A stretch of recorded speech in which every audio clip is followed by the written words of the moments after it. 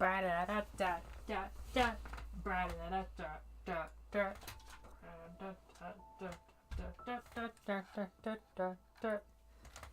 every, it's Spampton S. Spampton, #1 rated salesman, 1997.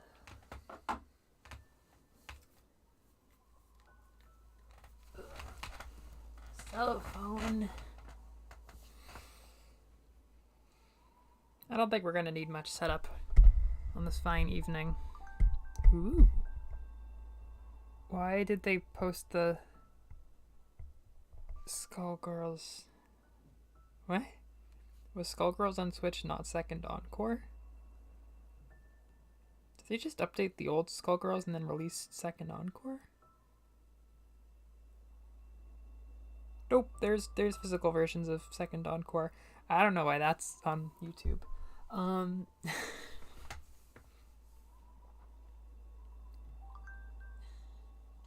#1 rated. Good evening, Noreen.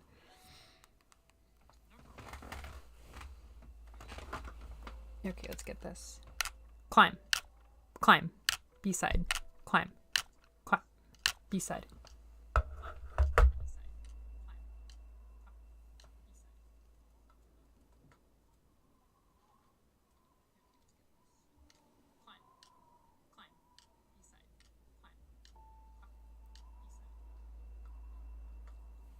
Seems fine.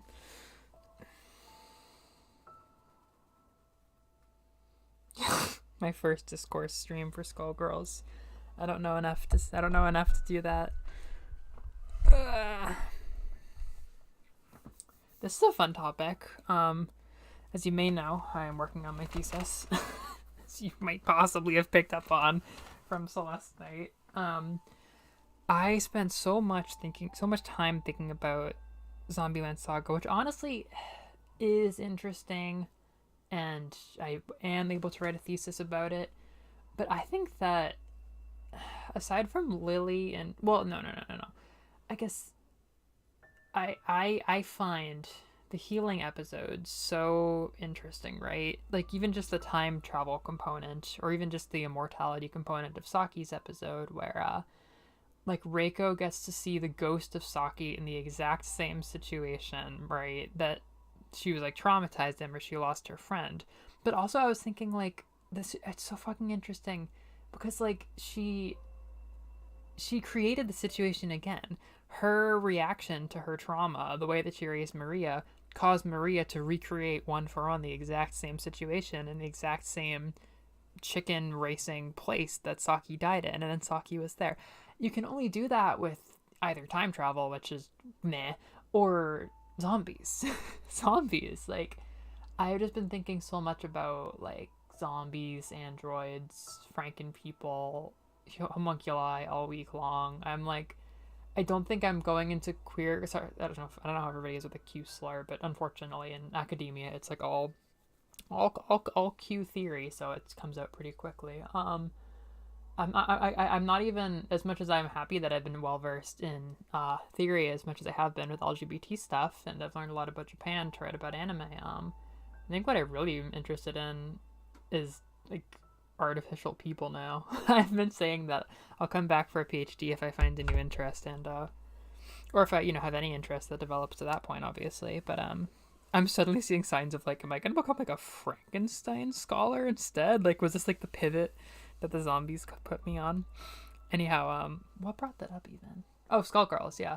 I was like, oh, I could easily get into anime videos if I was analyzing like anime with zombie people, or like, I can make Skullgirls content if I'm analyzing like plot points and weird animations and bizarreness that they afford their little zombies.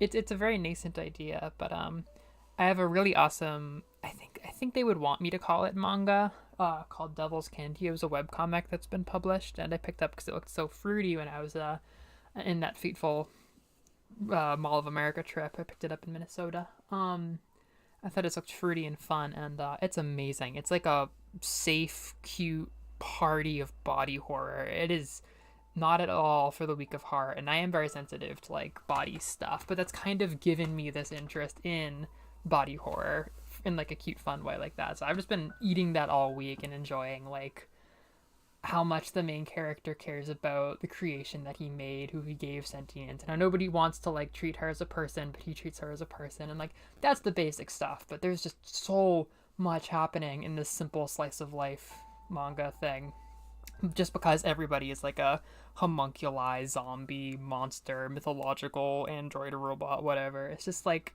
I don't know, it's just like a party for me. I've really been enjoying it. Oh my god, did you?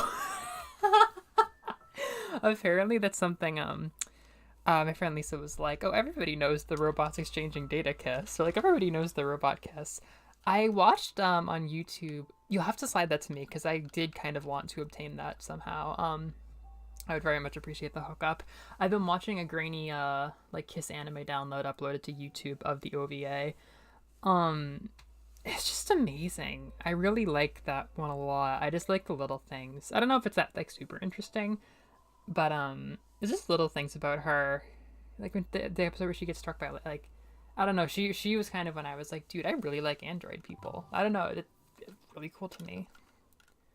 Oh, I guess we can start from in here. Honestly, in the sake of time, I think I might do a small Theo skip. Oh. Theo, there you are. Natalania, hey. Why are you inside a mirror? I'm pretty sure you're the one in the mirror. What happened? Well, I was taking a nonchalant mirror selfie. You know, it's your boy Theo in this ancient temple, no big deal.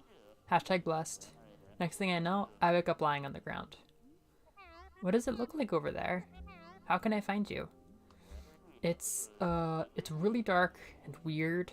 Wait, something's coming. I'm feeling a strong inclination to run away. Be careful, okay? Yeah, that Yokohama Kaidashi is just beautiful. The manga's a lot longer. I've been debating importing the manga, or just if I end up working in Japan, I might just pick it up when I'm there. Although I am probably gonna have to really curb my manga and other thing purchase, like video games and stuff in Japan because of having to get all those things back. I'll buy a digital. I'll buy TCG out the butthole, but I gotta be careful of shipping stuff back.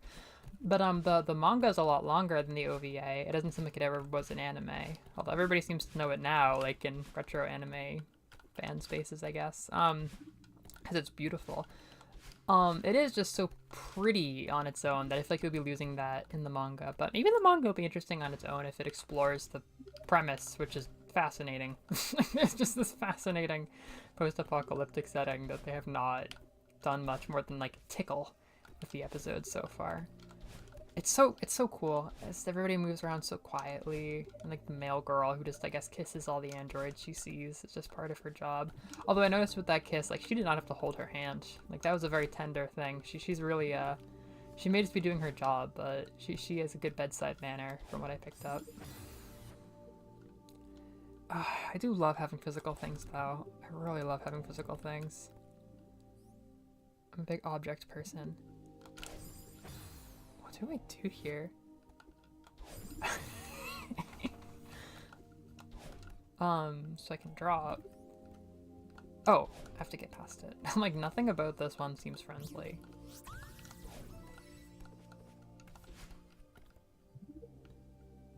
None for me. None for you. That was a joke. Maybe there's a joke in my middle school. I have no idea. I don't know where that came from, but it's etched in my brain.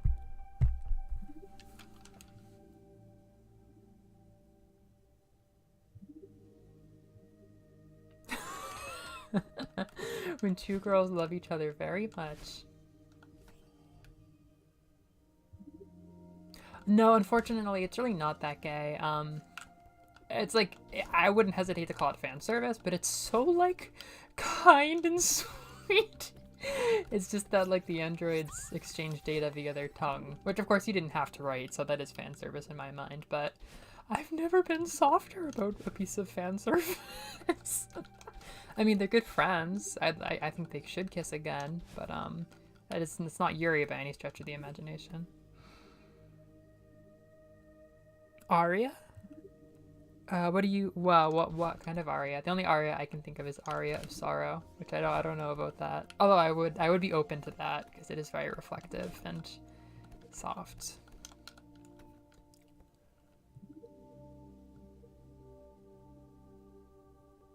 Really? You do get a lot of stuff. You were quite the collection. What is a good way to get digital manga? It's so hard for me. Like, I'm really gonna spend $11 to read like a Viz manga on my phone. It's just tough, you know. I've been buying physical my whole life, but it's gonna add up a lot quicker than freaking video games will. I mean, with how expensive manga already does get, I might as well be treating it like a CD, just like a novelty to get for a game that I really like, or sorry, a series that I really like, because, you know, it's like cute. I've been picking up more first volumes of stuff, and, you know, it is cute having like first volumes, but, you know, it's pretty committal to your shelf if you don't know you're gonna like it or not. I have liked everything I've picked up this year. I've gotten a few really nice things recently, being braver. I'm not often trying new things with manga. Digital would be really nice. I mean, what I really want is like a subscription model, unfortunately, like a Spotify for manga. That would be really good for me, because that works great for music. Oh, wow.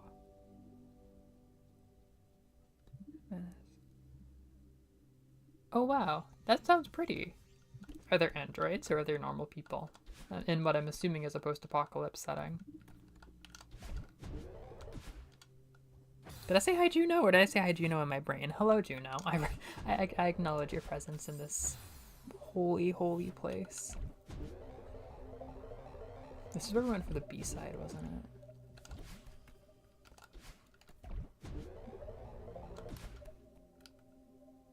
Ahoy!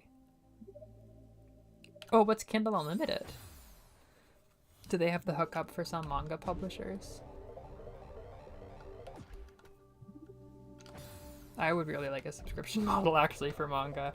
Like, I passively, like, back of my brain realized that that's what I wanted, but it wasn't until I talked out loud about what I want that I was like, I honestly would like a Spotify for manga. It's really foreign to me though, digital manga.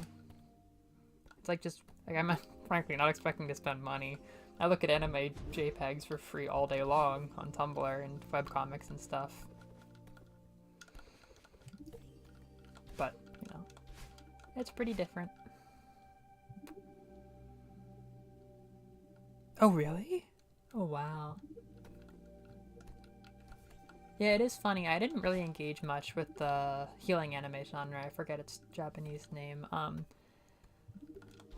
You know, even when you remember the days, Noreen, when like Yuru Camp and Love Live were like my entire life in 2019, my soft girl era.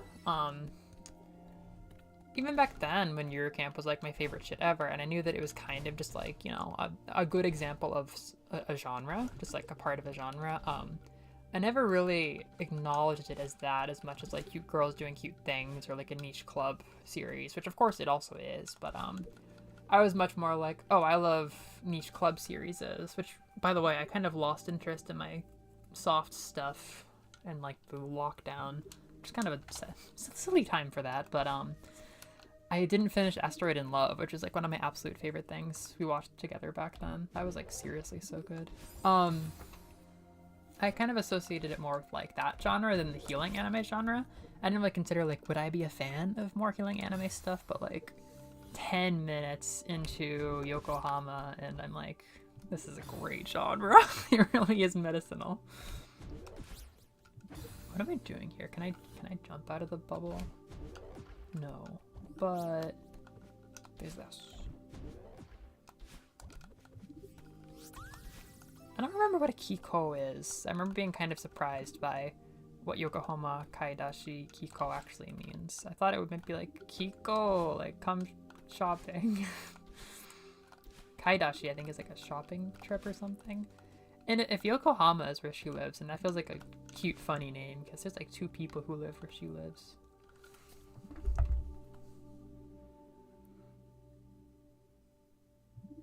They always will. That was amazing. The bizarrely, realistically transcoded character that was not in an LGBT anime at all.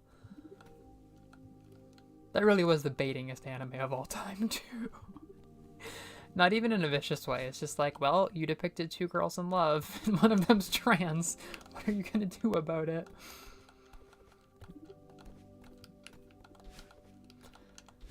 I spent so long analyzing the nuances of what they actually do say about gender and sexuality, or just gender in Zombieland Saga, that for a moment I wasn't living in a world where they're never explicitly clear about what's going on with gender and sexuality in anime.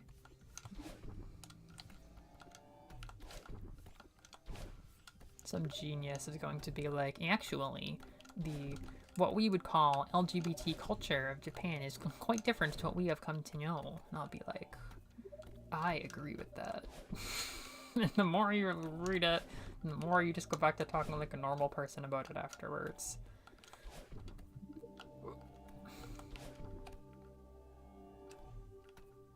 Bam.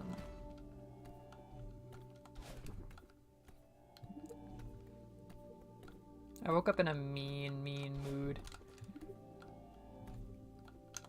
I didn't retain it. I actually ended up having a decent final day for a week that was very difficult in research.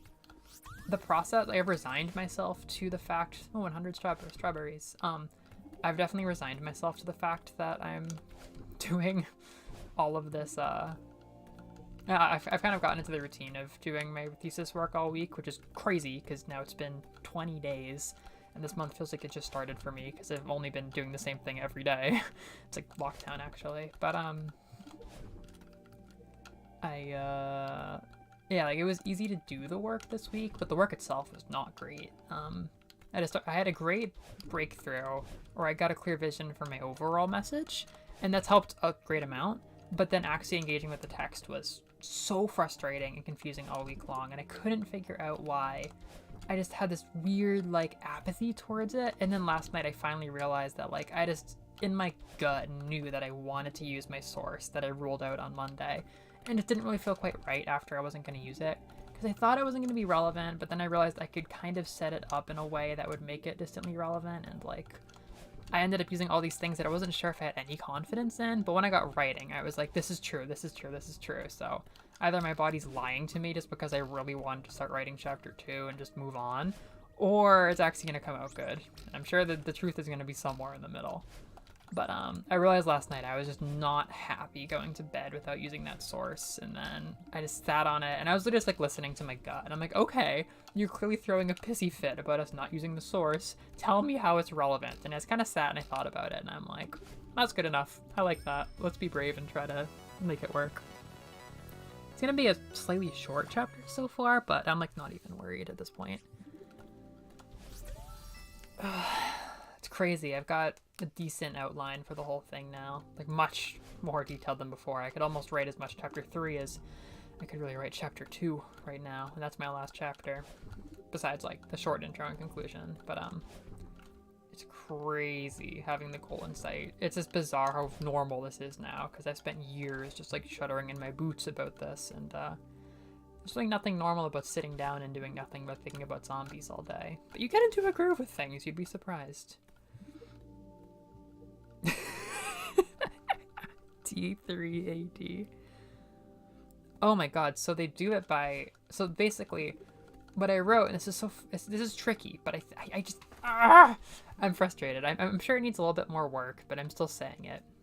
So my point is, Kotaro just leaves the girls to decide on their own to accept Lily, which isn't a small thing. Like, you can't really just have a boy, or like, you can't really not accept Lily as a girl and go on your business as an idol group, because as I point out, like, they kind of have a responsibility to their community to be role models. Like, idols are, I picked up a book that kind of reinforced that, like, our idea we had here about, like, oh, idols are super normal, so of course she's a normal girl, is like, it's kind of because, like, they're kind of upholders of values. Like, they're kind of meant to be, while charismatic, there's kind of this idea that this person writes about, sorry, a lot of scholar names this week, I forget their name.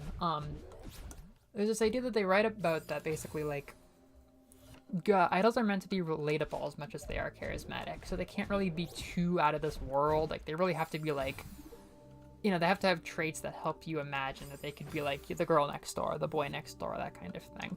So that doesn't bode too well with a culture that's still working on accepting trans people. And after finding Himitsu no Otome, I found Secret Boys with a Z, and those are the only transgender idol groups I've been able to find, both of which are 3 people who are all trans, and their entire gimmick into their name is that they're trans. And it's awesome that I think they're really trying to push for LGBT inclusivity in both cases, versus being like a weird, I don't know. It seems very cool, but it's so different from the ordinary goal of being a normal, relatable girl that I just can't. I might be wrong. There might be stuff out there like, oh no, like this rare AKB48 group has a trans girl. I just don't think that trans and cis idols are really mixing the way that French Yushu is right now. So in order to accept that there's a trans character in your group, you have to accept that you're kind of like a progressive idol group now, basically. Or at least trying to hide something that if it came out would be very complicated. And I think basically, you know, they can't get around this thing where they have to accept Lily and the fact that she's in a very gendered space, basically. And they don't really have the ordinary means of doing that because she's not GID.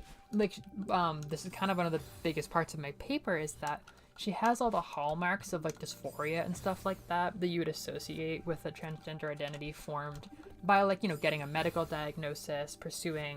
In Japan, the old idea is that you could kind of become a normal person if you conform to the cis body standards, basically. Like, there's this thing in the legislature from the early 2000s that was really, really emphasizing, and a legal scholar gave me a good paper on this one. Like, they were really emphasizing how, while writing this law, they didn't want to upset ideas about what kind of people have what kind of bodies. So GID was this thing where, like, oh, you can be a normal boy, you can be a normal girl, you just gotta have surgery and look like a cis person. So it set up this really conditionally accepting thing, and Lily just can't be accepted in that way because she's happy with her body. She's not getting surgery, and nobody can operate on zombies. So she's never going to be like legally recognized as a girl. She's never going to have a different body than she has right now. There's always going to be the genital difference between her and a cisgender girl. So Kotaro challenges them to accept that and accept the fact that she's transgender, accept the fact that their bodies are different. And the usual method of normalizing a trans person isn't available to them, which I really hope is, you know, comes through clearly as, like, you know, I just wrote a lot about that where I'm like, you can't, like, she's not, like, medicalization, treating transness as an illness. That's one way to kind of get into the mainstream, but she's not seeing a doctor. She's not seeing a therapist. She's a zombie. There's just a bunch of zombie girls in a room. So what I'm excited to deliver the final blow with to this chapter is basically what I really wanted to use on Monday, but I thought I couldn't, is basically before GID, this scholar who I really like spent time in the cross-dressing community of Shinjuku, which is not, you know, it's a bit unique the way that she situates it, and she just describes the way that, like, with the understanding that the people running this cross-dressing bar are cross-dressing men, not women, not trans women, nothing like that. She talks about the way that they're able to create like a space where they give each other gender. Like, straight men will come in and they won't be like, you know, from her research, like they don't feel like they're sleeping with boys. They feel like they're sleeping with girls. And people, like even homophobic love hotels in the 90s who wouldn't allow MLM couples in, would allow in Shinjuku men to come in with cross-dressers from this club because they weren't just cross-dressing, they were women for a night, basically. And I was basically arguing that when you take the ordinary, like, get surgery to be a normal girl out of the way, you realize that, you know, that's just using a value system. At the end of the day, we can give each other gender validation as people, and that's what I think is going on here. Like, you can tell somebody that you see them as a boy or a girl, whether it's for a night or forever or conditionally or just on Tuesdays. It's up to you. Like, if you can put your values aside and say that you are a girl to me, that's what's happening in Zombieland Saga. And I think that's incredible because it is a very modern, like, dysphoria heavy, transition heavy narrative, but the way that she gets accepted isn't ordinary at all. She's not doing stuff to be like a normal girl. The girls are accepting her as she is, and they're just like, fuck it, who cares, she's a girl to me. And that to me is, I find that so interesting, but this whole week I've been struggling, feeling like that's not a good enough point or something. Like I feel like that's my weakest chapter, but I was just able to describe the whole fucking thing, and I've at least convinced myself that that's true. Whew. Yeah. I think that fundamentally, the show reminds us that we can give each other gender validation. We can't give it legally, but like people have done it before like getting your legal gender changed was considered like the paradigm for being accepted. Frankly, before fucking sexual reassignment surgery was a fantasy idea, people could give each other gender validation. I'm sure that if you look at any culture, you can see people treating each other like genders that they wouldn't have been assigned at birth.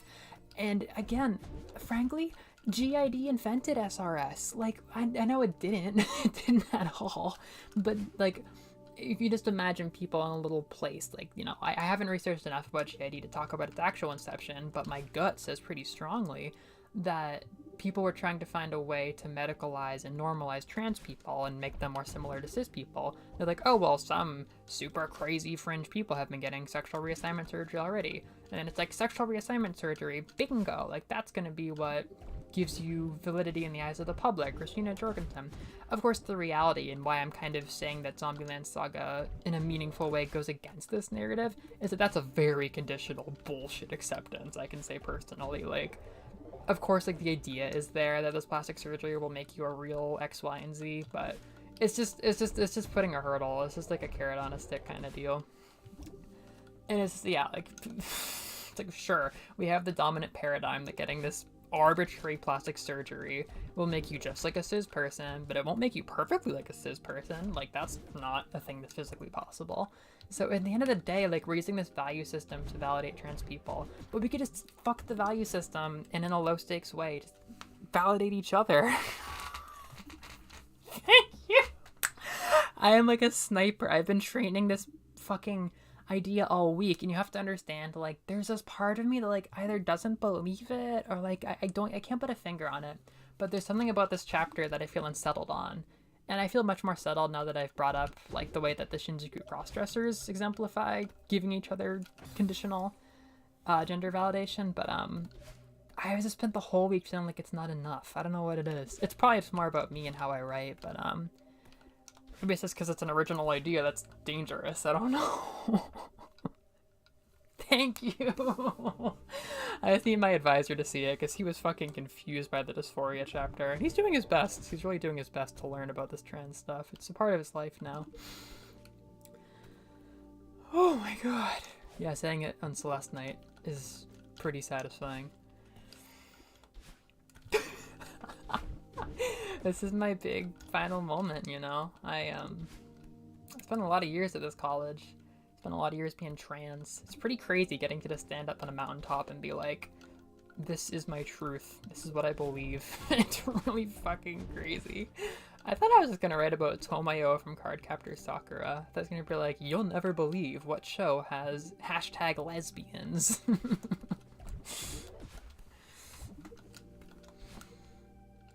It's a great difference in passion.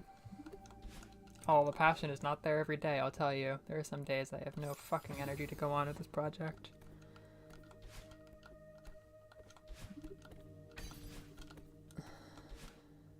Hi, welcome, Amber. LOL. Thanks for coming. Yeah, zombies accept each other as girls just by fucking doing it. That's just what it comes down to.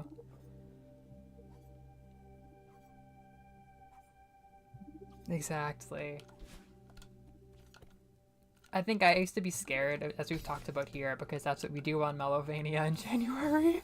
But we talked about the Judith Butler stuff, which I haven't like touched very directly. I understand like the gist, but it scares me at first. I think some people feel very liberated by saying that gender is completely arbitrary. Or I personally feel like there's just some kind of it's just my fundamental belief about people. Like I really kind of like define myself by what I like and what I don't like and things like that. So to me, I always kind of want to believe that there is just something kind of like me about my gender, even if I'm always changing in how I understand it. But I do respect that it is ultimately like, you know, I like symbols, I like languages, and ultimately we're using symbols that we create to tell each other something about ourselves. Okay, that's fun.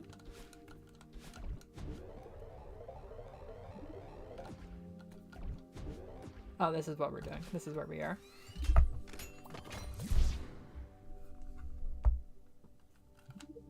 Yeah, yeah, Thesis is definitely an endurance run.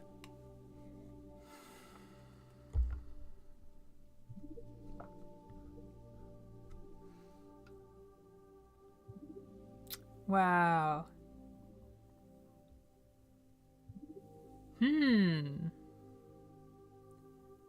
I don't think I have the time right now to grab Hana, but I'm really glad you told me that, because I could tell Hana was different.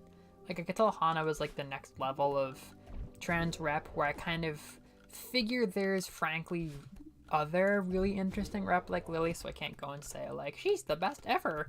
But you know, I've been going with who I see as like the characters people talk about the most, and I've just been using very vague ways of assessing that. And even if they're not the most popular, I think they're three interesting ones that I've been curious about. Why did I do that? But Hana is the one that I am very curious about. I probably will have to learn more about her. It's tricky. I'm not sure what kind of work I'm going to end up doing during the semester. Hopefully not much, but it might be familiarizing myself more with these other anime characters.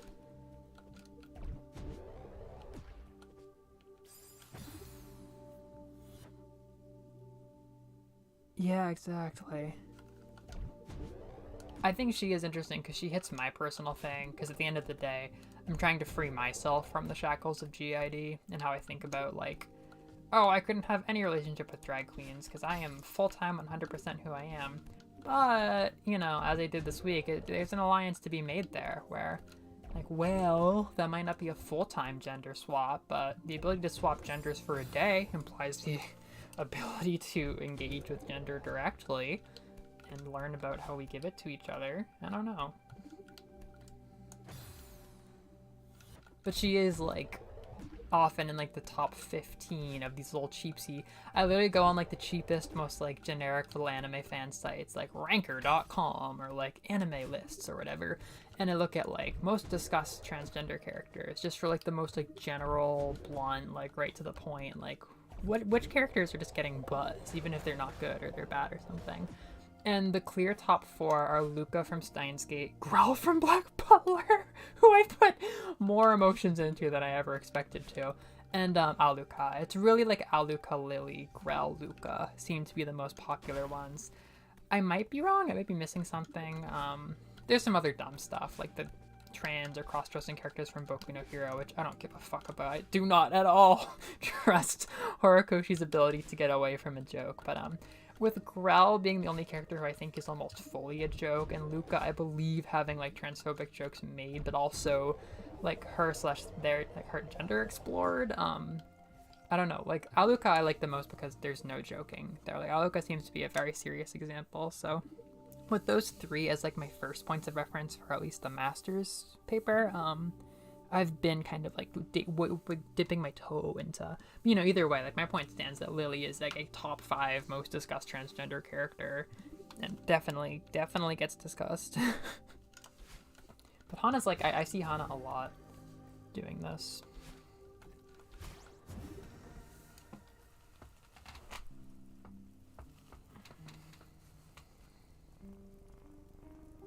We're going to laser tag.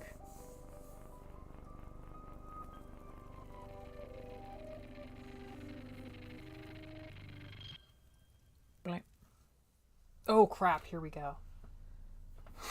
Sudden tone shift. I feel like I didn't do part of what I'm used to doing for this temple.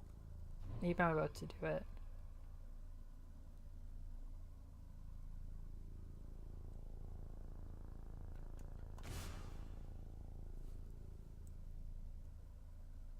I didn't realize this at all. I never thought about this because, you know, it kind of gives a lot of vibes, but Maddie, I think, like one of the head creators of Celeste, said that this section is like explicitly about self-harm to her, which I never picked up on. Oh yeah, no, this is its own exploration section. I mean, obviously you kind of get that, and they just use that scene to hammer home like the fact that this is her mind doing this to her, as with Battle Line. But damn, if this song isn't how it feels some days. I never picked up on that like that directly, but Celeste does be that way. Celeste, you can always think about. Yeah. We really do. I wanted to come back. I really wanted to come back for a week, but it just kept being that like I don't know. I am kind of going crazy in my little apartment, but it's like I have momentum, and I feel like if I go home I'm worried about like not being as productive. It's like I'm not exactly sure what I'm gonna do. I might even break from my 5-day-a-week thing just to finish it out these next 2 weeks, because they're like my final 2 weeks. I want to get home.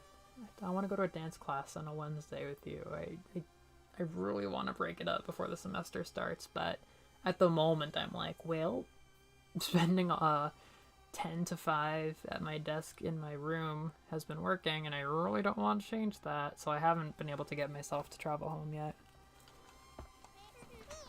What did you do to Theo?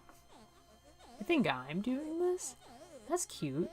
Sweetheart, this is exactly what I warned you about. Don't try to make this my fault. You still don't get it? The mountain gave me this body, but I'm not the only creepy thing living in that messed up head of yours. Don't like what you see? What a surprise. Shut up. I tried to stop you. Look in the mirror. All of this is yours. This temple only magnifies the mountain's power. You're in control here, not me. This really is a therapy game. I don't believe you. Not like healing genre Stardew Valley, more like actually what therapy is like. If you're part of me, why do you want to hurt me? Poor Madalenia, always the victim. All I do is babysit you, and you hate me for it. You're unraveling, and you know it. If you care so much about protecting me, why didn't you just explain what was going on? Like you would have listened. You never gave me a chance.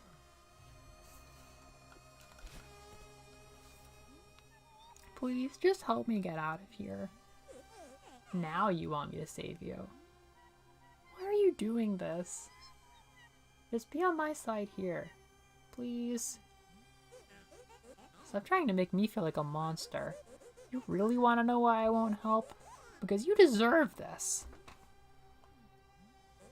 Still think you can climb this mountain? Shut up.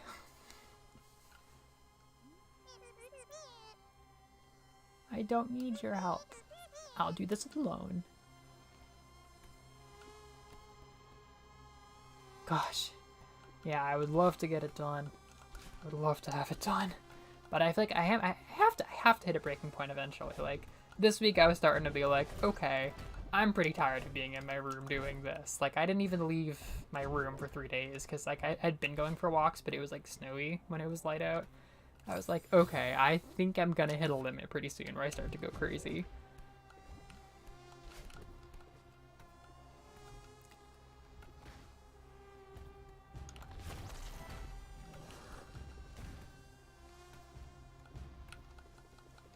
Yeah, it's tricky. It's a hard balancing thing. It often is, just like with all this thesis stuff.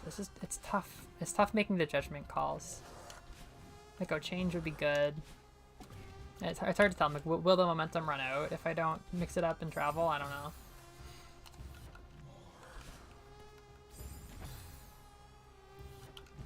Although at this fucking rate, I mean, we'll see what my professor says, but if he doesn't want me to do too much more work, I might be getting an early week off. Sure could use it. I could easily write chapter 3 next week at this rate, but knock on wood.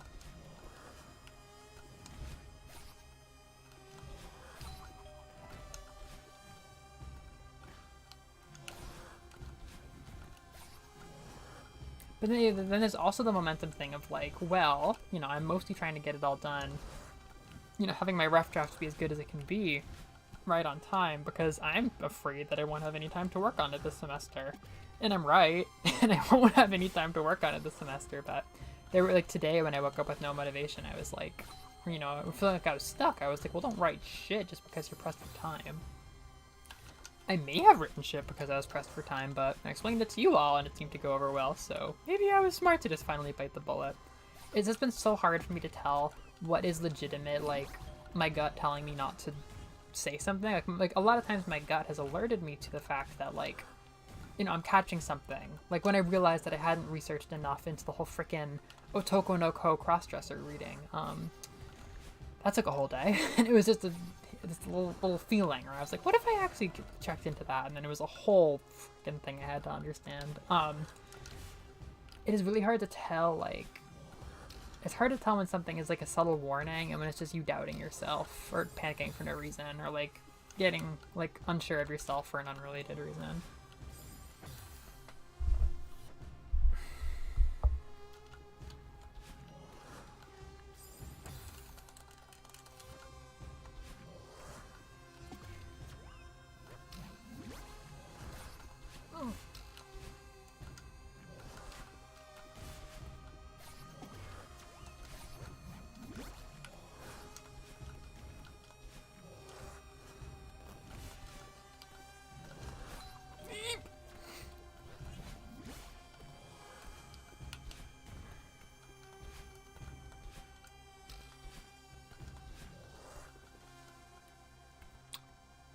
Checkpoint. If this is all in my head, why is it so hostile? Those things are haunting me. I'm a trespasser in my own world. Theo is trapped somewhere in here because of me. If I give in fully, maybe the temple will let him go. Breathe. This is all coming from inside me. Get up, Madalenia.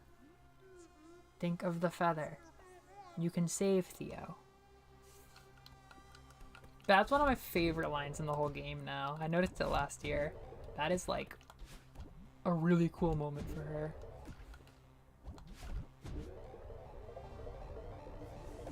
Yeah, this is the more exploration area.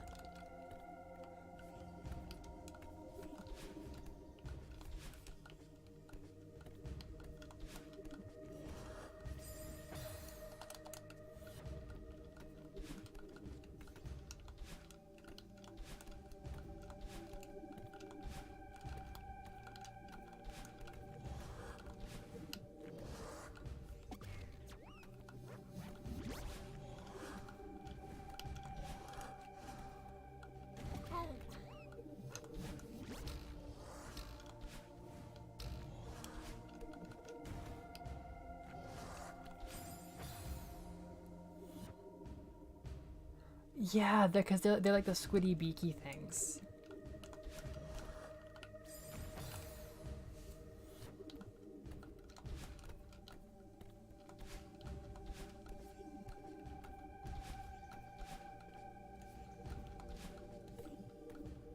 I would like to get the blue heart in here. I don't really remember where it is.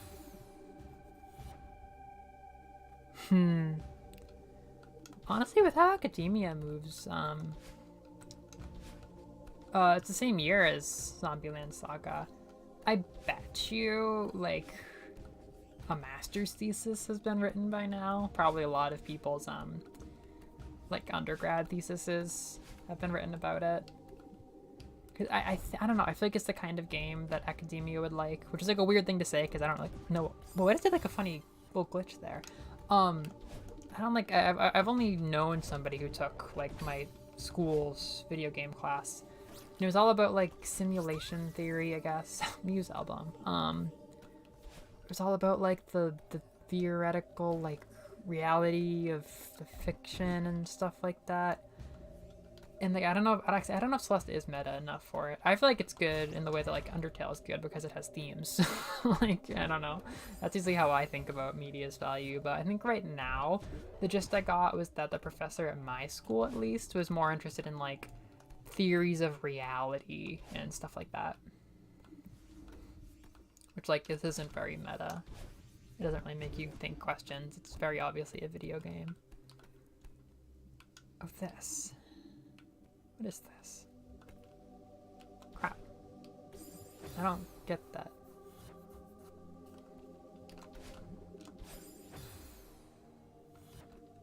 mean, hell, I mean, since my cute anime phase kind of became my gaming phase, I'm like, forget anime studies, I'm gonna come back and be a video game study person. In every possible universe, Sans will beat Reagan. It's so funny.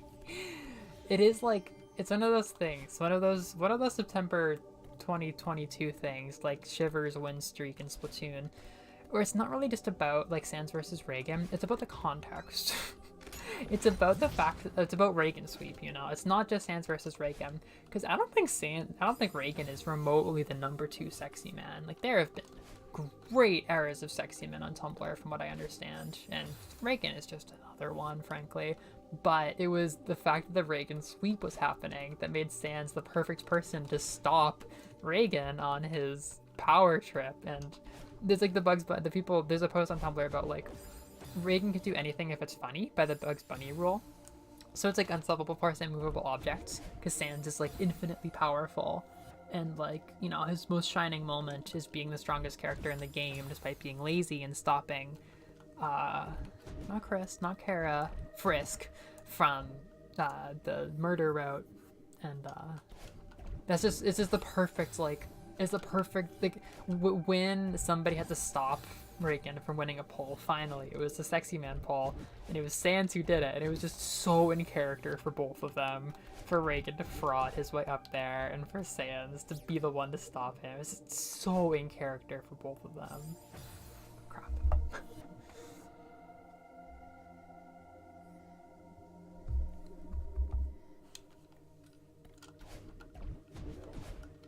The simulation professor? What is Braid?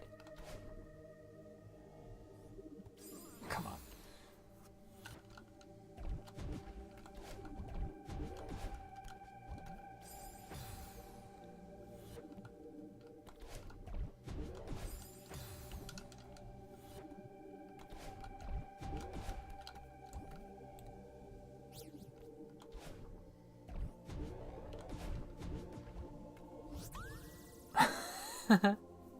That would be amazing. How long would that be? That would be like probably 3 streams. I think that'd be like 3 streams.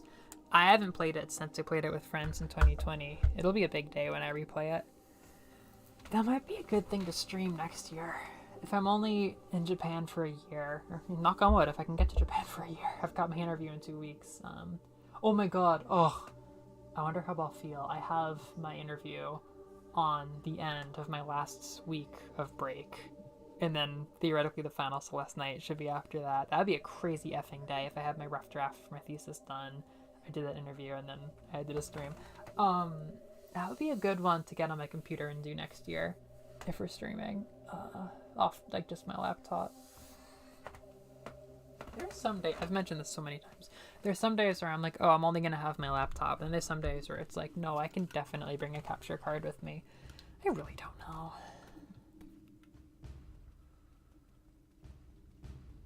Oh my gosh.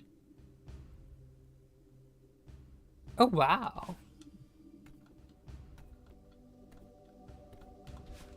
That's so interesting, you know, like the first indie game. I guess no, oh my gosh, I was about to say, I'm like, oh, well, back in the day, all the teams were really small for games. No. I bet back in the day, it was even harder to be an independent developer, and the producers were even bigger companies, just because, like, the technology would have been that much more expensive back then. Because I was imagining, like, oh, if this is, like, a early 90s indie game, what separates that from a big corporation game? It's not the fact that the games look like they're made from the 90s, like all the indie games do. It's the fact that they have access to the technology to make this.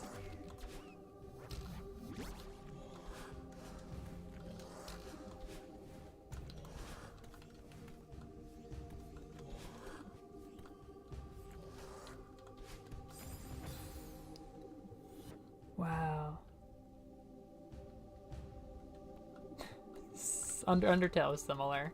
It's like, it's mostly remembered as a one-person job, but there was somebody else who did the art, Temmie Chang. Undertale is life-changing. Deltarune is really fun, and I'm sure it'll be really cool as like a big adventure when it's done, but Undertale is a fucking ride.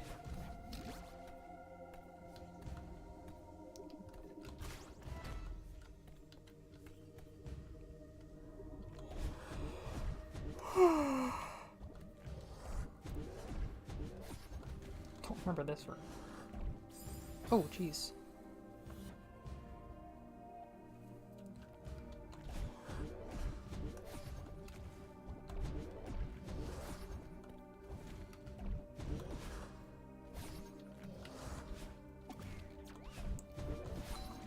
Ding dong.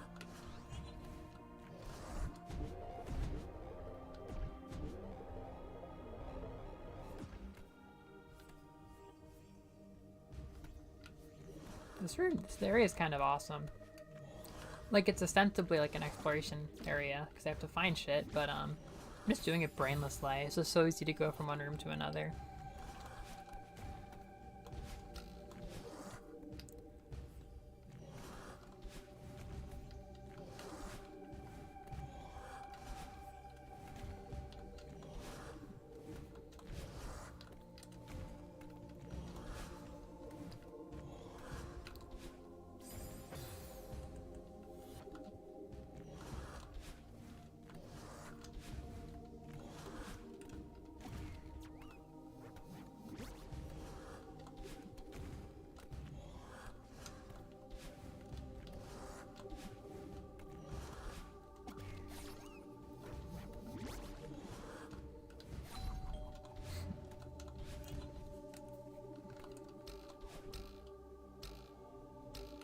You know, it is kind of a subtle, creepy thing that, I mean, it might just be that any moving thing can trigger those little coin bingers, but it is interesting that the first thing we've seen that can trigger the coin binger besides us is one of those things to kind of re-emphasize that they are part of us. But Theo, I think, can actually also activate them, so there's that. I really do enjoy the Theo gameplay, and I enjoy this atmosphere. It used to be like my least favorite atmosphere, but things have changed.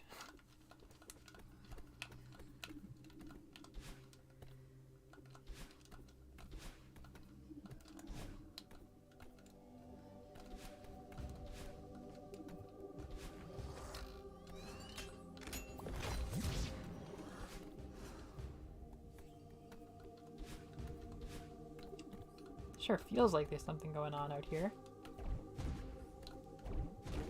Yay! Cute.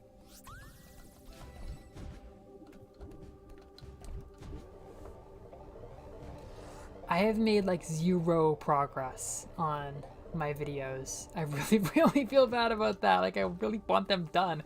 I can't believe it's been 20 days and I haven't got them done. I haven't even touched them once. My weekends, I don't get it. I don't get how this free time flies. Like, I mean, I do. Like, I had some makeup work come up, but, Jesus Christ, man. Like, I think what I really have to do, unfortunately, is, I don't think I'm going to be overwhelmed too bad by getting background footage. I thought about that yesterday. I just got to play some Wii U games, but, I really got to trim down my script. I had a lot of fun, but I didn't consider how long. I've never done a script this big, and I think it's going to be like a 50-minute video as of now. And as fun as that is, I don't have the time. I do not want to do that. I have to trim it down to like a 25-minute video. I have not even begun reading the lines. Good God. I'm excited, though. I love that list.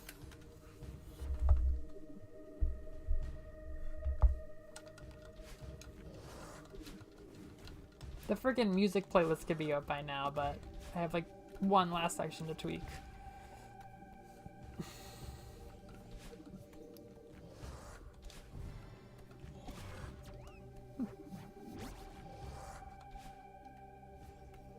Legitimately. The thing has never gone away from me. I honestly get mad some days. Like, I'll just be kind of, like, not super paying attention to the time. I'll be like, oh, making up some dinner. It's going to take 20 minutes to cook, starting it at 6:30. I bet when I finally eat this, it's going to be 7:40. And then I'm, like, watching YouTube, and I'm done with my food. And I'm like, oh, look what time it is. It's 7:40. How the hell? Where does the time go in those moments? I guess the YouTube might be part of it, but seriously, like, I don't... It's more like 20 vague minutes where I guess I'm just letting the pasta sit or some shit. I don't know. Oh, crap.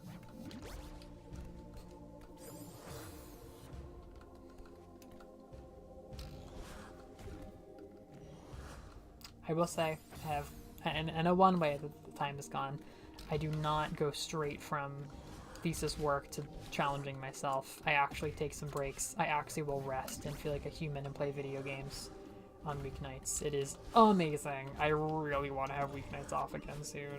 So effing bad. It's amazing. But even then, I do not. I made time to like really get like 3 hours deep into Disgaea one night, and afterwards I was like, that was not a good use of my night. I always have imagined like 9 to 5 life as like the perfect time to start playing more RPGs. But even then, I spend like 3 hours and I have the time, and I'm just like, bro, that was my whole evening, and I'm not even like a full chapter further in this damn game. I can't believe that. I thought for sure that I would soften up about like RPGs and time sinks once I started having more time. And given more time, maybe I would, but oh my god, no. I just don't like RPGs enough. I'm still just playing Kirby and Donkey Kong. Theo, I finally found you. I knew you'd make it. It wasn't easy. Are those monsters really coming from inside me? Madalenia, that's a valid question. I'll be happy to discuss how the monsters relate to your inner self, but right now, my inner self is real sick of being stuck in this crystal. Oh, right. Don't worry, I'll break you out.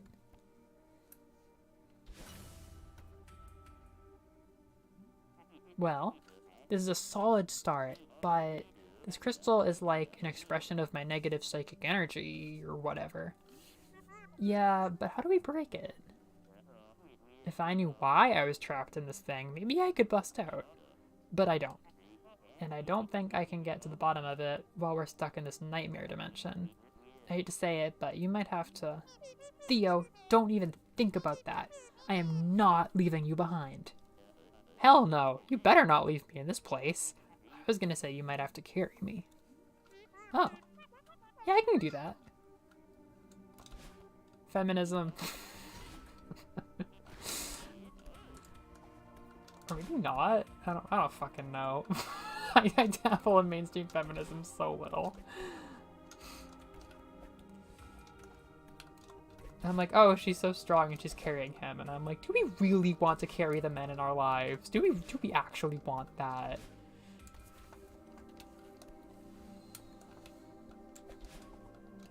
Wait. What the? Oh. I just figured the first puzzle would involve Theo.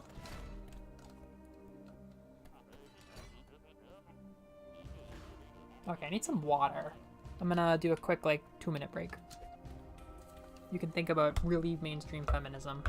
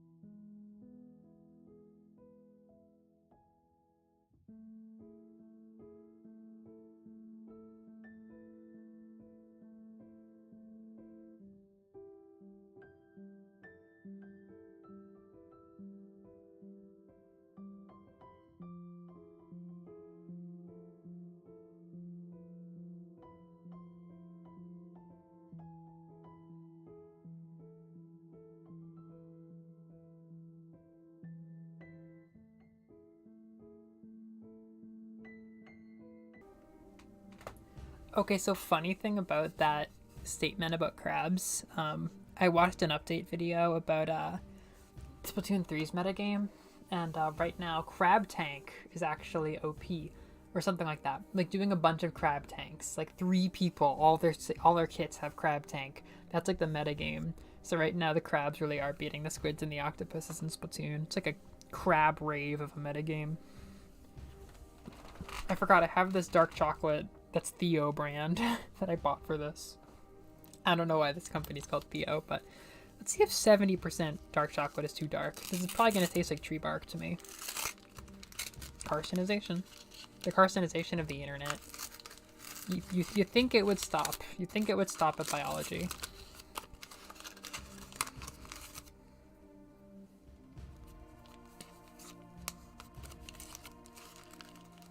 The tabletop role-playing game icon?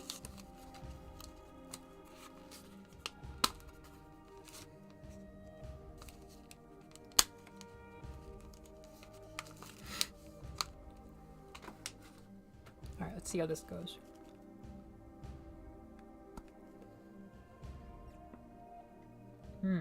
Oh, not bad at all. I taste it. That was sweet enough for me. It's dark though.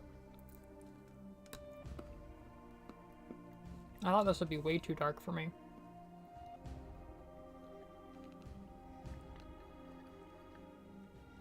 Are we? We don't have fur. Our hands are real good.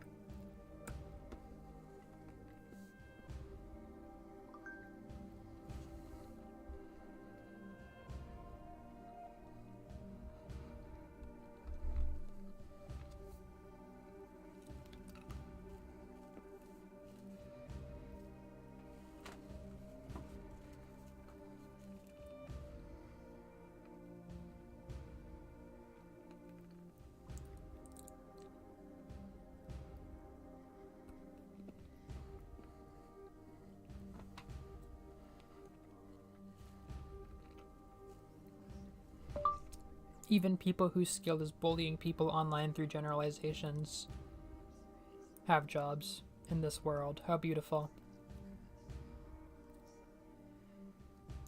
Yeah, that was a reply to somebody on Twitter. I mean, Tumblr. My life has changed. Will going from America to Japan be as hard as Twitter to Tumblr? I do not know.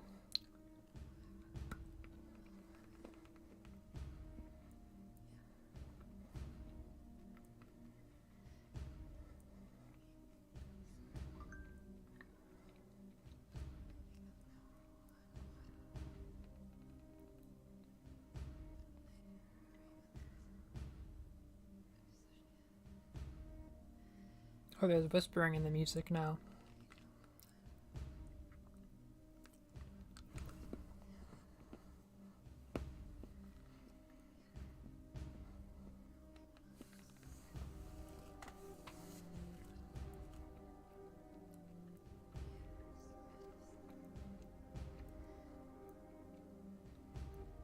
Grippy hands, omnivore diet. Omnidirectional movement, huh?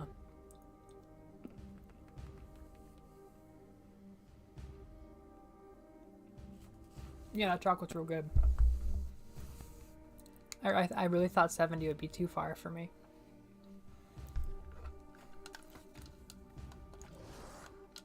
Bonk. Oh, goodness. Oh, now it's hitting. Not even the aftertaste, it's like the aftershock. Like, oh, that's a lot of cacao I just ate. Theo, your spirit is weak. You will not make it through the B-side. I seriously, I guess I didn't finish it, but doing the Theo B-side was one of my first memories of this game. It was so cool.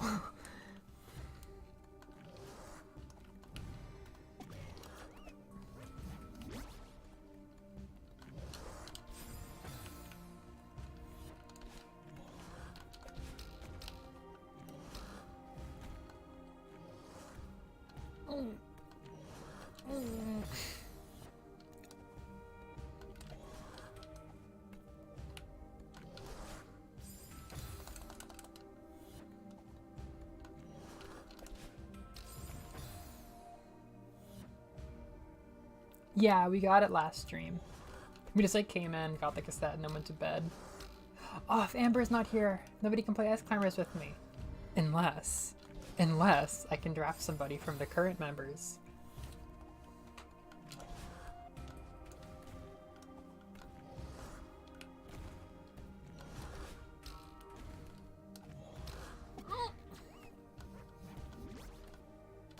We'll make real Ice Climber players out of everybody in this audience.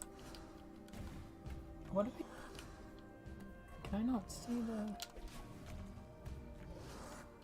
Whoa.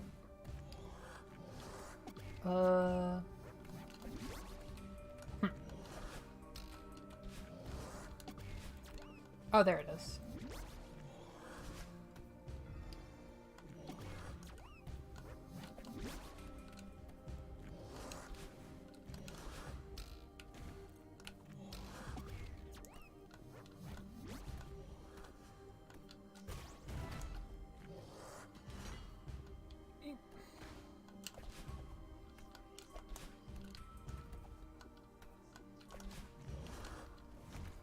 Don't ask how I did that.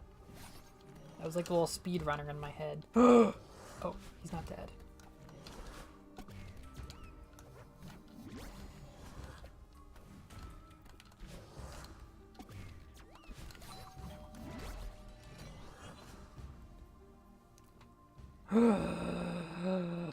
You'll do great. You'll be a great ice climber.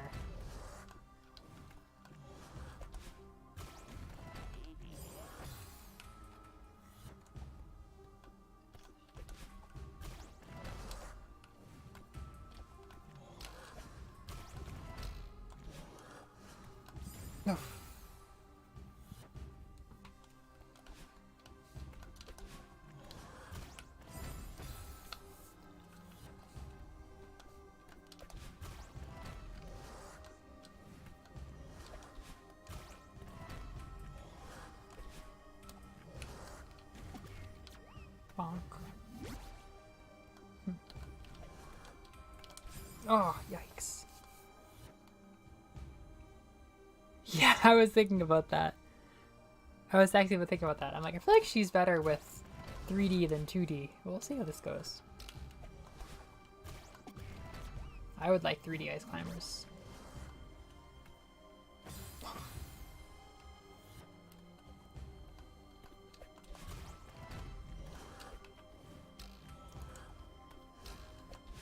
I'm getting like a very small little like headache, like a little pressure reaction after eating all that chocolate. I wonder if my body is just like tense after the experience.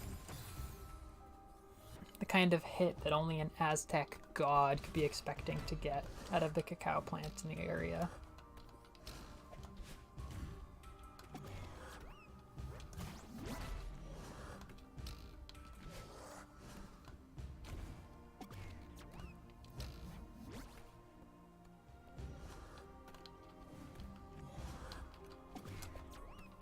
It's kind of tricky.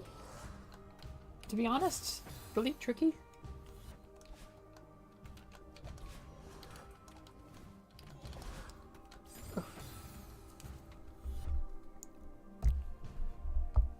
Forgotten ice. God tier headache. The kind of headache that only the gods could have dreamt of.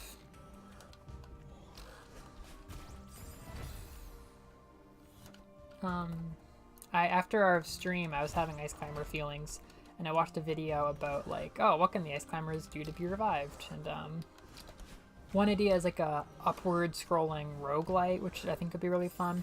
But the emphasis of the video is like, well, the appeal of the game is not really like the block breaking, it's more like getting familiar with the janky ass controls. Because it is just a slippery game. Like, in order to get the feeling of slipperiness they must have been aiming for, they made it just so effing frustrating and unpredictable. Which is like cute, but also just like, you can't do that in a game these days. Like, that won't fly. Theo's safe. I can free him. Oh, that was rude. That was really unkind. But it did register. Yeah, it did.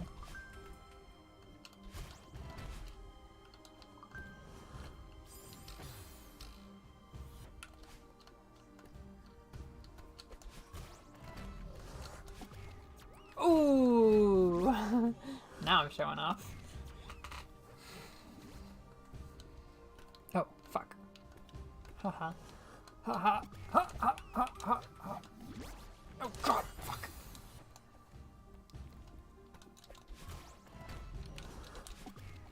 Yes!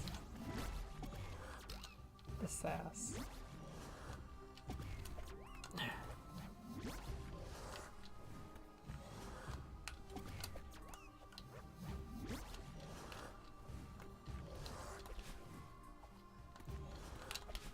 Oh, this is actually mad tricky.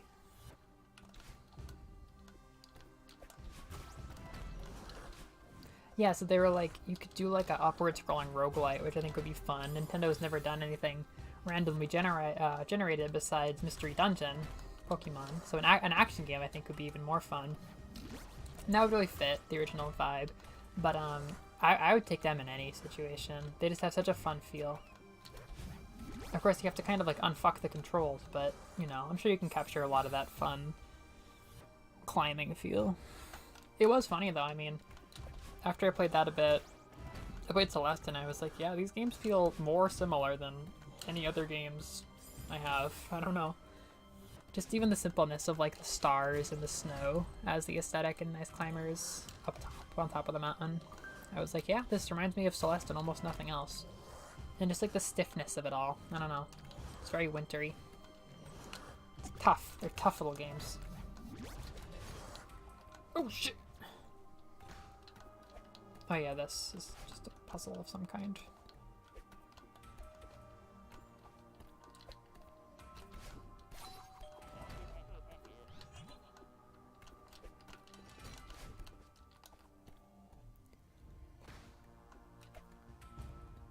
Be off. I guess he's fine. That was fun.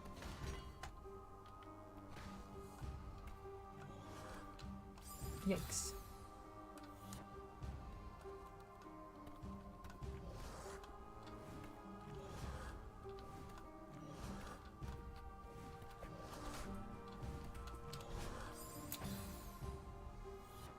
It is! I've never heard them mention it as an inspiration, but they really are the only icy 8-bit, like, stiff games I can think of. Like, Pico 8 obviously especially feels like Ice Climbers-y. It really is, to me it really is the Castlevania of platformers. It's just so, like, crunchy. It's just so, it's so crunchy. I don't know how to describe it. It's so crunchy.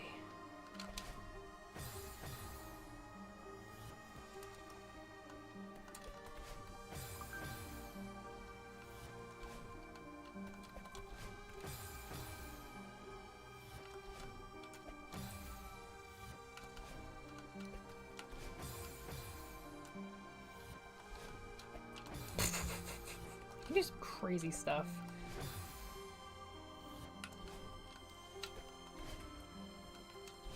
Crap.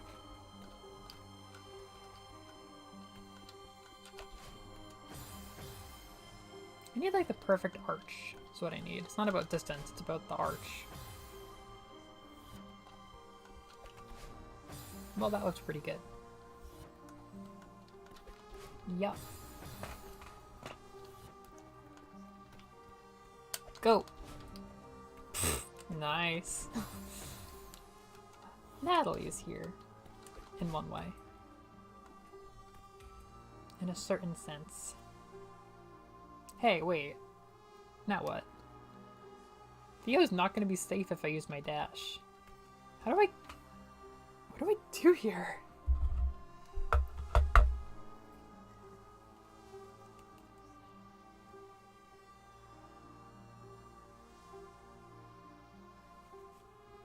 Ideal crab behavior.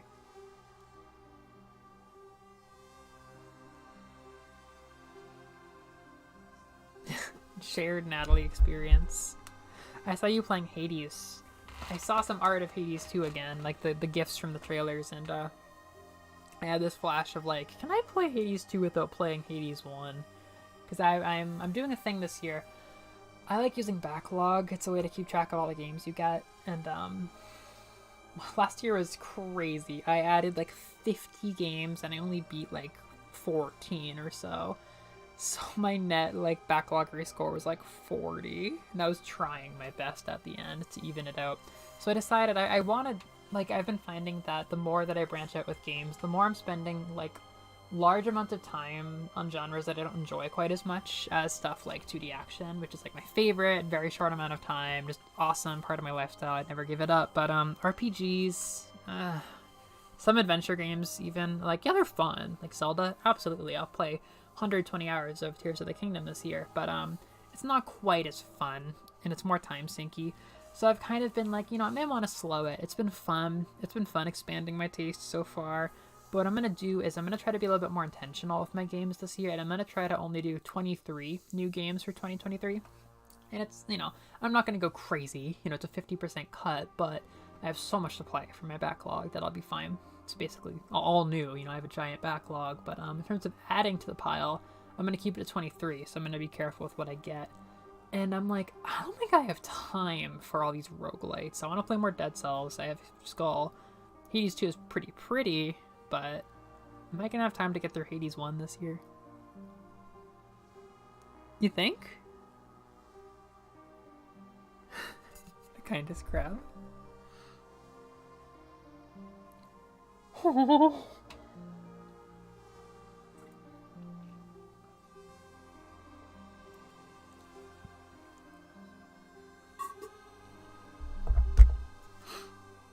Do you think story-wise I can play without Hades 2 without Hades 1?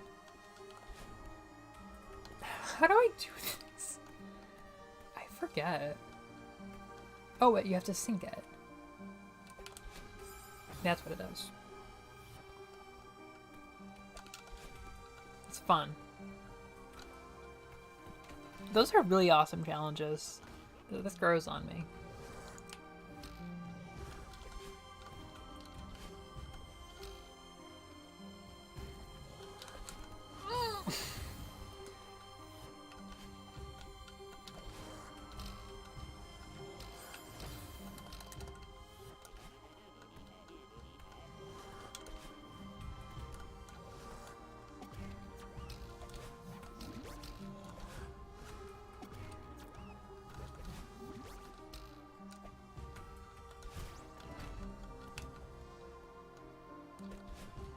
We're good, right? Okay. Oh yeah, we really are.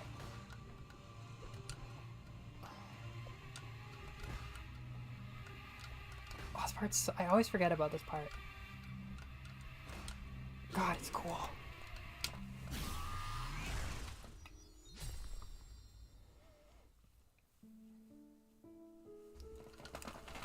Woohoo! I love... That's a good drawing of her. God, she is small.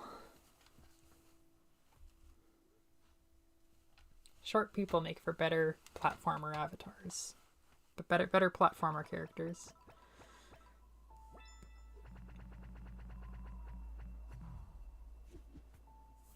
Alright. Will not be rushing off to reflection. Or not reflection. So it's only been an hour? Bet you it takes me more than 2 hours to get through the B-side.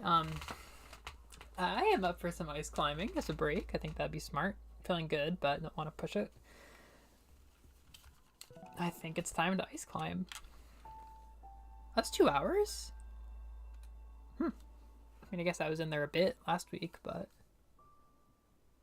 Yeah, we didn't get the blue heart, but I don't even know where you get the blue heart. It's probably fine.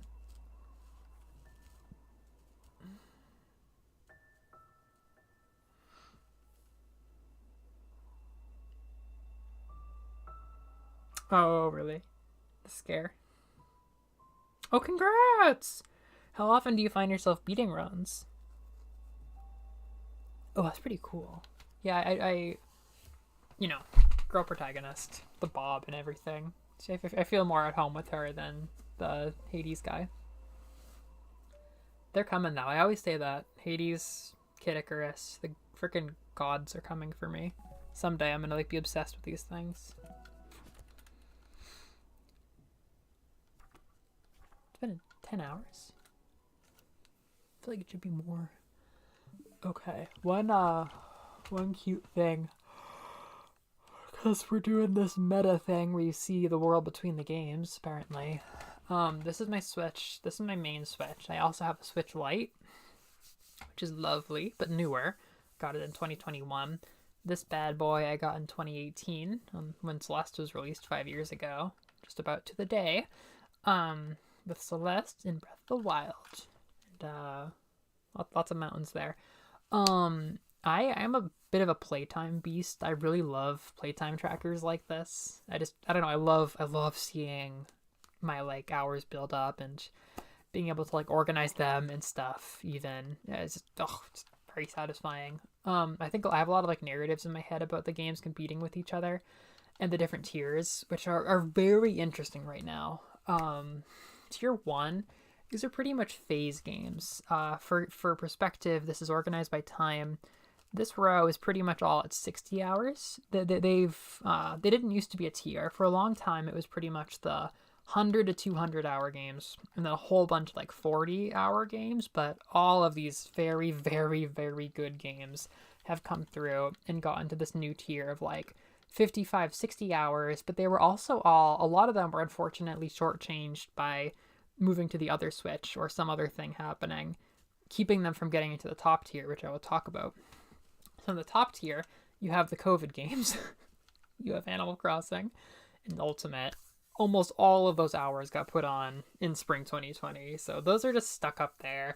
And I do fantasize about something else taking them out, like the 2021 phase games, where almost all of these hours were put on during my last semester and winter of undergrad, where I had a lot of time to be gaming in my apartment. Breath of the Wild, I did all 115 hours in summer 2019. It was just magical.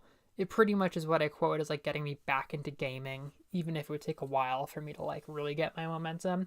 I went from like thinking I would be done with gaming to this in one summer, so it's definitely up there. And this one's bullshit. It's Sword and Shield's 100 hours. It's so dumb. I fucking can't tell you how I spent 100 hours in this game. Is this how Pokemon is? I spent like 90 hours in Sun and Moon.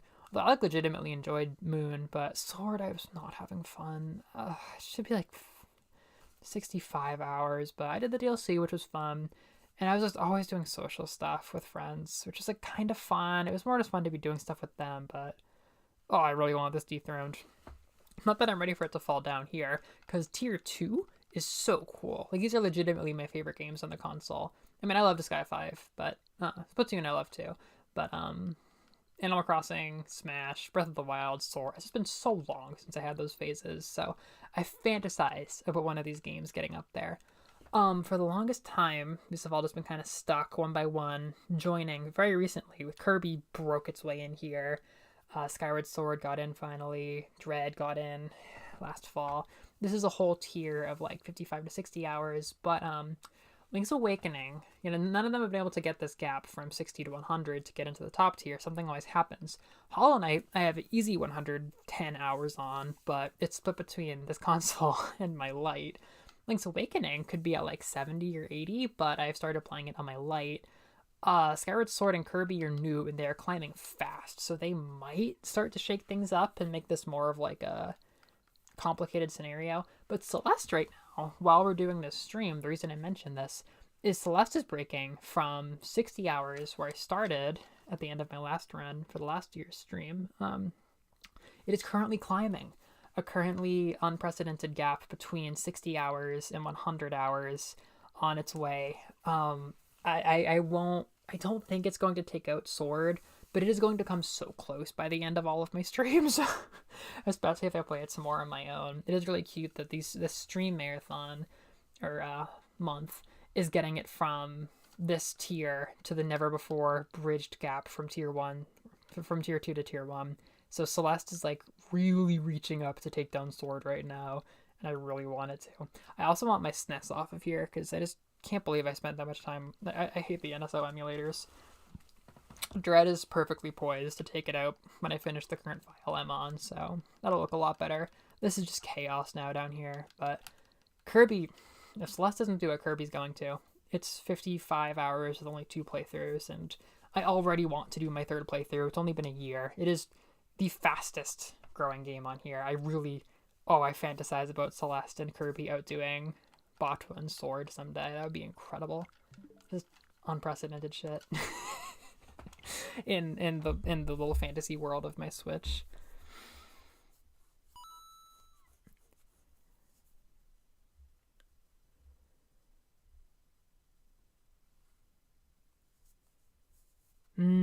Yeah, get into the tears spirit. All right. Let me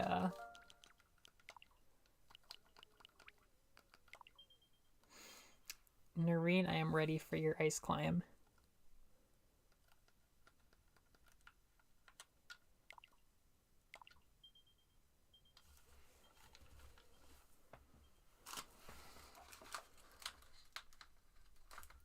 No soy.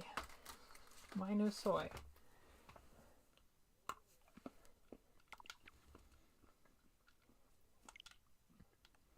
Oh, Noreen, it's actually the Nintendo Entertainment System. I love the Super Nintendo Entertainment System, but you gotta download the Nintendo Entertainment System. Look at these weebs playing Kirby and playing Fire Emblem Engage with the really cute Lear icons. Yeah, it's on the other app, the NES one.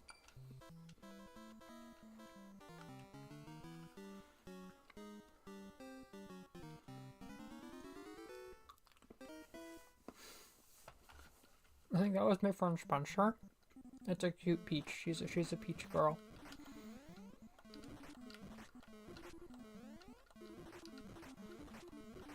That's okay. It's you can download it from the eShop or the little red NSO zone at the bottom. Because it's NES games, it takes like 30 seconds to install. I installed it on my stream last week. It's so small.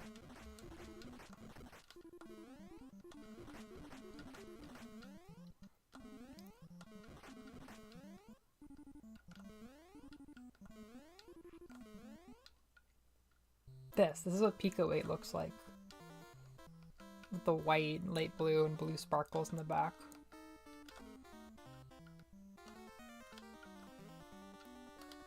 Oh god.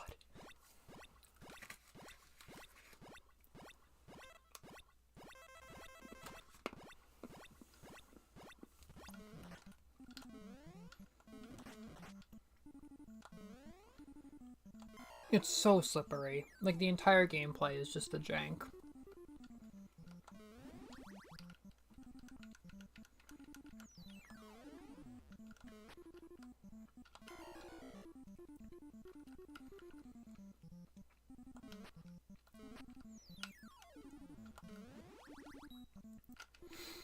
I think I mentioned that there's a YouTuber named John Cartwright who I've watched a lot of his videos, and he has so much good to say about every single series in Smash Brothers, except for Minecraft, which he hasn't really played, and Ice Climbers, which he just doesn't like, which I think I totally understand. I would never force somebody to enjoy this game. It is so slippery.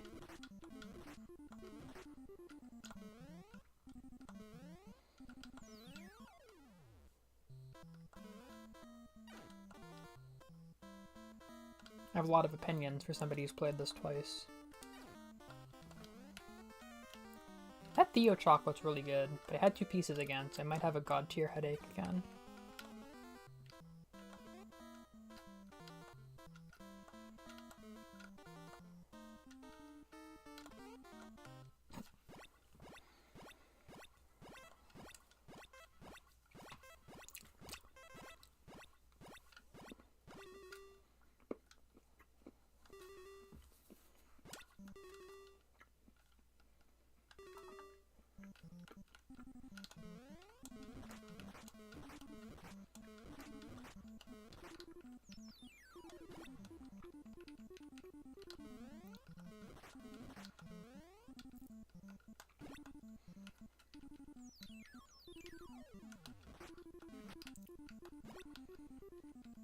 This level is just bizarrely impossible to begin.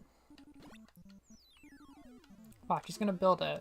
No, I'm gonna get there. Okay, but we have spent so much time starting this level because of that guy.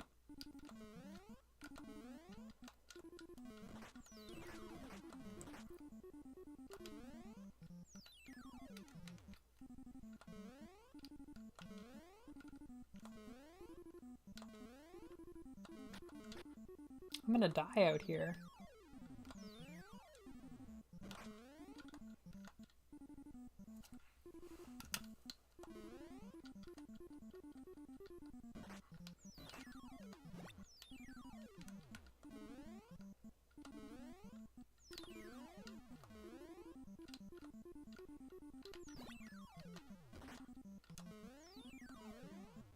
Yay.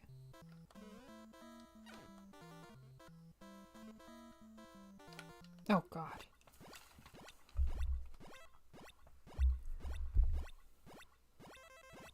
Yeah. Every time I've played it, that start is so difficult.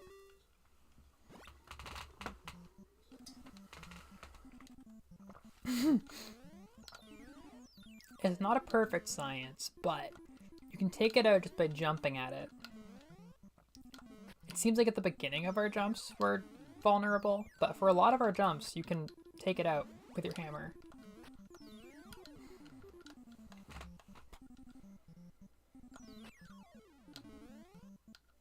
Yeah, I would really like a randomly generated Ice Climbers game. I think it would be fun. I don't know how appealing it would be, like, broadly, but I would certainly get into the Ice Climbers revival. Because I just find this fun. Even beyond, like, the fussy controls. It's just a satisfying thing to do. Climbing up.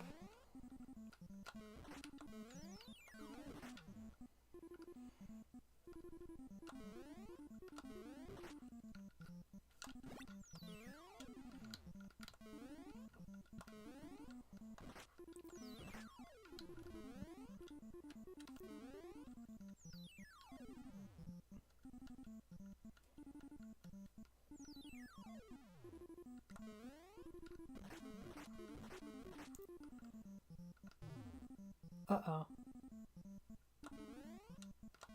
Oh, I made it.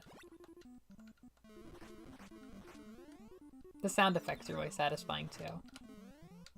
That's why I feel like Celeste and Ice Climbers are kind of Castlevania to me. Crunchy. I wish there was a 16-bit Ice Climbers, like, from the SNES era. Although I will say, it's like one of the only NES games where I don't mind that I'm... Jesus Christ. That I don't mind that I'm playing an NES game. I usually don't like 8-bit graphics at all, in the slightest.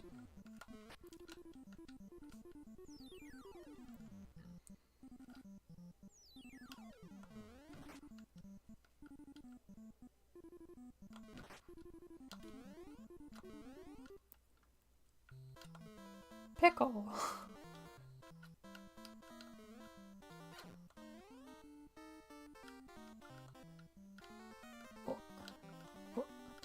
Jesus Christ.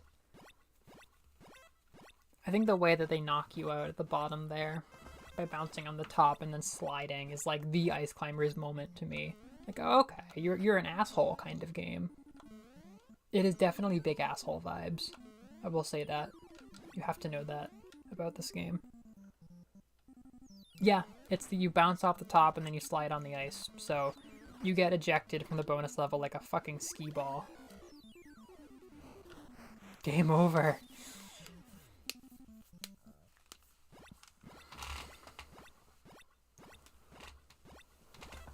Did you find the download and everything, Noreen?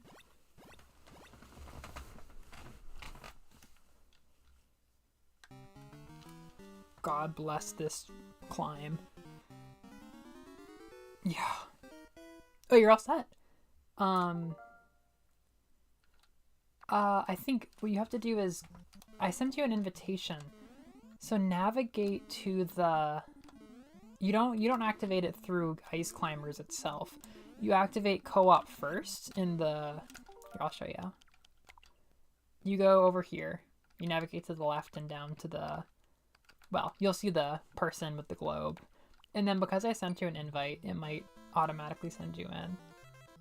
You did not remember what I was doing. Unstable. Oh, nice. Okay, okay. Then I'll wait for you. Noreen is joining. Welcome! Okay.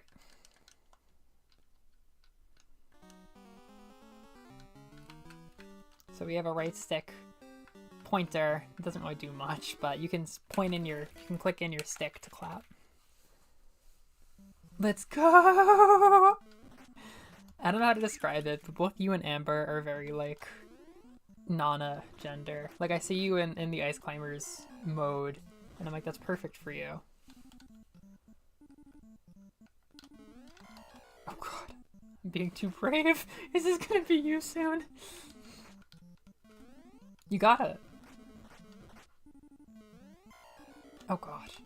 Revenge. This is a bloody start.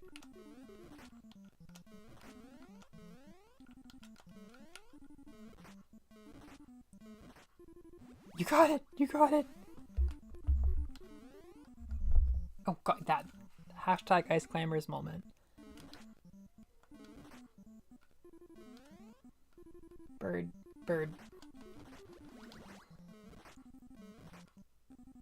It really feels like playing Minecraft.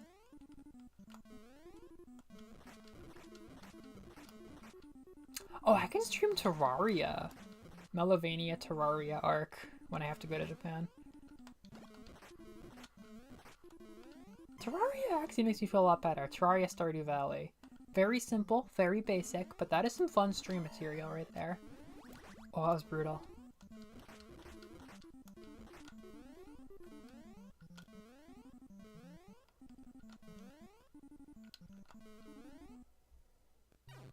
We did it! Oh! Yep, that's how they get you. You were like clipping into the cloud.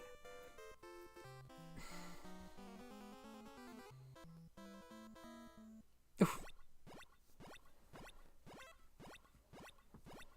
I think we're down to like 1 live each. Yeah, it's the hazing. That's how they get you.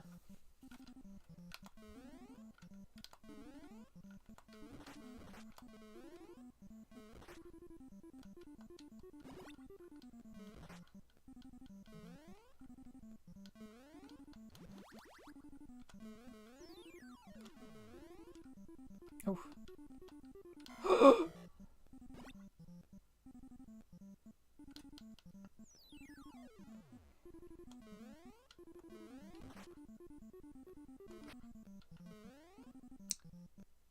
Careful.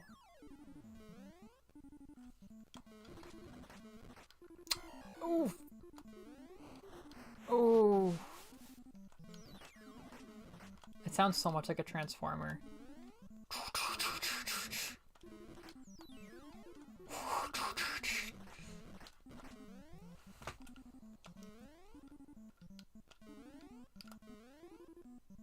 Up.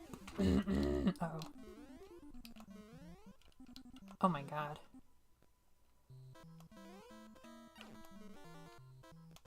No! We're out. Avenge you. Yeah. We got this. Well, we got this generally. I'll finish off this life. I haven't really found a way to get an extra life yet. Maybe if we get to the top of the bonus level. I did pretty good when I was playing on my own after the stream. You've never gotten up past like halfway on stream. That's bullshit.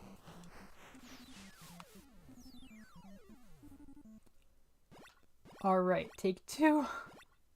Take 2 on Mountain 3. There's like 40 levels in this game. For many years of Celeste streaming, I suppose.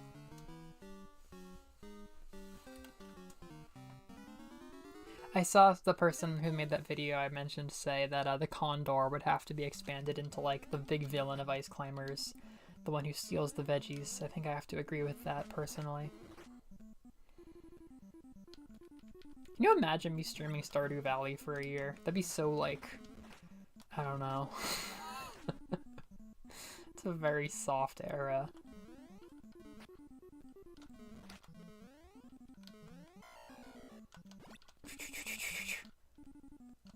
Oh, the Yetis have names. They're cute. What is it? It's like, what are they called? Noki? No. Oh, jeez, that was rough. That looked rough. I saw it. Oh, oh no. Oh, there you go. Oh, what the hell happened? You just like, oh, I guess this is how it works till you move. Then the bats, the birds have names like Peck or something like that. Oh, there I go. Oh, topies. I think they're topies. I remember that from Smash. Toppies.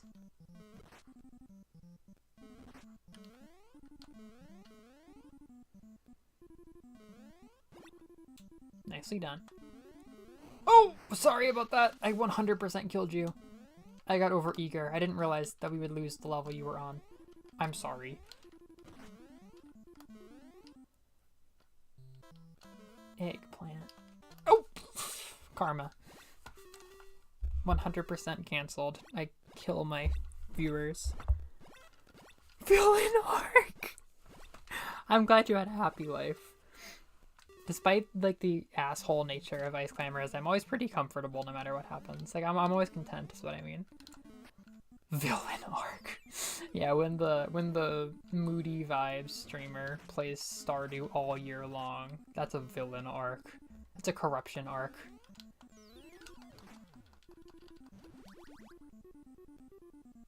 Beautiful stuff.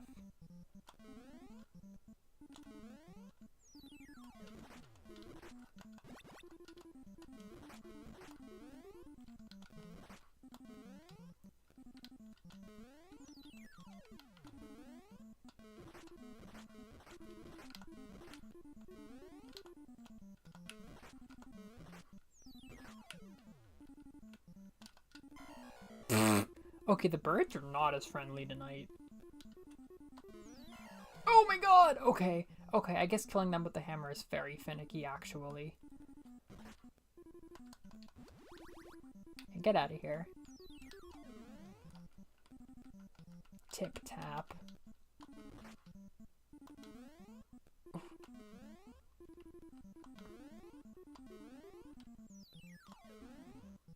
Rejected.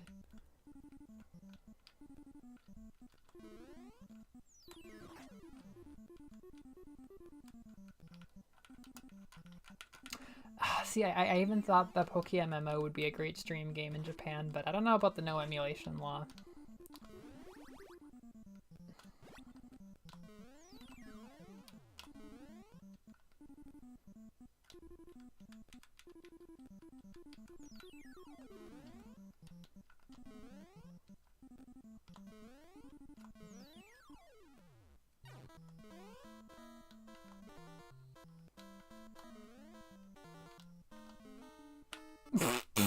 That was an aggressive ejection right there.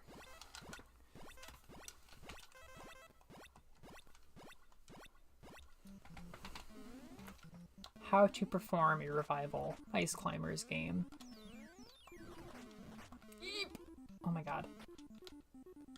Enough of you.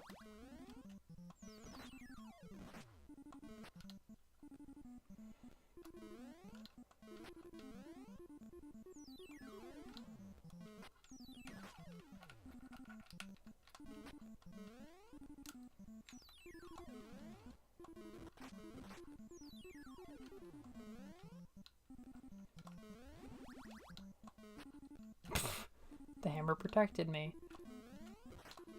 Oh gosh.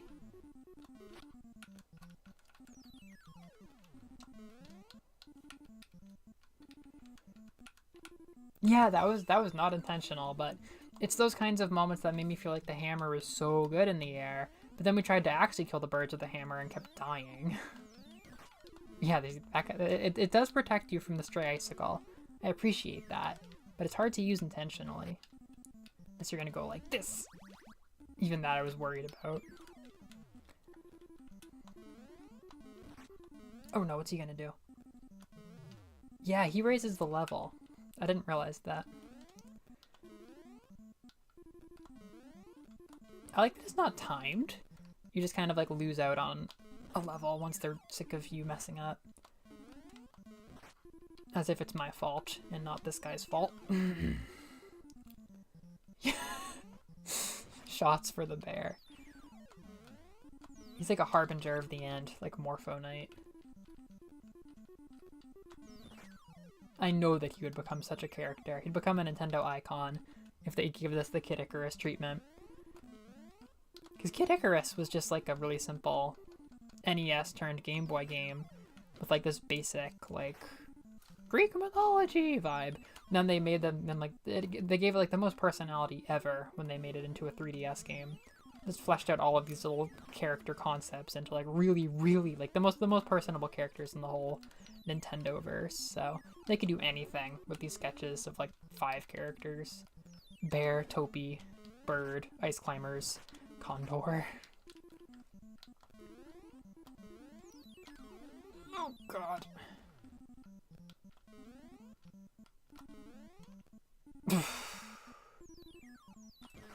Don't come for me, bear. Oh, bear doesn't need to be involved. One more time.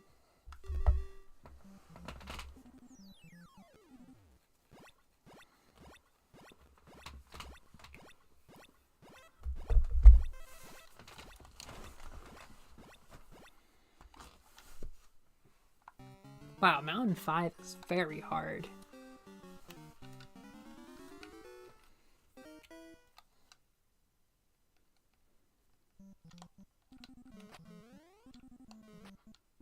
Moi Kai.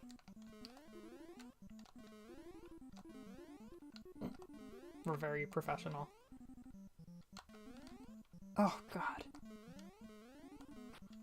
It's hell in there with like the 1 block landings. Oof. We should probably try to break one of these other ones open.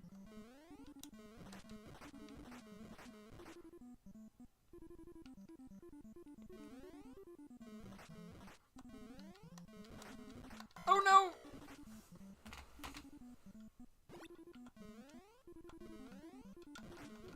Get out of here.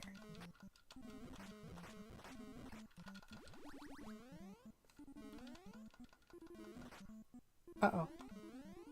Oh goodness. Oh goodness, there's the interesting dynamic. Oh, you're here though. Fuck. Oh my god! Oh my god! Oh my god! Oh my god. I need to get out of here. Oh!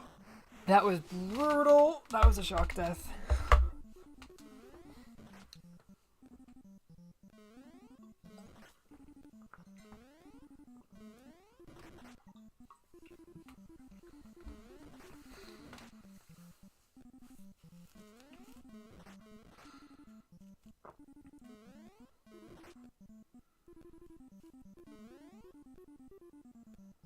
This took me so long.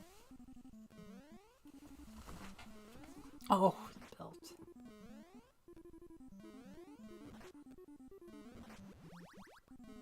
Yeah, they killed me on spawn.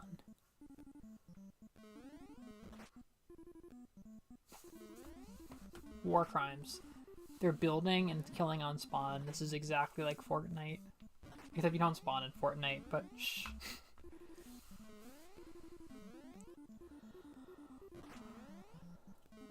This is so rough. I could imagine disliking this game if you expected to ever actually beat it. It's like 40 levels. Uh-oh. That's okay. For now, you have time. That bird's looking nasty. Ooh. No, nicely done. Oh, so if you're facing away from the bird, you can kill it earlier on the way up. You gotta kind of like aim the hammer. It doesn't always seem to care if your hammer hits it or not, but I saw that you killed it really early with the backwards jump. That careful of that area on the right. It just slides you right off, and they spawn there.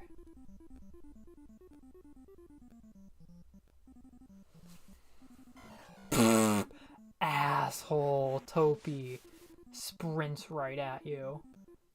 Wow. Mountain 5. Okay, I want to see like the final level. That was rough. You were very brave.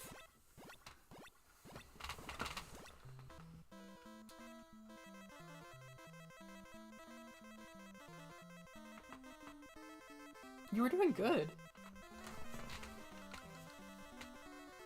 There's 32. Jesus fucking Christ. It's not that long. Here we go, let's beat the game. Look at those clouds. We have nothing. Holy crap. I'm already dead. I'm already dead twice.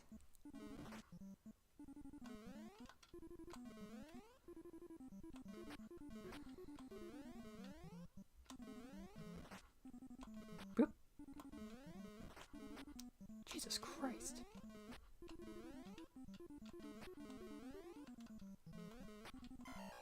Oh my god.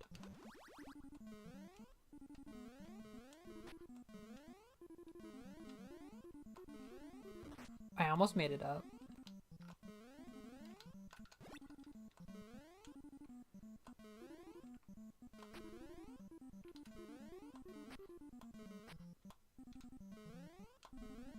Sorry. Oh! Double sorry. No! Those topies kill you down there. They are really violent. It is subtle. It's subtle the way that this game beats you up.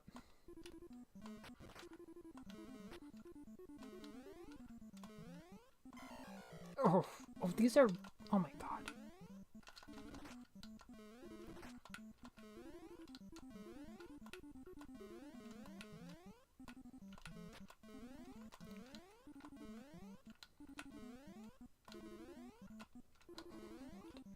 Oh my god.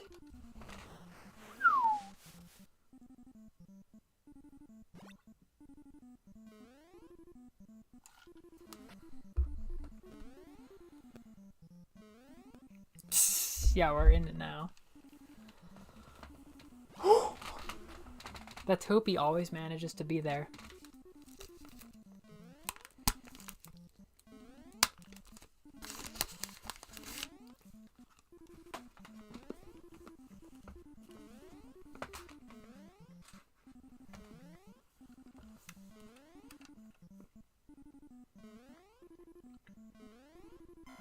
It's not even like they spawn 6 topies or anything. It's just hard because this game is designed so well that every choice you make bounces you back into one of them. Or just him, just the one him. He's always in the spot where you die.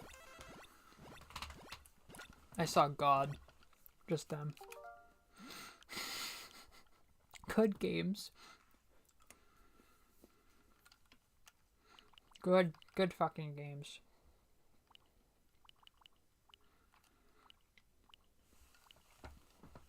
I do not play the NES very much. I'm gonna play the smallest amount of Super Mario Brothers. I'm just so curious right now.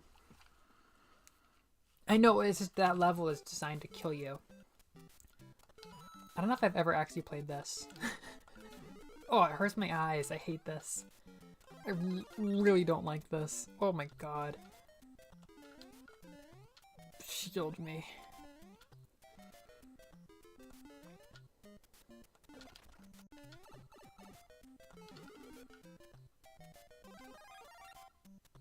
Yeah, I could take you any place. I could make a you Luigi.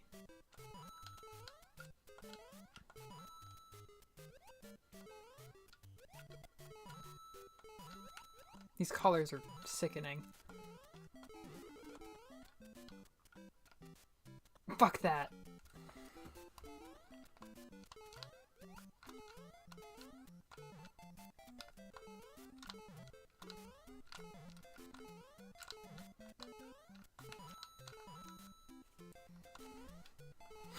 Celeste is really...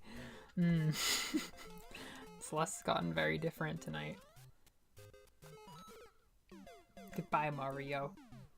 Goodbye, Mario.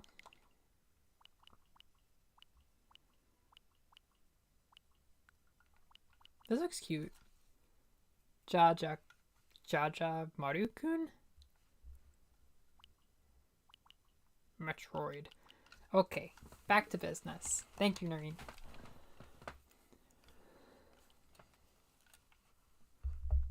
Was that an hour of Ice Climbers?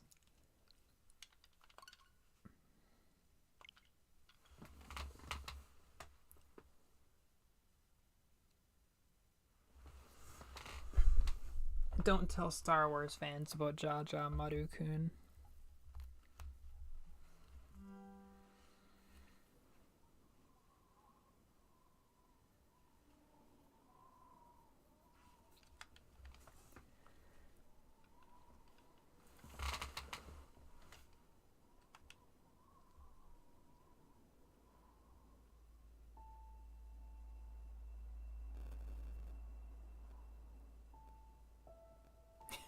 Yeah, we've just barely got the Celeste going on in Mario Brothers.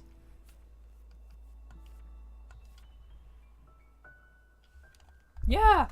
I'll have you back. You've been initiated into my NES culture of Melovania, which only exists in January.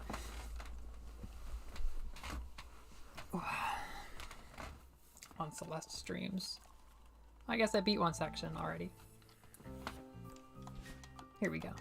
The Groovier, Chapter 5.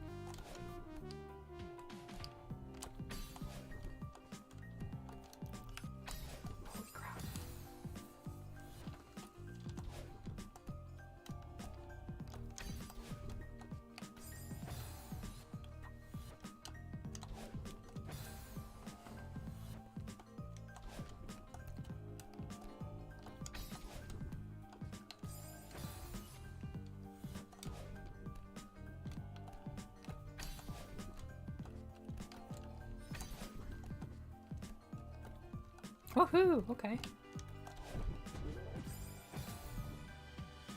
Let's go!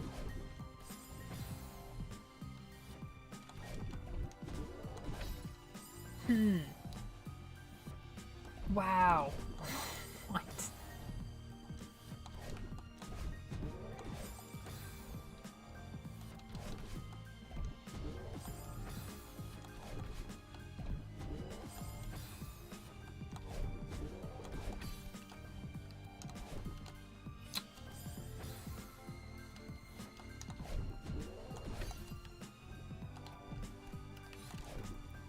Away I go. Mistakes have been made.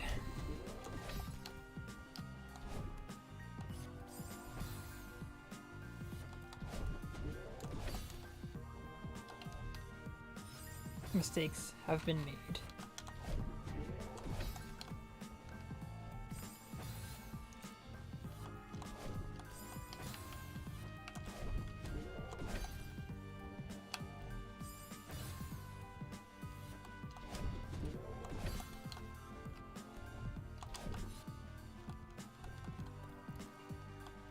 Yay.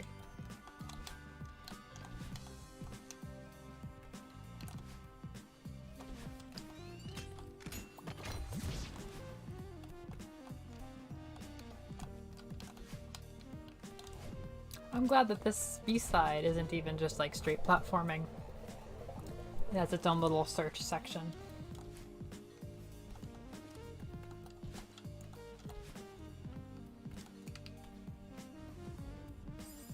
Mistakes will continue to be made. That is life.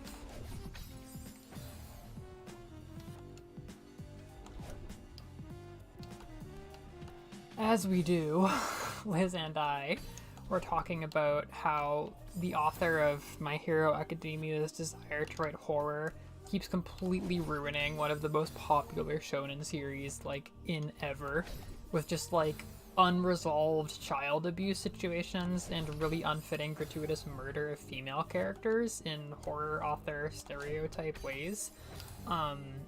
And we're talking about how, like, that urge is ruining the entire fucking thing. It's just so aimless and violent and senseless, and the themes are getting buried. But this is an instance of wanting to make your next thing, an exploration game, actually making the thing you're currently making a lot better. Like, this is a legitimately fun exploration section that keeps growing on me more.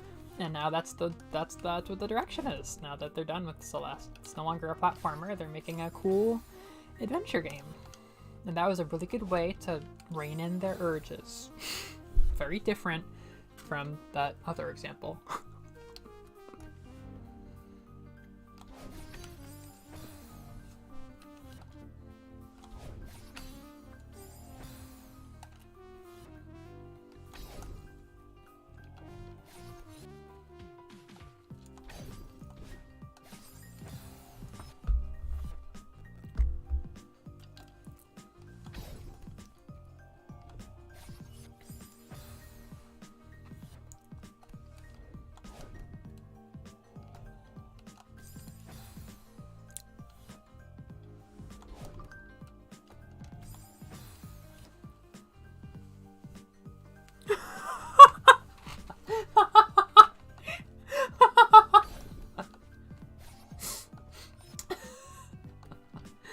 Yeah, I think we do need that for multiple kinds of big IPs. God, people would do that to Mario in a heartbeat. Pokemon, oh my god. There's so many things we could do that to. I don't think Zelda would get it, but we could threaten him to hurry the fuck up.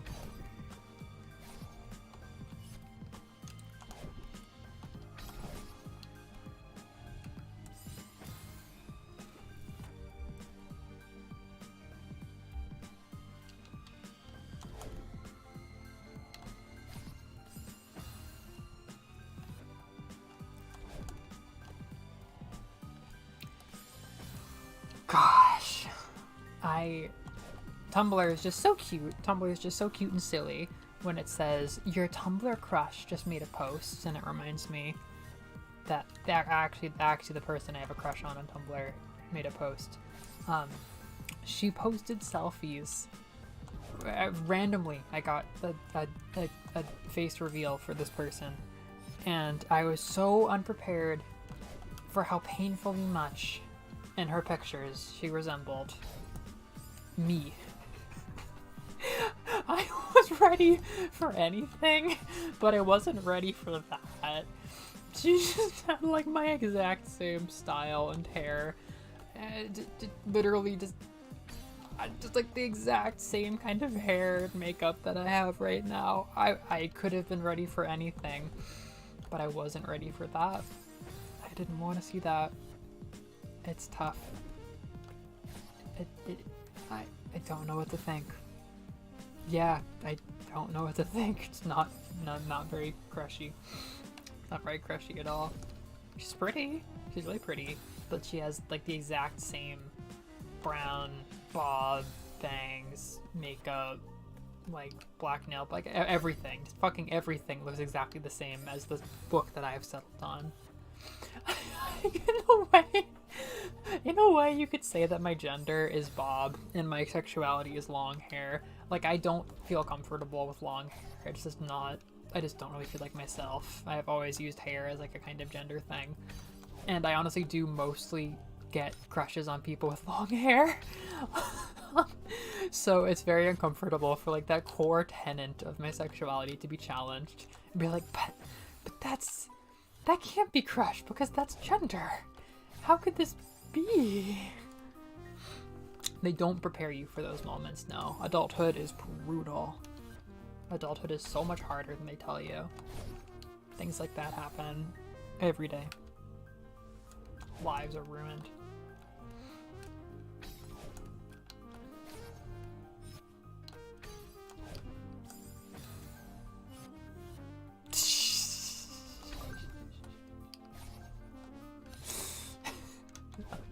Confusing every one of my followers by coming out as bi because I get a crush on somebody who doesn't have long hair or has like medium length hair. Someday I'll come out as pan because I don't care how long your hair length is. Well, I feel like that's slightly misrepresented the reality of my understanding of the bi-pan split. Which, as we've talked about, I don't identify as bi. I don't use either label. I don't use any section. I only use the sapphic label right now because I am so deeply unclear. I have no issue because of my own, and I confused some people by saying this recently. It's not that my understanding of sexuality or gender makes it easier to understand the bi-pan split because of trans people at all. It's easy for me to understand the bi-pan split from what I've heard people describe it as being basically pan is all, and bi is less of two and more of multiple. So there's multiple kinds of people you're attracted to versus your attraction isn't involving gender at all, which is very easy for me to understand because my idea of gender is like a big array, whether it's 2D or 3D. Like, I feel like similar genders get lumped together, and there's room for a lot of variation in like the, you know, the cluster, the gender cluster we would call like just mainstream masculinity, right? There's a lot of different genders in reality, and people just don't feel different enough to deviate from calling themselves men because mainstream. And female is another thing. And they're not like set as binary opposites or anything. They're just two clusters of gender that culture has kind of made super common. And they're not like related in any particular way. They're just two kind of like highways in the giant array. Or not highways, cities, you know, clusters of genders where a lot of activity happens. Being non-binary to me just means that you don't live in either of those clusters. You could be anywhere in relation to them. You could be close to them. Like, I do feel very close to women.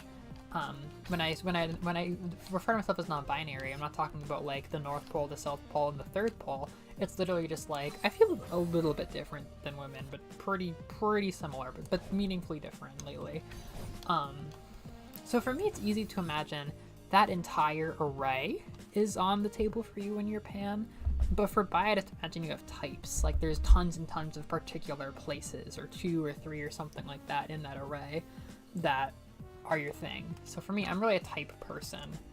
So if I did say that I had feelings for men, I would say that I'm bi versus pan, because I do just have such particular regions of gender that hit for me, and I definitely cannot claim to have crushes on people regardless of gender, because I just have such types. There's just very particular kinds of people. So for me, bi is like multiple targets versus pan being free game everywhere, you know?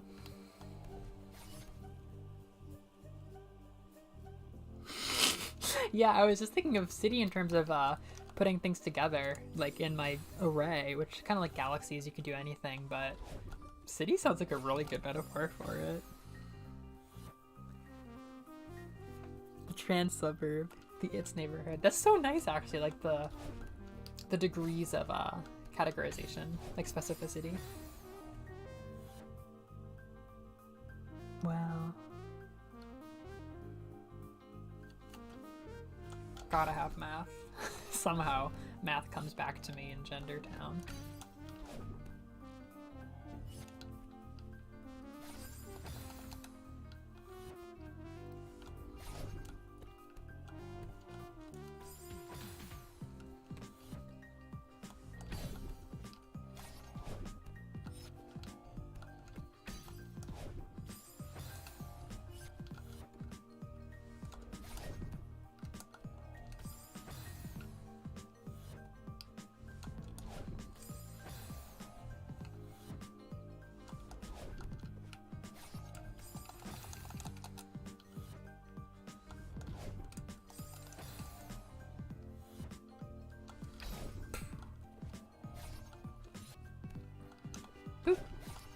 Oh, that's not bad.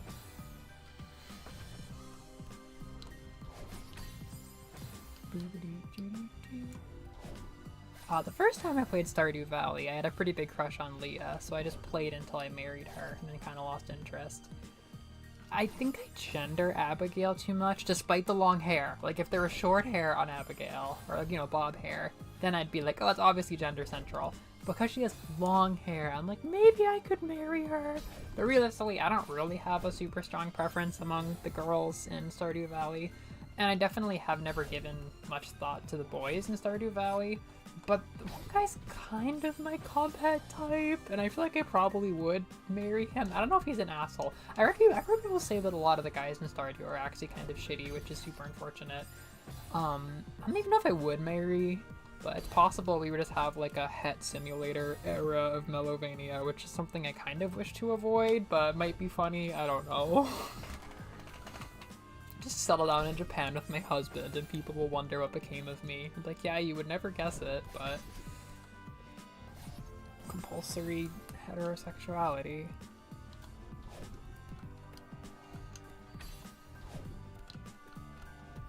I hope he's not an asshole. I'll be so embarrassed for saying that.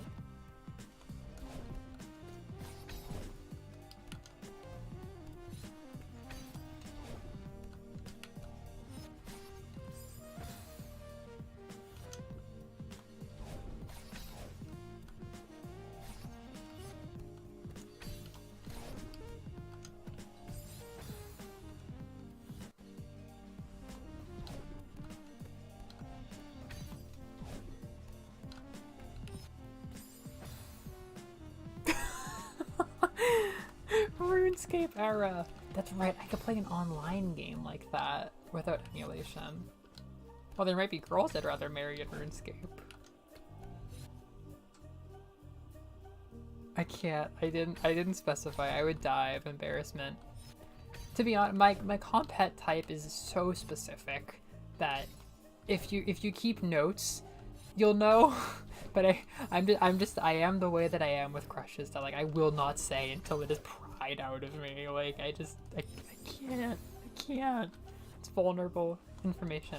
I love being teased about crushes and stuff, full disclosure, but I am a fucking obnoxious little shy beast when it comes to it. It's fun and stuff, but I am so fucking soon. I don't know. It's just I get very silly.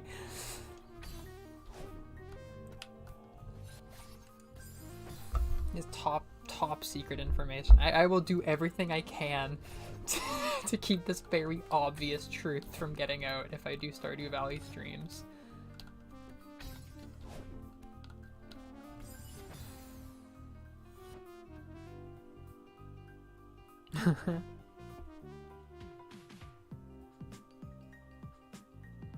RuneScape you can get married. Wow. I didn't even know you could marry in RuneScape. I guess it has life sim elements now.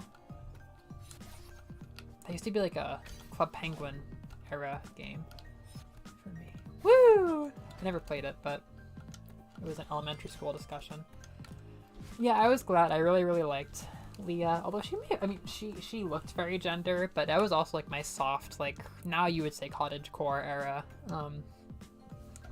So she was honestly very like vibes for me back then, but she was also very crush. But I was very happy with her. I like Penny, she's really cute. Yeah, it's tricky. There's really no girl that screams to me. I've just been experiencing these characters for ages, so. I mean, I'd like to befriend everybody, you know? I really like to, I love befriending Haley. Because you can like speedrun it. I've played and gone nowhere in a good couple of files now, and I like how you can kind of speed run Dancing with Haley easier than most people. What's up with that? Because you can give her daffodils, and that's like one of her favorite things, so that's like a very achievable dance if you want to get a dance in the first year. So I tried that once, but I usually lose interest by the summer. The only time I ever had the motivation for a full year of Stardew Valley was to marry Leah, which wasn't like that fulfilling. I didn't learn that many game mechanics because her favorite thing that I used was salad. So I just bought it from the bar, which was super unfulfilling. I just did like the bare minimum. But back then in 2017, I was like very compelled by a game having like game marriage that wasn't Skyrim. Because it's not like Skyrim's bad, but like it's just kind of like there's gay marriage because they flipped the on switch. Like there's nothing really, I don't know, like the dialogue just feels so much like there's little bits of dialogue to make it clear that like you're a girl romancing them versus a guy, which meant a lot to me back then. Also, I didn't really care that much about gay romance in Skyrim because like I was not really out to myself in 2011, so I didn't really care. And then when it did come out, I was like, oh yeah, of course you can marry girls in Skyrim. And I did. I didn't think much of it. But then in 2017, I was pumped. That was like that was like the reason I played Stardew. A very cool best friend from childhood told me. He was like, hey, you might like this. I've been loving the hell out of it. And I was like, whoa. Same guy told me about Minecraft back in 2011. Well, in my mind, it's like, I don't know, I'm sure there's like Bethesda homophobia or something, but in my mind, it was just kind of like they flipped the on switch, which is what they've finally done for Fire Emblem. I alluded to like Fire Emblem drama, and the same-sex options are out, and it's everybody. Like they finally just made everybody marriageable by everybody, which in some ways is like everybody's bi, but it's also like obviously this is just like a player sexual thing. Like sorry, that might get me attacked by somebody, but if nobody can be homo, and you know what I mean, like if nobody has a sexuality, they tried to do the like there's some people, they tried to give people sexualities in Fates and Three Houses. God, why does it keep coming around to these games? And it was very problematic. It was like a step in the right direction in Three Houses, but still like very value laden. But this time there's like, fuck it, like everybody's player sexual, which is like not, it doesn't really feel like representation, but it's very functional.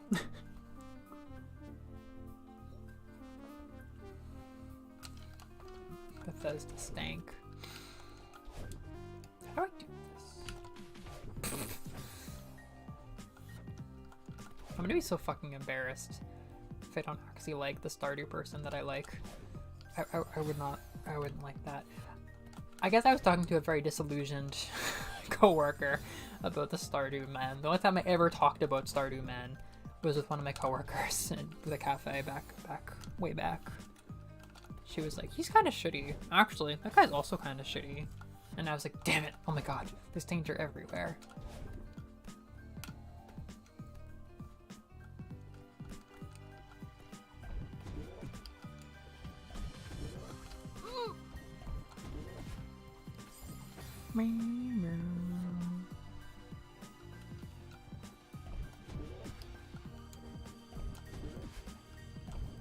That's a little ahead of yourself there.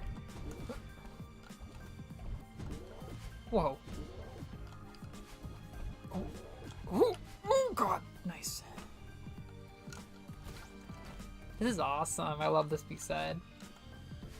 I like how it feels like I'm building to something versus just going through the challenges, the horrors. Yeah, I will say it is definitely not at all been all sunshine and rainbows dealing with Compet as badly as I have been for the last year. And I've only recently gone back to even calling it Compet. I wouldn't if I wasn't feeling more, you know, this. But it has been funny lately.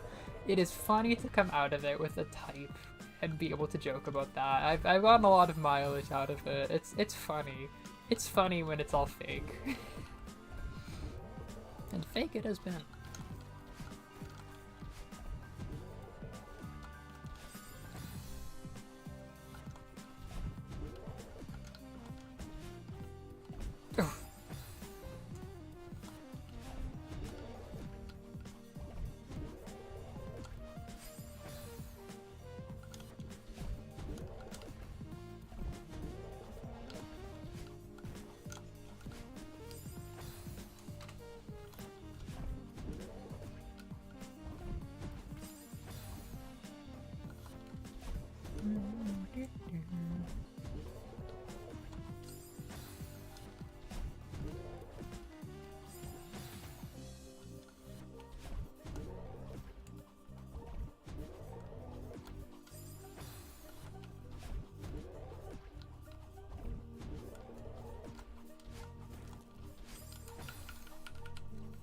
Did we even have these spikes in the main level? I feel like we invented these. Oh my gosh, that's excellent. Something more than what the manga, the 4-koma captured?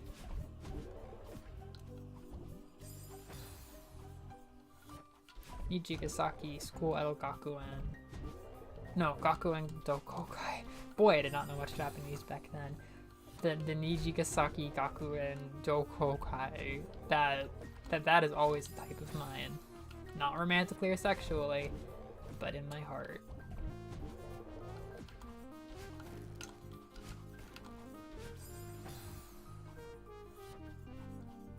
Yeah, I can picture where there was, like, 2. But this is an indulgent amount. So do you feel like the animation has kind of brought out its own thing? That, like, is there in addition to the, Oh, yeah. In addition to what the 4-koma had? Oh my god, I haven't even processed that. I was, like, not having a great weekend. And I woke up and saw that, and I was like, I can't deal with this right now. It just felt like a VR game. I turned to some of my friends and I was like, it looks like a VR game. It looks like a fucking VR game. I guess that stands to reason that of the like 7 incredible things that were announced for me in that time span from like my absolute favorite pieces of media, that a few of them wouldn't quite hit the mark. Sky 7 is holding on though. Oh my god. They might be teasing an anime intro. I really want them to have one. But as of now, it's just this short thing in one of the trailers. And there was, well, it was kind of like 3D animation in Disguise 6. I thought there was like a similar one that was just for promo in Disguise 6, but it was kind of 3D animation. It was even less than this. Anyhow, I really want them to do an anime intro. That's nice. I mean, that's pretty nice because that franchise, or that branch sure needs something consistent. Just anything. I haven't watched season 2 yet. I have to wait till like my Niji vibes come back around. I think I'm probably not gonna, I mean, it's not a huge commitment to peek at it now and again, but I don't know. We'll see if I get Niji vibes, because they've been resting for me for a few years since like, I don't know, since I shifted away from my Love Live phase in 2021. I haven't really been like too Niji brained, but it would be so nice to come back to it with that. And season 2 sounds lovely. Like adding the evil girls, but like not in an evil way, just sounds delightful. Not in the Sif-ass evil way. Sif 2, yeah, Sif 2. I know I'm in good hands. I'm so excited. I don't know if I would wait. I wouldn't hold your breath on getting anything like, this is what I've been waiting for Niji and Sif. Because I'm sure it'll be good. I bet it'll be like a solid amalgamation of everything that's come so far. Because at this point, we've got to be running out of times in which they can reinvent Nijigasaki, right? Like, they've got to be pulling from, like, all of the different characterizations now for Sif-ass. Because, like, I don't know. I feel like it'll be hard to mess up using the material. Oh, shit. Oof. It'll be hard to mess up using the material that they have to, like, hit the common ground between like all of the different iterations that they've had. But I feel like it's not going to get to any of the highs of like the, you know, the drama and real emotional stakes of the anime.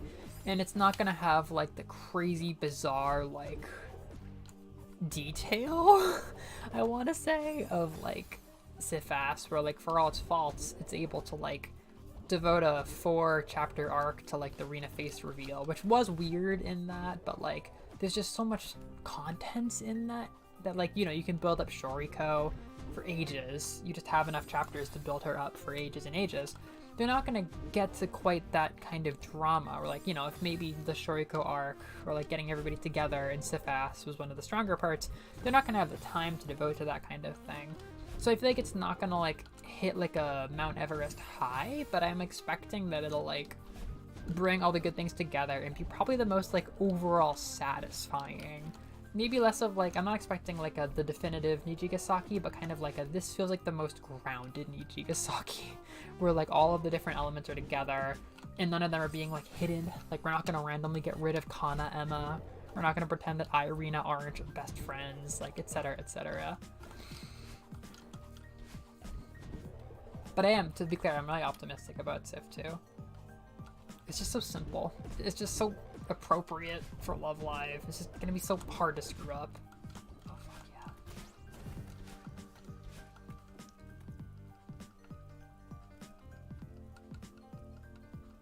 That's exactly what I'm hoping for. Because, like, it was so funny contrasting Niji Season 1 with Sifas Season 2. Because just the emotional stakes were so good in the anime. Like, it felt so real and believable. And the emotional stakes were absolutely irreparably fucked in Sifas Season 2. To the point where I'm like, you can't have the story arc. Like, you can't separate Ai from Rina after all this. No, that's the thing. I think Sifas could have been the boundary of Love Live, but they just had a terrible plan. I mean, it'd be great if it was, but I don't think they could possibly try to invent like a shared universe thing for the girls again. If they do, then like, what the fuck? It's like the same as Sifas.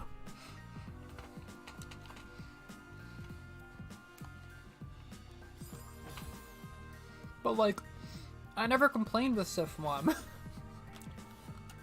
Me personally. I was happy to get like a rare coterie and have her be like, I love alpacas. I never really asked for more. It was only when they attempted to deliver more and couldn't really commit to it, and Sif asked, that I was like, this is disappointing to me.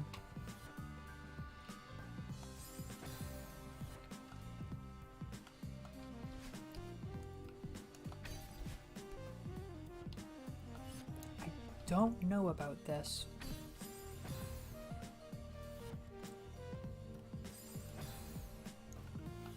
This is a very exciting sequence.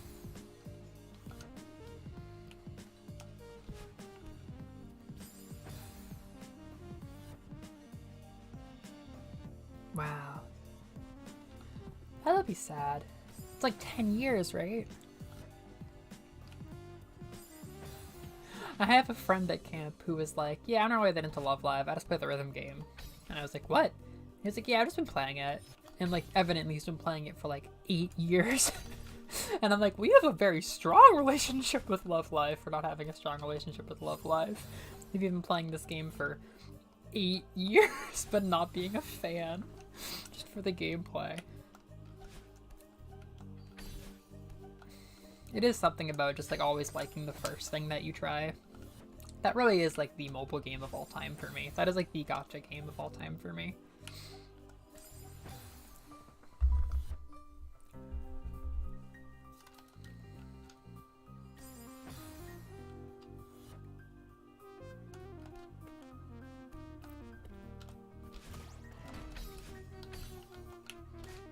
Oh jeez.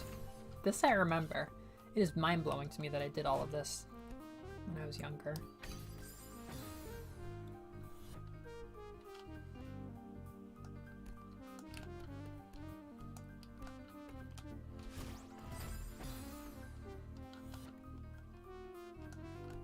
Speaking of rhythm games, I've been really into this rhythm game called Poppin' Music.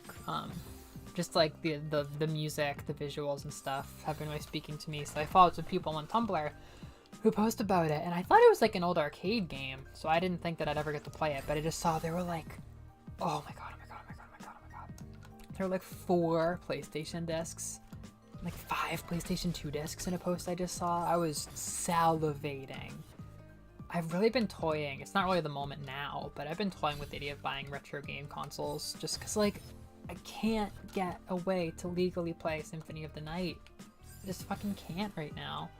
And I've kind of decided that I don't want to get into like the PlayStation world for like modern generations, just because like consoles are so meh. Like consoles are just so expensive and stuff, and getting games for consoles are so expensive, but Steam is like a nice middle ground. Or like, yeah, there's gonna be exclusives you can't get, like Mario, Halo, maybe Halo. But like, you know, even if with Game Pass on PC, it feels like the only way to like really like get in the middle is probably PC. So with that in mind, you know, maybe I'll buy a Steam Deck or something as a non-Nintendo console, but with that in mind, I might just buy retro consoles. Like, even though it's a lot of money, if I have a little bit of expendable income, it might be good to just get a PlayStation 1. Like, Poppin' Music and Symphony of the Night might be enough, you know, in 2 years. And there's this really cool channel I follow, which is like some old retro shop where they will video, if you want, the packing of your order. So I'll just like watch this guy packing orders and be like, here's Johnny's order. He got a SNES with 2 Donkey Kong games, and I'm gonna throw in a Donkey Kong plushie for him. Thanks, Johnny. And it's just so satisfying to see other people buy SNESs and like old PlayStations and stuff that I'm like, now I'm starting to come around. I want one of these little clunky guys. Juno and I were just like at a retro game store in Salem, and I was like, I don't know if I actually want a SNES. They're so chunky. But I see this guy pack them up, and I'm like, I wanna be Johnny. I wanna be getting a Donkey Kong packed in a SNES.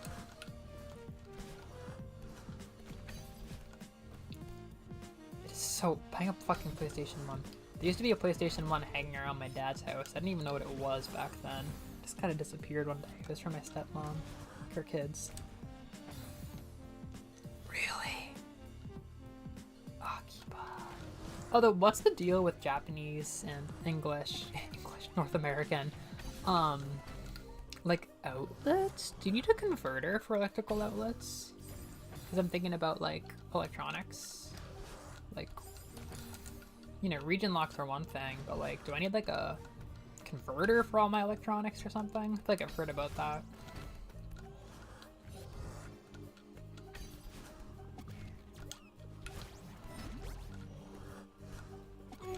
Nice. Nice.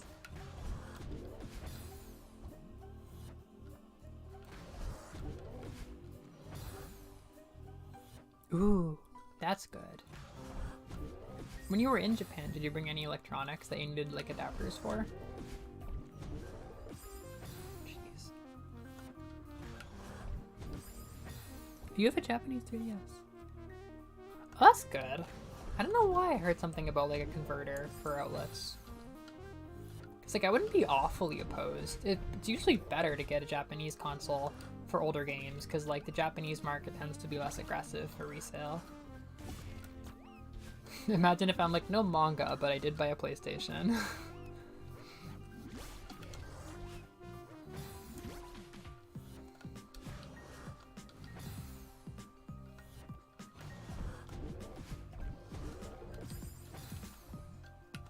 I was fantasizing about winning the lottery, and I was like, if I won the lottery, I would talk to my dad because he's a financial advisor, but I wouldn't touch the money. I'd probably set it aside, and that's exactly what he would want me to do. But I would buy a physical copy of Symphony of the Night for $180. That's like the only way. Oh my god. If I had $1 million, I would sit on it and just enjoy the lifestyle change. I would keep working, try to be self-sufficient, but yeah, I'd buy one copy. I'd buy one pricey video game and that's it.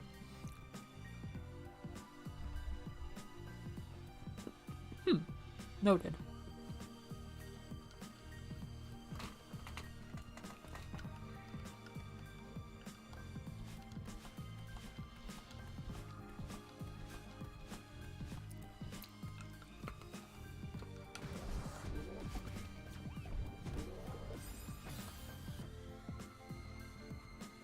Oh my god, I saw that. I saw a clip on Tumblr. I still haven't watched the last 2 episodes, whatever the last arc is of season 1. But I saw Ren's retro game collection.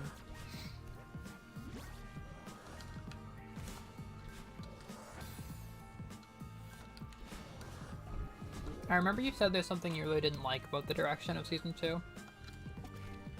And I forget if you actually said this or I imagined it, but in my brain I imagined you being like, I don't like the way that they handled the video gaming scene. It just felt so X, Y, and Z.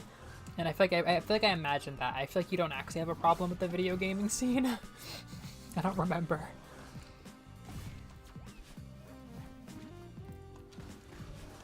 It was cute. I really like Ren. She's probably the one that I have not the hardest time liking, but it was really easy for me to like the first 4 because I think that like that first part of season 1 where they're getting the gang together is just so good. I forgot. I was into Superstar for like 4 days in the middle of like my crazy final season with a lot of emotions, and I just kind of forgot. It was like this amazing time where I was really practicing Japanese well, and I was so happy watching it. I was like, it peaked with me like sobbing about Sumi Kuku with the crown scene in Sumire's like rap episode. I was just blown away with the emotion of that scene and the fact that it's only season 1 and we've had scenes like the crown scene where she gives her the crown. Oh my god. I'm definitely not like Aro or anything like that, but I do like, I don't know, in a way I'm so like type oriented that I almost will like forget about like the romance side of crush. Just, I don't have relationships that often, so like I'm mostly just kind of like friendship and like vague crush vibes lately. But like Sumi Cuckoo reminded me what romance feels like. I can't believe how emotionally charged that fucking scene is. Oh my god. It makes me cry. That's just a beautiful anime. It is so hard to describe. It's so hard to compare it to the other Love Lives, because like they just hit this new level of emotionality. Like, oh my god. Good, not issues with gaming. Do you know, I cannot believe how many days I say, what if I just got a PS4 for this? Like, there are so many days. I was really close to it recently. Because, like, it feels like it'll hold up decently. Like, you know, you can get old PS4 games. There's a lot of stuff in there. And, like, I don't know. It's pretty relevant. There's so many days I want to get. I think the big thing for me now is that I found out that the PS4 version of Rondo and Symphony makes my heart ache. I already loved Symphony, and then I ended up falling in love with Rondo, possibly more. And they're both stuck in complete PS4 hell. I found out that those emulators, or sorry, those versions are just a PSP emulator, basically. And their versions, like, people don't even like that much compared to the original, so that seriously makes me, like, I need to get fucking original hardware Symphony of the Night. It's the only way forward. Yeah, that episode is crazy. Oh my god, it's just, oh my god! The crown symbolizes the confidence that Cuckoo is putting into Sumire, who has no confidence, who has spent her entire life striving and failing, and forming a toxic relationship with the idea of being the center and having people trust her. And she just happens in a situation where she needs to be the center.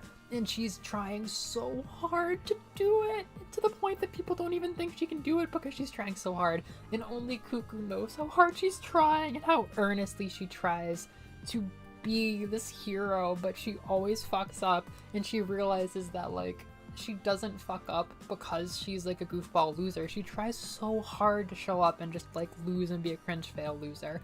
And then only Sumire knows that Cuckoo's putting her entire time in Japan on their success as a school idol group. It's incredible. Oh my god.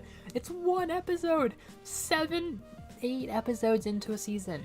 It's like one of the most beautiful episodes of anime that I know. I think it's just amazing.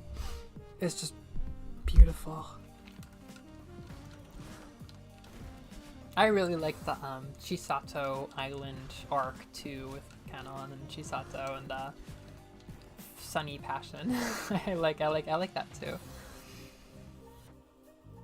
Oh my god, yeah. Yeah, characterization is really strong.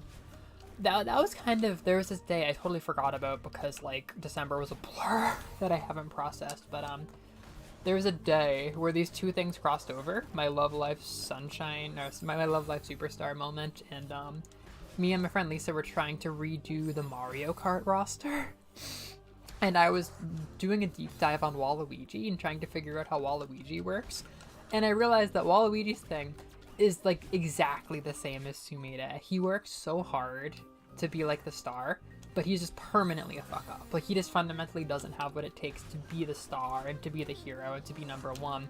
And now he's become a joke with Nintendo where like they refuse to make him the star of a video game. So it's becoming his thing that he's like, you know, very egotistical and always calling himself the best because he isn't and he never wins. And that is 100% Sumire from Love Life. I had this day where I'm like, I don't know if anybody cares about this as much as me, but she's the Waluigi of Love Live. And like a lot of people have been the Waluigi of Love Live, like Nico and Johanne. And Nico I think is especially relevant to that, but like Sumire takes it to a more like direct way. Like she really is just a screw up goofball who tries so hard. I feel like Nico is older and she has more like, I don't know. I feel like there's more themes going on there than simply like wanting to be the star and not being able to. Like like that's there, but there's also other stuff with her because she's like a third year and has a lot more going on. But I was just crying. I was just like, only Cuckoo knows how hard Sumire is trying for this and how hopeless it is, and she's putting so much on the line in such a beautiful way.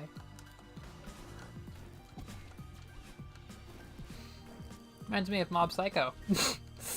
Boy, that was a show that had some themes. As soon as it was over, I like forgot about it. It was just like hard. I don't know. It doesn't fall into my usual like anime girl shit. It doesn't fall into my usual like Tumblr world, I guess. Like I don't have much to remind me of it, but it was like my life this last year, 2022. It's like absolutely my number 2 favorite anime.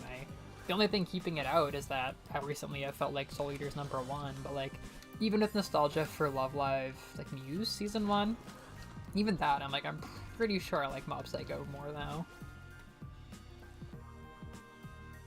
Yeah, see that, there we go, yeah. I just kind of felt like bringing Nico into that. I'm like, I know there's something else going on with her one way or another. Sumire just wants to be a star. Is this a Superstar spinoff? Oh, is it, or is that Aqua? I didn't even know that came out.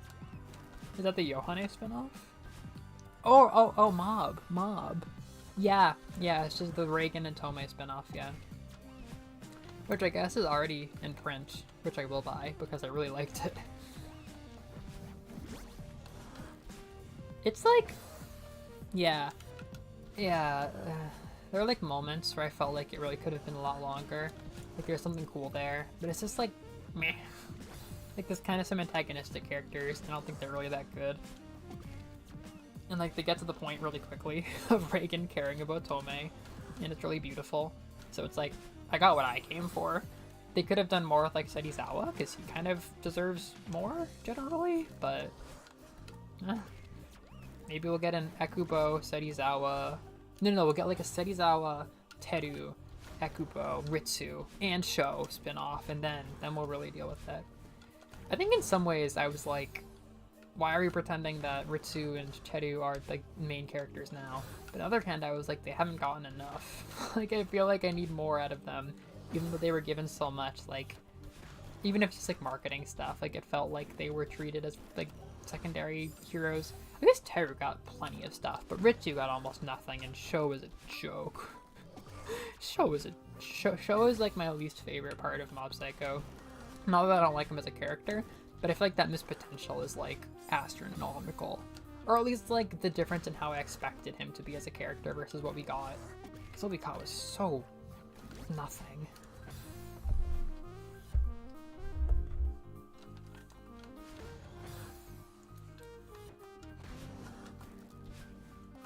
I love that damn show.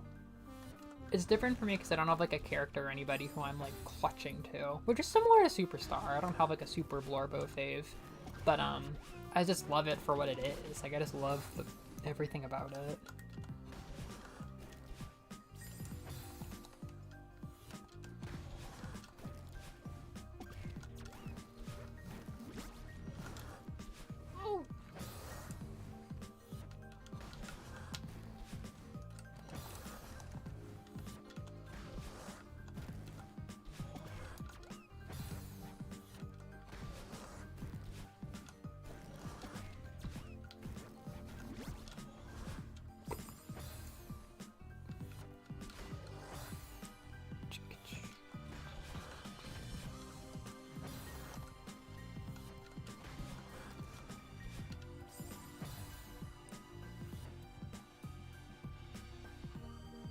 Gestalt? Oh, like the combined vibe. Yeah, exactly. I love all the characters. There's no characters that I don't like. But it's more the themes and the way that things happen that I like.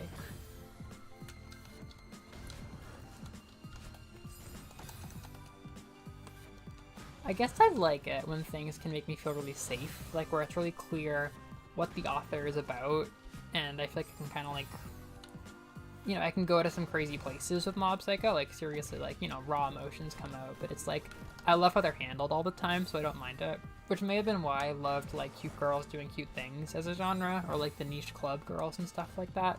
Because, like, by the premise, I knew that I would kind of like the goofy vibe and how, like, emphasis was placed on the everyday and stuff like that.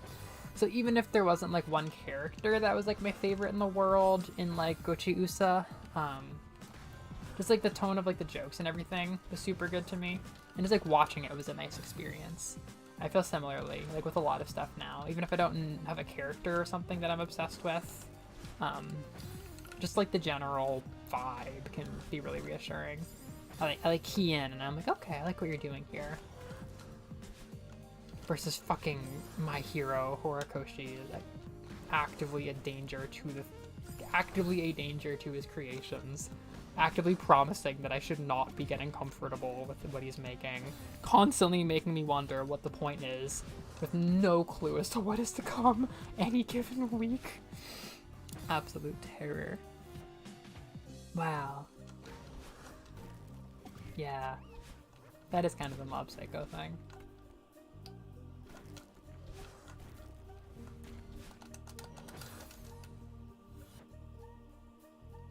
Yeah, that's just... Gochi Usa makes me happy. I don't think you use my anime list, right? I feel like we've, like, casually had a conversation about this.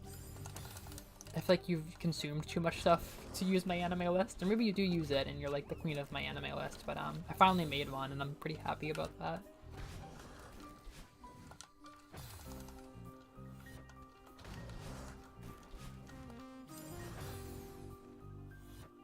Oh! It's like opening week. I have like 6 fave characters. Oh gosh, that was close.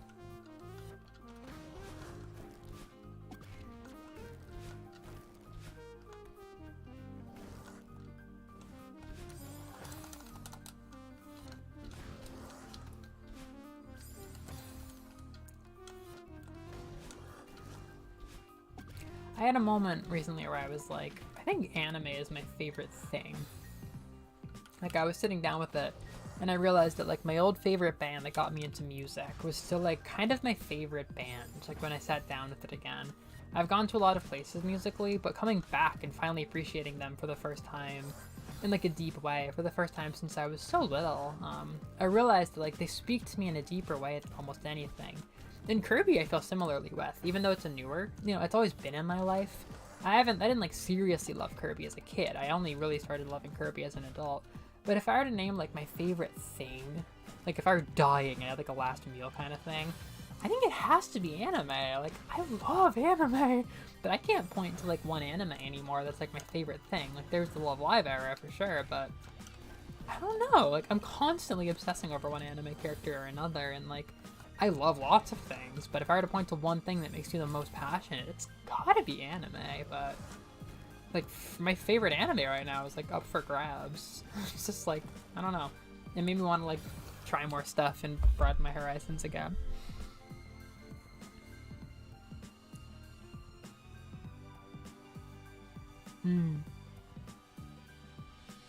Wow. That's so cool. Because there are a lot of times where I'm reminded that, like, video games aren't, like, my medium. Like, I'll see people who can play any video game and enjoy it, and that is so not me. And I overheard some people talking at camp who were like, you know, you and your prime, like, watching 21 seasons, 21 shows every season and stuff like that. And, like, I didn't really see myself in that either, but I've also never really tried.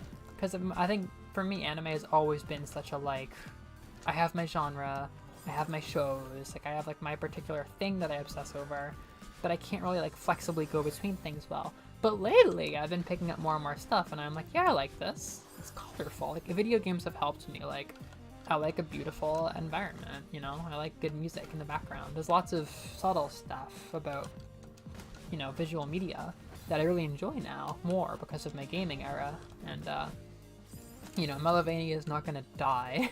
I'm still gonna play games even if I'm cutting down my consumption to kind of fit my lifestyle better. I'm still very sensitive to what I like, and I'm so glad I put in the effort to find the games that I like. But, anime is just something different.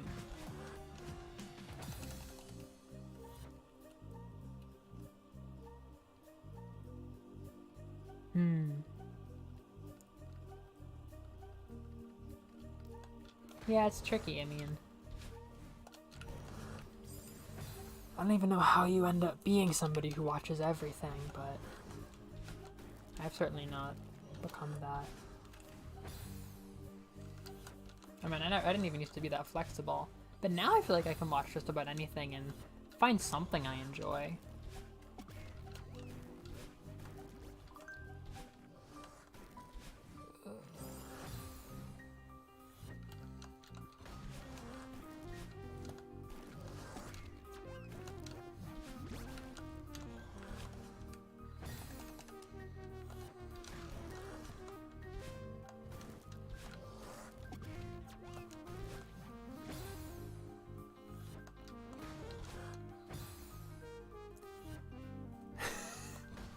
No, every time I feel like I understand like the anime genre pretty well, but then like I look at the actual most popular shows on Crunchyroll and it's like 7 isekais I've never heard of in my life.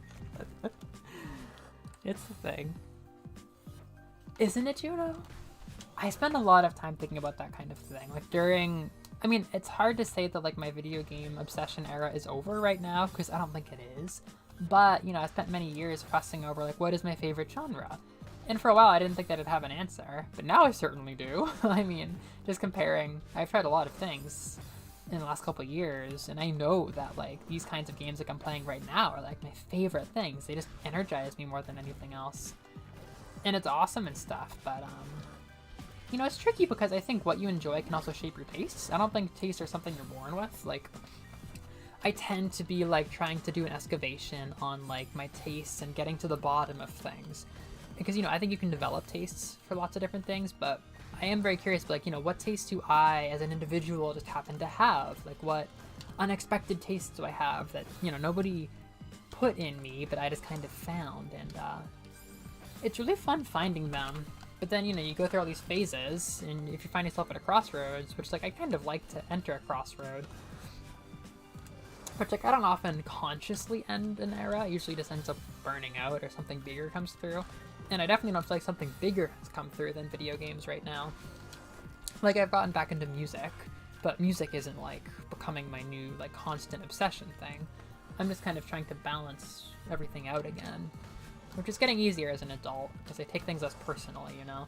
Like, Love Live wasn't just, you know, it wasn't just, like, a entertainment thing to me. It was such a gender thing. It was really, really big, and it was, like, very personal. So, like, stepping back and treating things as just media again, it's like, you know, you compare these different mediums, and, like, what's your favorite part of podcasts as a medium, Juno, you know, compared to, like, what's your favorite games? And, like, how do your favorite games compare to your favorite podcasts in terms of how deep they speak to you? And then how do you compare that to your favorite music?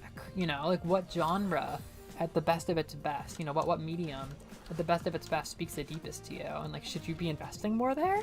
Should you try to find, like, a new favorite podcast or something? Like, is that going to be more fulfilling than a new favorite game? I don't know.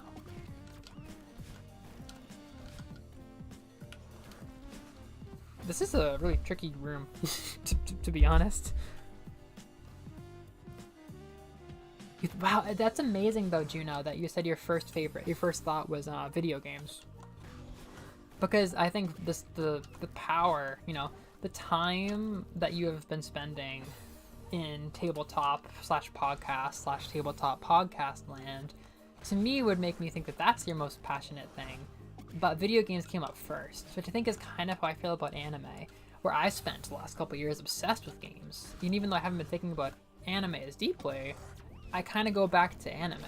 I'm like, it's not really representative right now, but I just feel like when you look at my life as a whole, I mean, my jazz teacher, I wanted to make jazz guitar my life, but he could tell. Like, I remember he could tell that, like, my competitive Smash stuff meant more to me than music. And even just, like, the stickers on my guitar case of anime and stuff like that. Just, I had more passion for it than the passion that I brought to the classroom for playing jazz. And I think he knew that, subtly. Yes! Oh, thank God, Theo. Whew.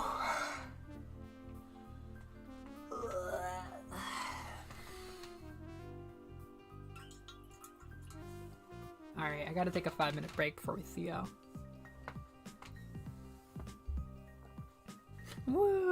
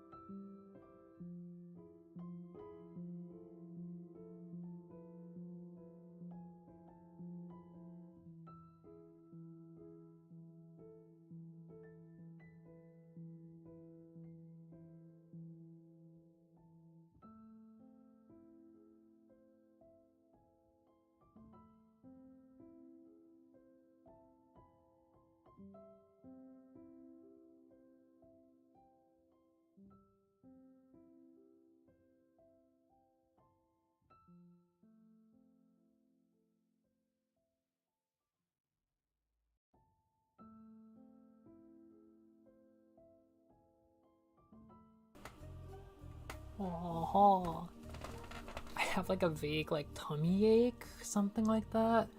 I think I overdosed on Theo chocolate.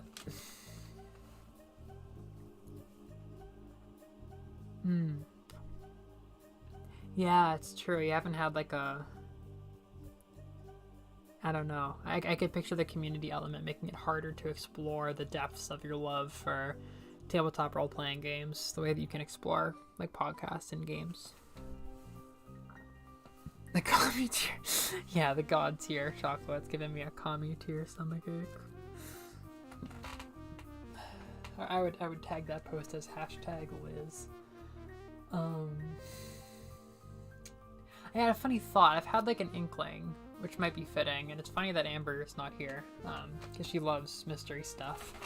I've been thinking lately, like I feel like I don't really give it much time and thought, but if I were to pick something to like pursue, kind of like, you know, check out my passion for, because like I had an inkling last year when I talked about Jiro, Subway,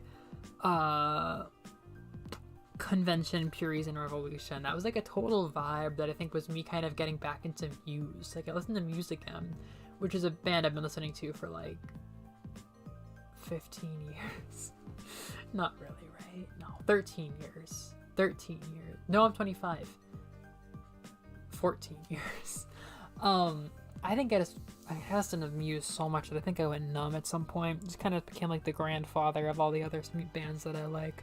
But when I've kind of finally got to the point where I can really like hear it again and taste like the Muse ingredient in a way that I've just forgotten. It just became like, you know, after 7 years or whatever, it just became like I just hear my opinions when I hear these songs, and all the memories of times where I did or didn't like a song, almost like going through autopilot when you listen to it.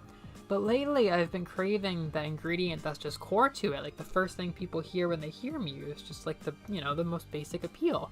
And I realized that a lot of stuff I've been reaching for is like me trying to get that flavor back, and now I have it, and I'm like, damn, who would have thought the music that gave me like a music awakening really speaks to me? And I've been sitting and thinking, you know, are there other things, you know, Kirby, when I have a good moment with Kirby, I'm like, that is like one of the deepest joys that I've felt in anything. And I still think video games, possibly more than music, are just a really deep experience for me. It depends on the genre, but one thing that I've almost never explored is like I really do get hung up on plot stuff. Like I often say that I'm not a story person, but I can just like think for so long about like premises and setups and stuff, as evidenced by my media analysis thesis.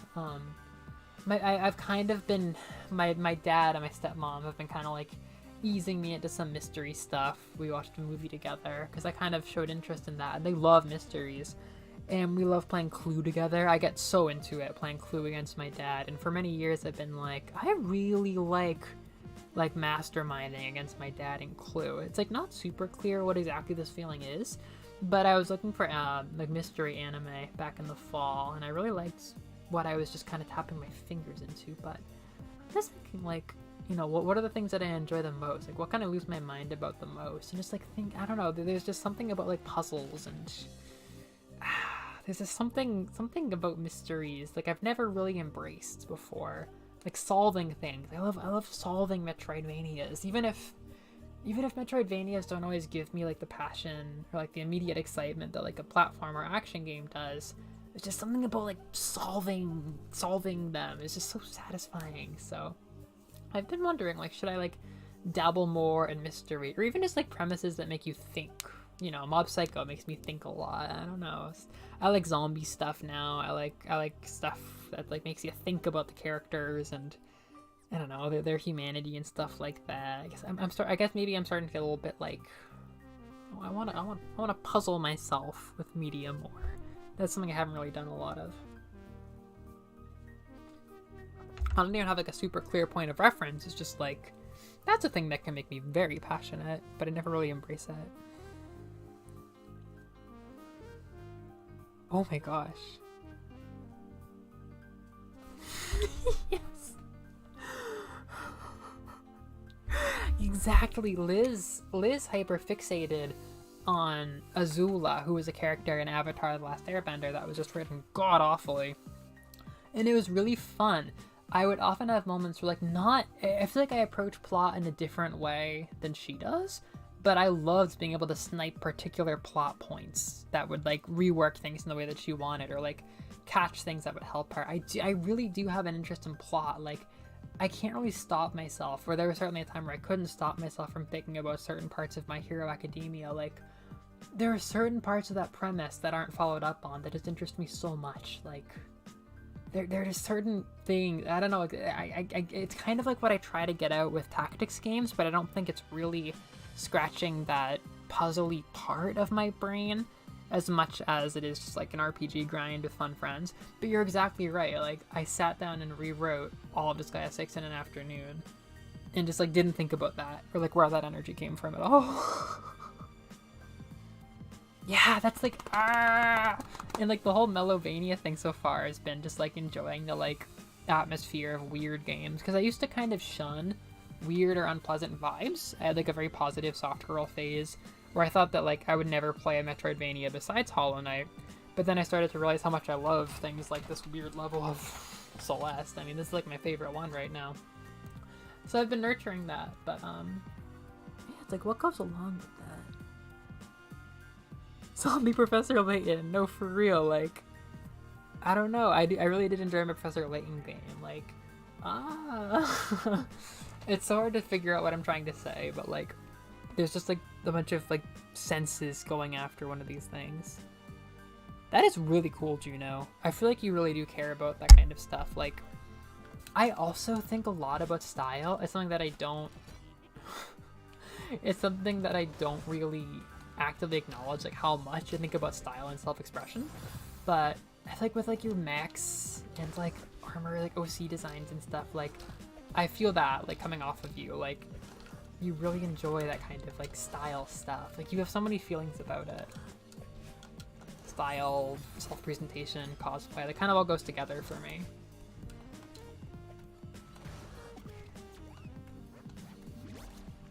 Look at that skull.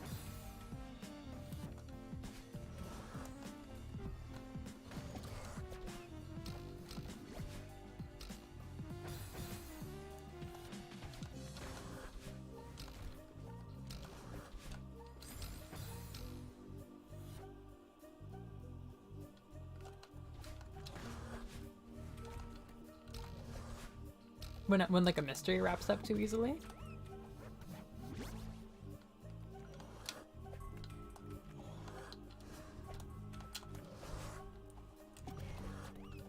This won't go well.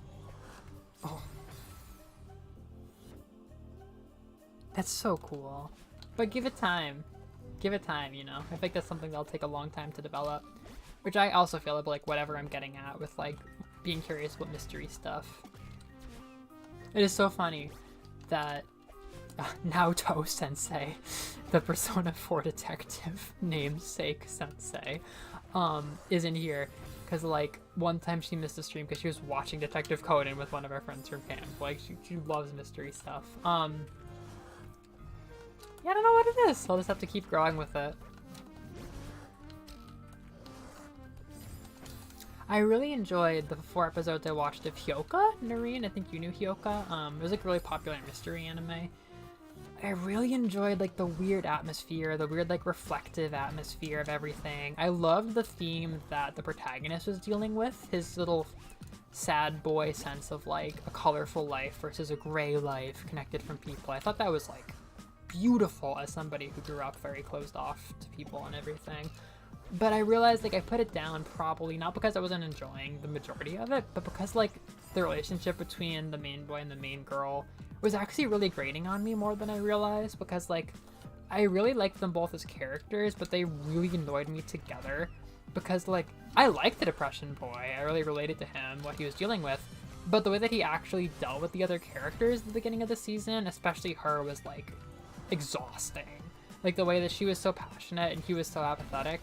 Like, that's kind of a cute concept, and I actually mentioned it might have been cute if the genders were reversed, but seeing him shut down this, like, beaming, happy, passionate girl every single time they talked was, like, really draining for something that was, like, otherwise a really fun time with, like, I think I like mystery because it kind of has those, like, chill vibes. Kind of like Mob Psycho, I guess, without the action.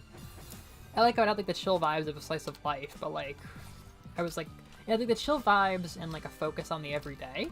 But rather than, like, the whimsy alone of the everyday, it was, like, the, you know, intrigue of the everyday and everyday mysteries, like the literature club. Kini narimasu! That's so cool! I know, we've talked about that. It's cool to be able to talk to you about that, though. Even if you're confused and you're at a boundary, being aware of it for so long is adding something to the experience, getting you closer. Ah, my theory was correct. Theo also can activate these, so they're not just activated by us or parts of us.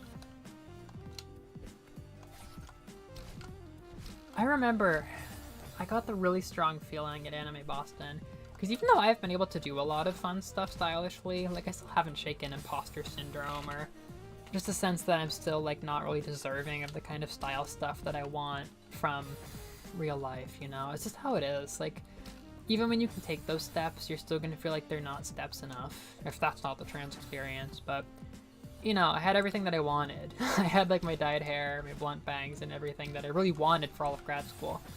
And I got to AB, Anime Boston, and I saw how people were, like, I don't know, like, dressed as characters that they didn't remotely resemble. But it made me remember just how different I was IRL from, like, the kind of people who I saw myself as or who I wanted to be. Or even just, like, the style that I wanted to have for most of my life. Like, you know, it's not often you can really keep your style in line with who you are unless that's, like, a really integrated part of your life. And I remember getting this really strong feeling when I went back to my first convention in the spring of, like, it doesn't matter. Like, it does not effing matter. Like, if your profile picture looks one way, like, that's so valid. Like, it's okay if you, like, I don't know, you want to be, like, a cool, long-haired sword lady, but IRL, you just have, like, short hair because your parents don't approve or something like that. Like, it doesn't matter. Like, it doesn't matter if it's only one day of the year or one day of your life that you actually look that way. It's like having a vision of who you want to be inside is so important. And that's what actually got me through being trans as a kid. And kind of why I believe so much in an internal gender identity. Because, like, I don't know. Like, having a real self, even if you can't actualize it, is so much more valuable than actualizing it. Like, it's fun to actualize shit, but you're gonna be insecure. You're always gonna be following that ideal. Seeing people like in their prime or whatever, I was just like, yo, I don't even care if I don't look like how I want to look like every day. It's like, it still doesn't cheapen it. I guess I don't really have the words for it, but I got such a strong feeling from seeing people in cosplay. I will not be writing a novel.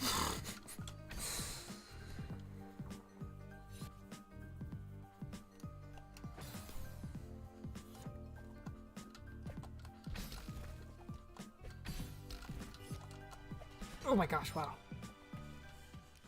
Oh, hey. Wait, what? 10, what? Oh, jeez, yeah. Maybe this is gonna take the hour.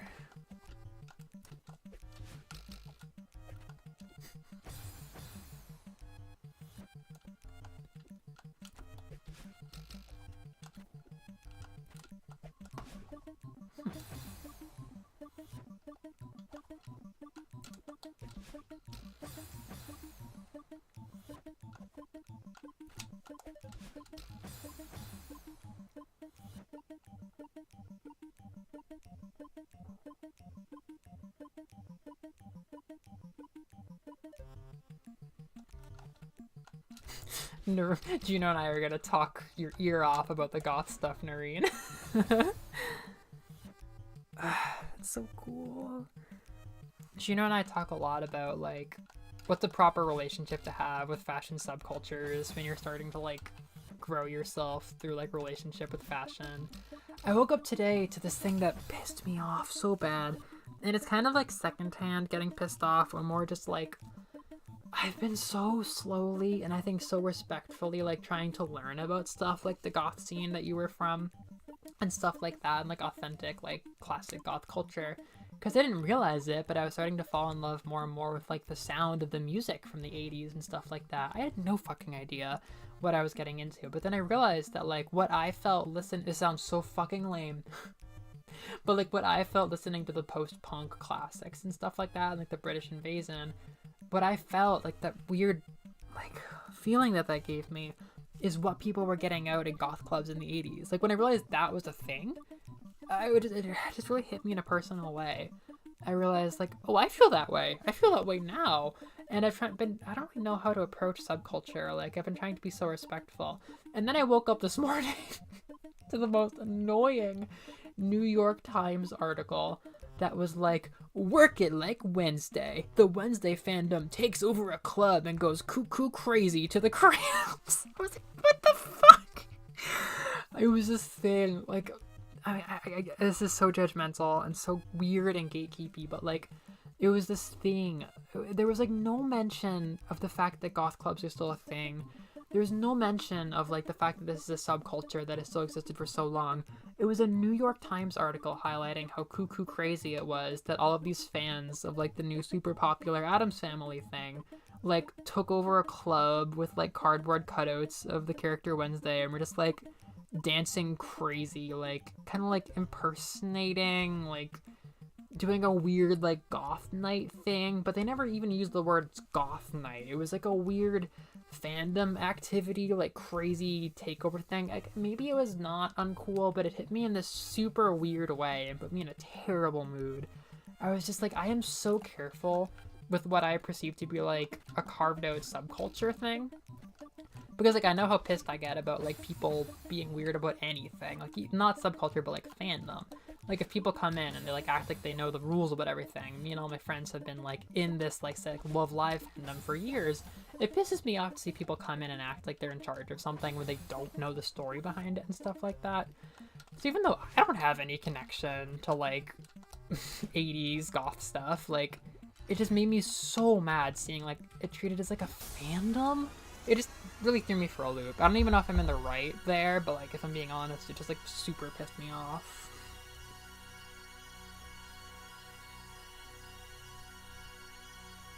Yeah. The Times.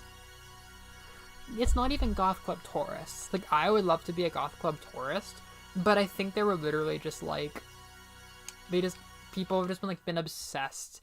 And this makes me so mad because, like, I was making such a personal connection to, like, like dark wave, post-punk, that kind of stuff, and like that's what was making me want to like learn dancing more.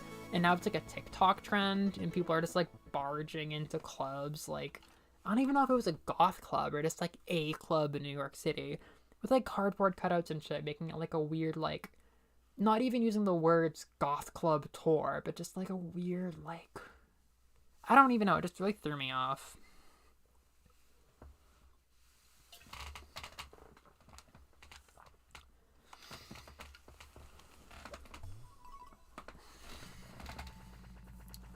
I guess dancing, you know, like you know, mentioned cosplay. I think dancing is something I really, really care for.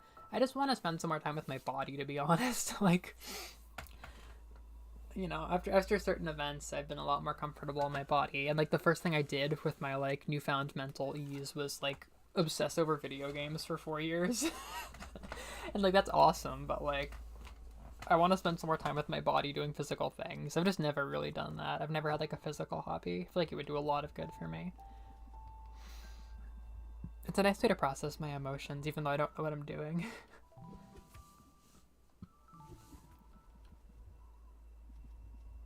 That's what, did you know that? That's what it is for me too. Like the fact that they're seeing this like very real thing that like is kind of just like a footnote, like Wednesday's wacky groove was actually influenced by 80s like the Cramps or whatever, or 70s the Cramps. Like it's not just like a weird abstract historical reference thing. Like it's actually, like Noreen showed me a website of people like actively trying to get people interested in their scenes in New York City where this happened. And I'm like, this just seems so weird. Gym rat bunnies. If you can give me like a daily sign in, I have had gym phases for sure. I know what to do on an elliptical. I can make that treadmill spin. Yeah, that's what I really want. um, what to do? I was kind of set on finishing up early, like 11 or 11:30, but not this early.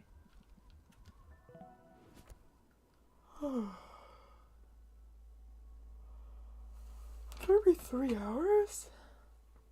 I guess they all have. They haven't been getting that much longer. I thought they might.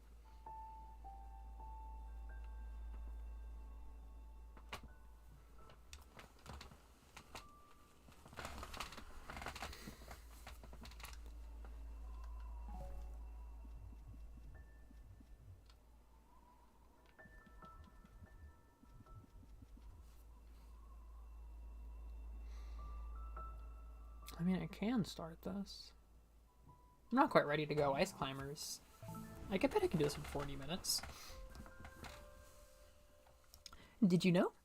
It is impossible to outrun your own reflection.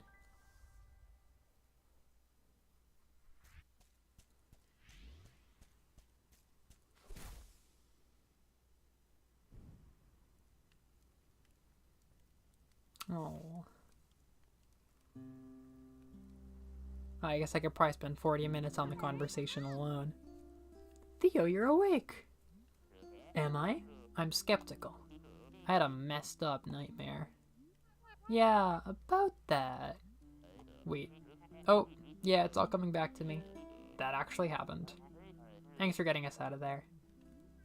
I'm glad we're in it together. I don't know if I could have done that alone. How long was I out for? It must have been a few hours. Man, what a ride. Tell me about it. Are you okay? I mean, aside from the existential crisis? Yeah, I'm fine. Clearly this isn't a normal mountain. What's really going on here? I should have told you sooner. Back at the old ruins, a part of me escaped from a mirror.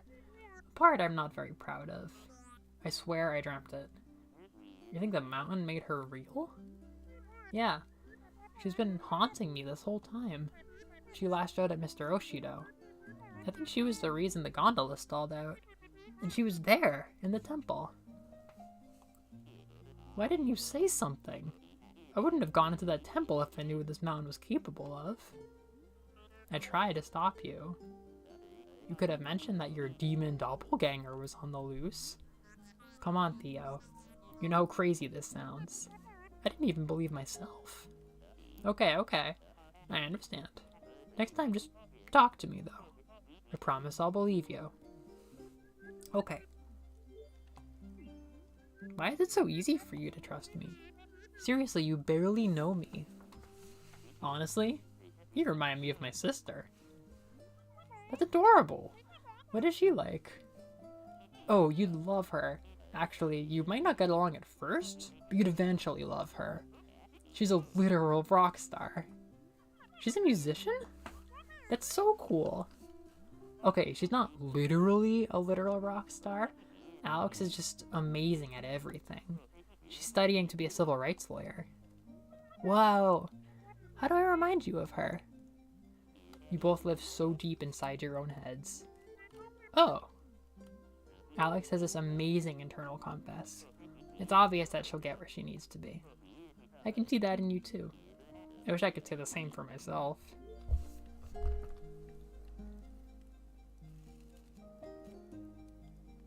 Whoops. Oh shit. I disliked my video. I was trying to open up chat.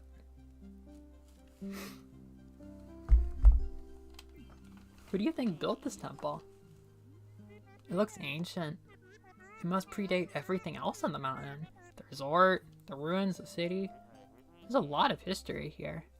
Yeah. This mountain has meant so many things to so many people. I'm starting to understand why that crazy old lady lives here. You ran into her too? What is her deal? I think she's just a mean person. But she does seem pretty content living out here. Thank you, Theo, for believing me back there. I mean, believing in you was the easy part. I wish I could have helped. I was pretty useless, stuck in that thing. You actually helped a lot. Honestly, I couldn't have made it without your support. Your sister sounds great. I really remind you of her? Are you kidding me? You're the one who's dead set on climbing this mountain, and you don't even know why. That's classic Alex. I'm just teasing you. Why are you climbing the mountain anyways? You're right. I don't even know why. I just had to get out of my head. I'm stuck in a cycle. You're preaching to the choir here. I've had many a soul-crushing day job. Work is fine, actually. I'm going crazy. I can't stop thinking about dumb crap that doesn't matter. My brain fixates on these stupid things that happened forever ago. I should be over them. None of it even matters. I'm good at keeping up appearances, but the truth is I'm barely holding it together. I'm sorry, that's pretty rough stuff. Can I help? You're already helping. It feels good to say it out loud. You don't talk to anyone about it? No, not really. My mom knows I get depressed and have panic attacks.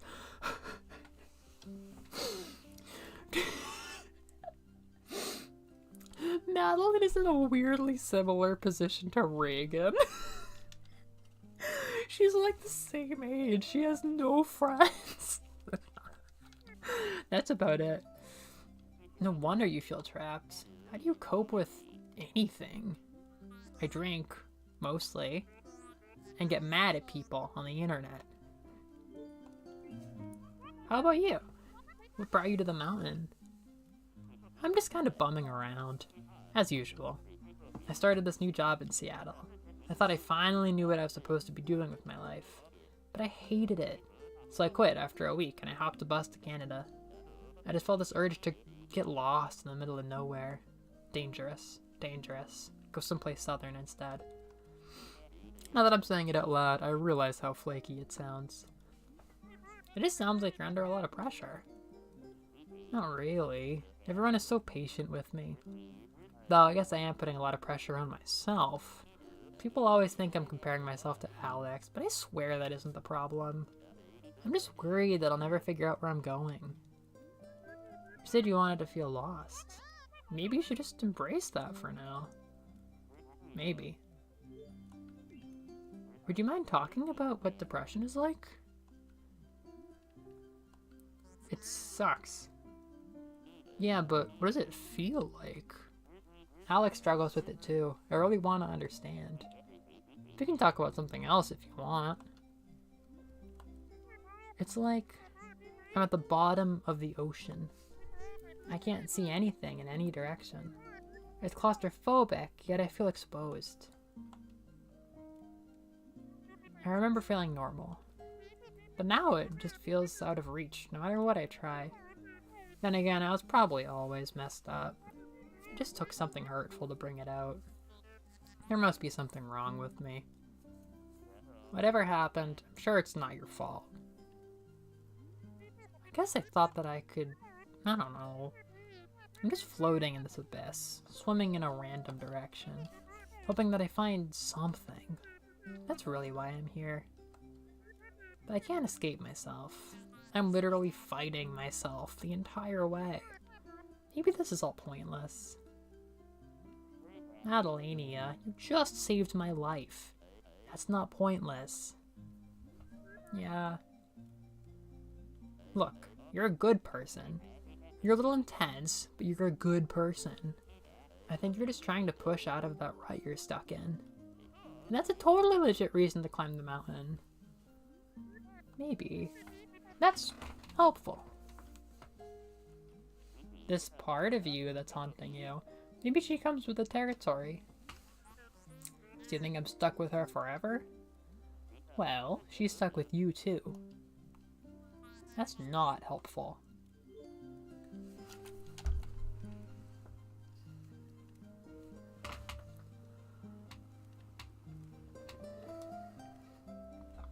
Theo Temple.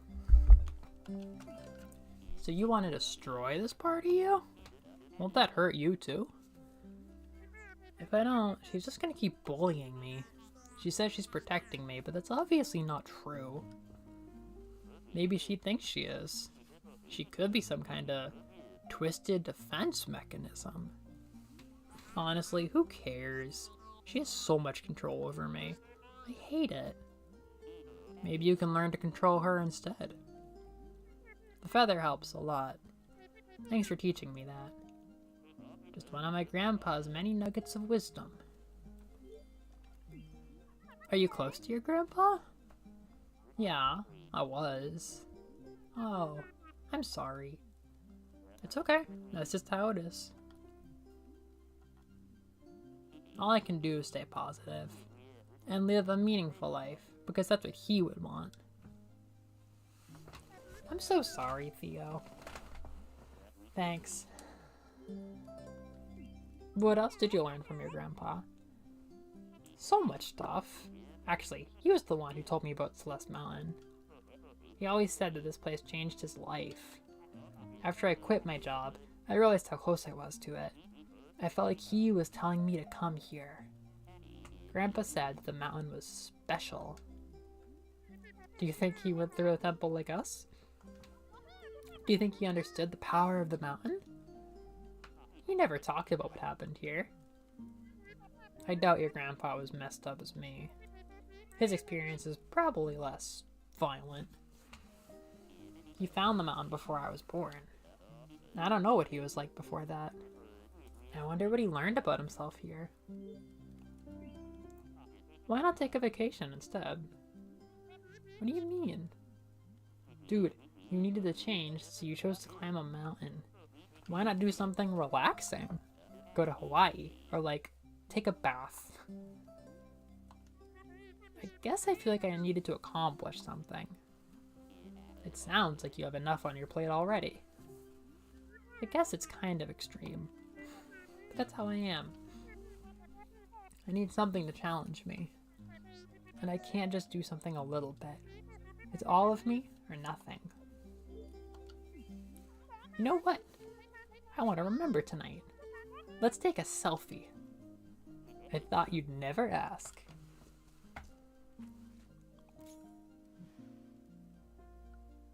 Victory. Look at those stars. Look at those ice climber stars. You know, despite everything, I feel pretty good right now. Wait a second. You're gonna reach the summit tomorrow. Don't jinx it. Yeah, I'm excited. I'm ready to put this all behind me. Yeah, I'll be cheering you on. We should get some sleep. Okay. Good night, Theo. Thanks for being cool. What can I say? It comes naturally. Oh.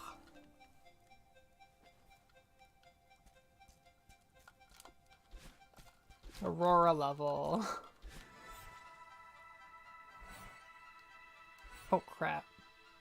I've seen people mention that they wish that they got the Aurora level here instead of the jungle level. I kind of wish we got both. This is really pretty. I forgot how pretty the... Yeah, God, just so pretty.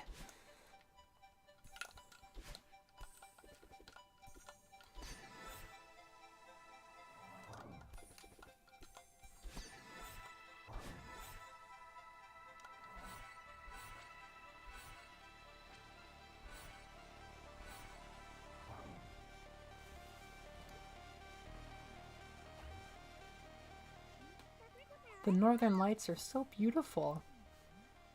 Yeah, they are. Where are we? We need to talk. Okay. I finally understand who you are. You're not my true reflection.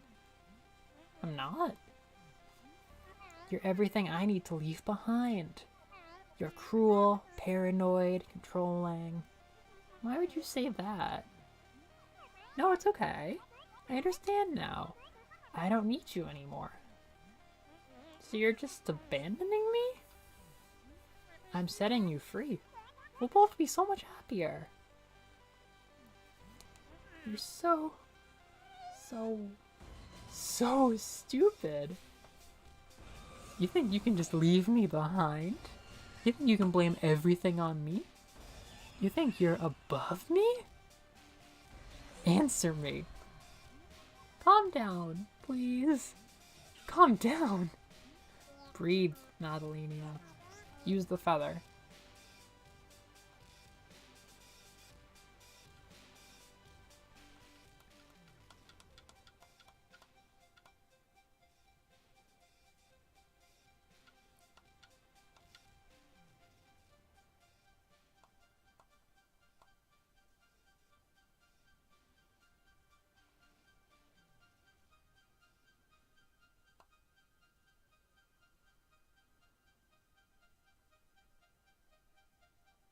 No, come back, come back, come back. No! You're gonna think about a feather to stop me? You are not above me, and you can't climb this mountain. It's time to accept that.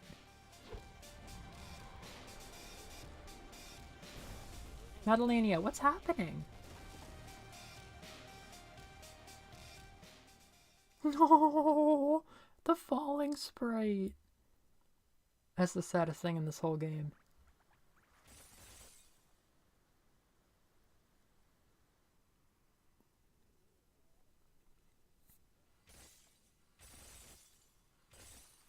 I have thought about this level so many times. Like, this is such a thing. It is such a thing in real life.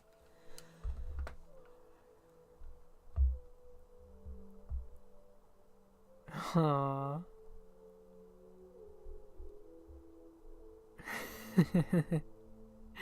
Yeah, it's the persona time. Don't worry, the feather's not canonically dead. It's still a good coping tactic. You missed quite the U-coded conversation, Amber Sensei.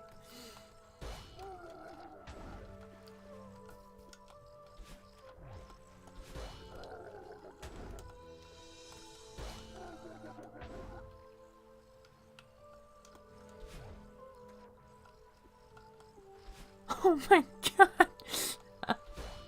That's true, Juno. I don't think you've seen this story through before. Noreen saw it with me last year.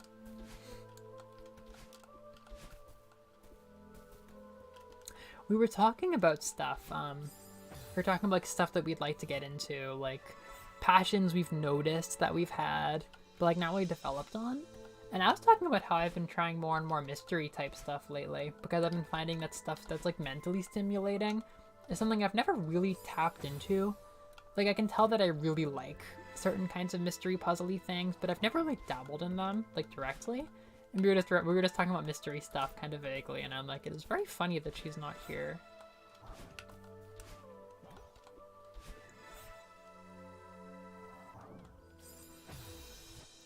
Sleepy tea. Mandatory. I got a really good orange vanilla tea that I've been drinking a lot of while writing. God, I'm never becoming an author. I will seasonally write. It's cute. It's fun. I couldn't be Stephen King. I couldn't spend every day, every week in my little writing zone. That is too intro. Maybe. I haven't played that many puzzle games. Like, I've played, one Layton game, which I really enjoyed. But, like, the pace is so different from, like, my usual action stuff that it was kind of tricky. So I've been kind of thinking about more, like mystery anime. I've been wanting more mystery stuff and more anime, so logic. I want to use my little brain.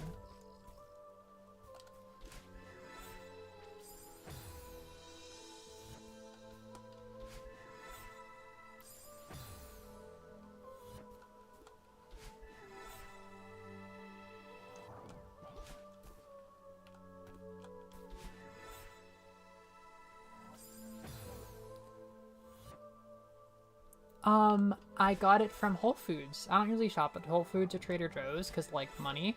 But my mom got me gift cards so I would eat really good food. And I went on, like, a little spree. And I also bought a bunch of manga with Barnes & Noble gift cards that were building up. Had a pretty good night. Yeah, Whole Foods had this really good orange vanilla tea. I love it. And you get a lot of it per box, too, so... Decent Whole Foods rack. I thought you might say that. I'll try it. The art style has never spoken to me specifically, but I don't know, I haven't experienced it all. I think something really long running might be appealing, because I was talking to Noreen about how, like, it's really fun once I know an author's tone and, like, what they're about.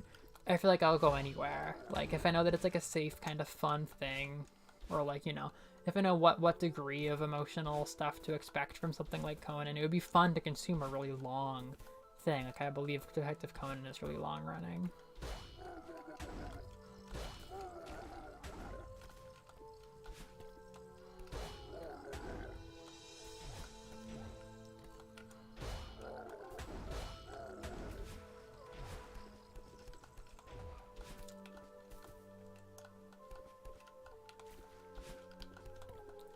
I was saying, I don't know if you have any recommendations for stuff that features, like, androids or zombies or, like, homunculi, like, artificial people.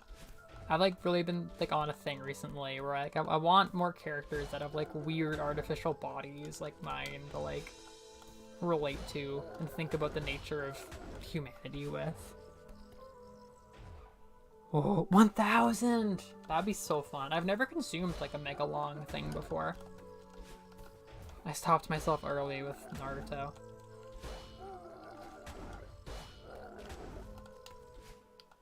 Oh, B-side. Oh, B-side.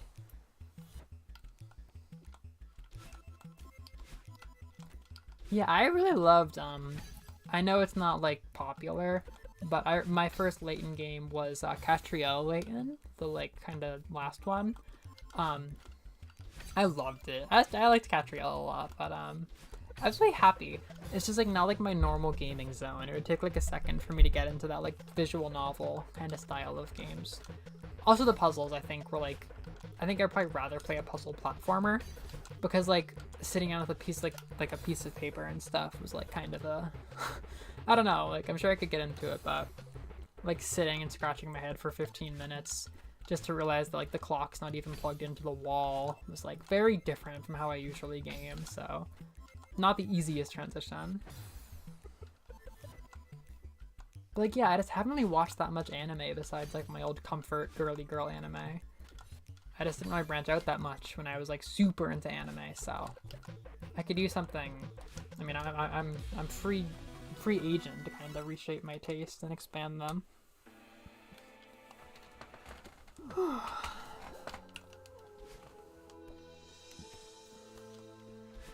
We're actually making really good time to beat all of the B-sides.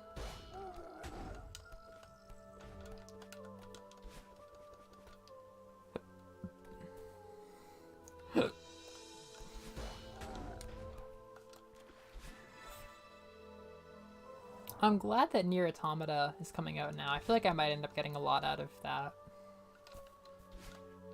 It seems kind of similar to what I've been yearning for.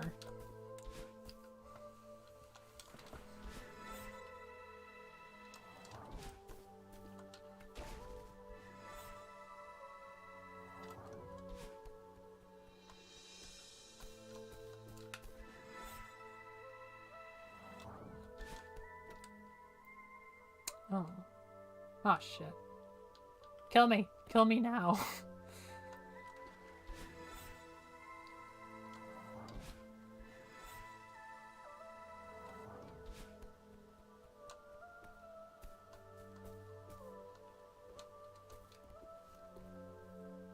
Ooh. That's cool. Kyoko Sweetie. I'll check out the art style.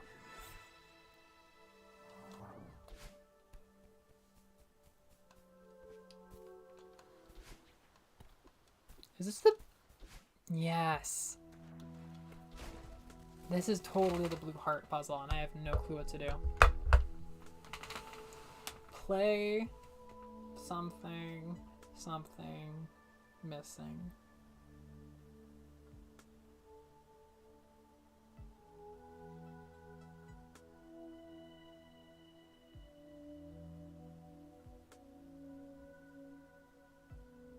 I mean, that's the order from the bird puzzle.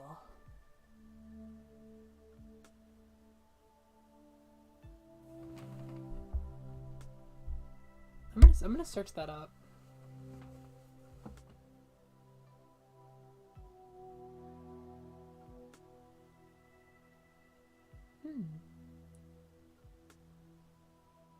Oh. There's an idol. I like the colors. Inspector. Oh, I read something when I was a kid. It was like literally my second manga ever after Full Metal Alchemist, called Nightmare Inspector. If you want like a really gothic, kind of bishi pretty boy mystery. It was really cool. It's about Baku, a dream eater. It was very, very stylish. It was very dark, and it was like mystery of the day type things. It was very beautiful. I haven't really reread it much. It was a funny second manga. It kind of reminds me of that. Hey, Robbie! Oh, the gang's all together. Yeah, it is from the satellite thing. But I don't know what to do. I've never done this. I have a question. Does anybody know what these symbols mean on their own? That would be a really good hint. Because I've wondered many times, but I don't really know. That would be a good point for like figuring out myself. Because like I don't know what these mean on like a VHS or whatever. Play. What the hell is that? I don't know.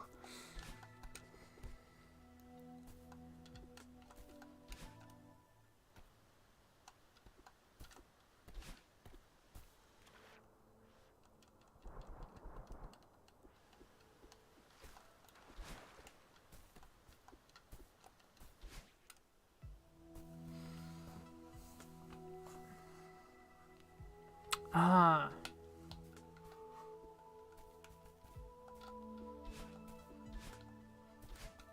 This one's missing.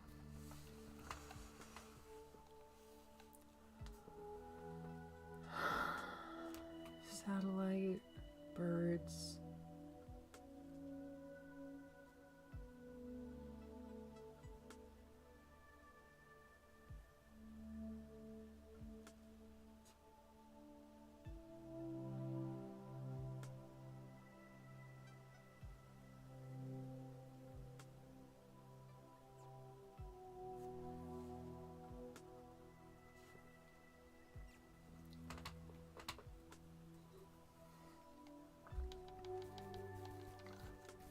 play.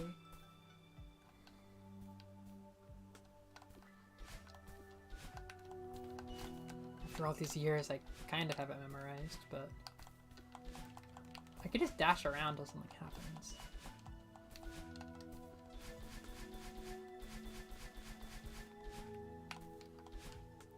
Fading out. Oh, red.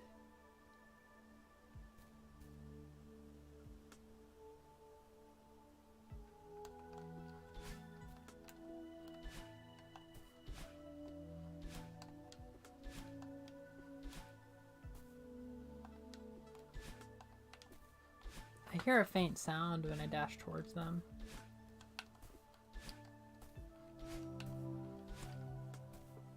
I have never had a guess for this puzzle.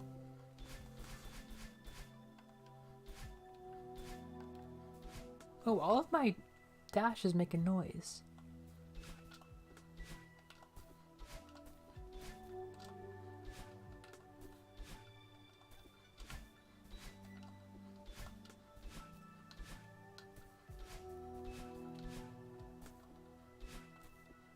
Wow. They really do all make a different noise.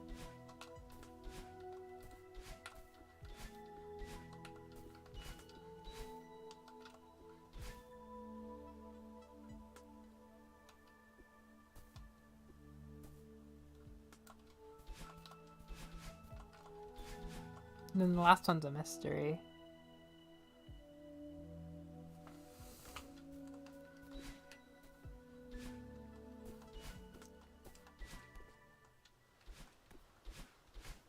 Yeah, they don't make that noise out here.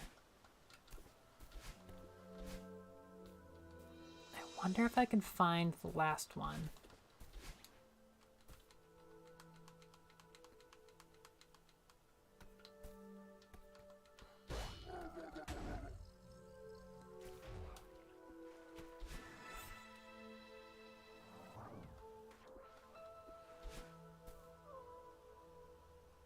Oh, the birds were notes. I never noticed that.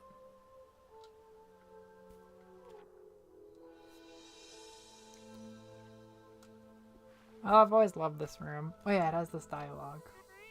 I was so close. It's over now. Why won't you leave me alone? I hate her. But she's part of me. I'll never be able to get rid of her. And she was right. I couldn't climb the mountain.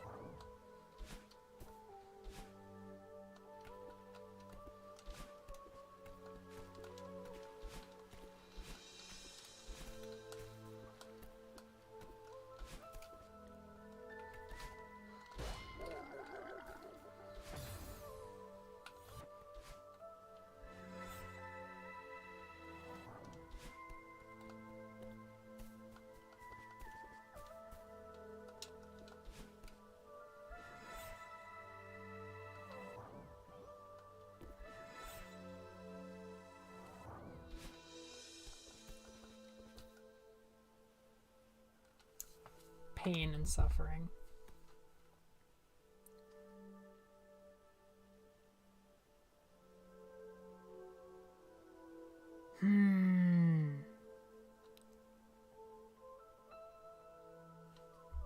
I don't quite get that. By the way, that's actually nice. Getting everyone's advice like bit by bit is a lot more fun than like looking up the hint would be, honestly. I don't quite get that though. Directions to mirror. Mirror.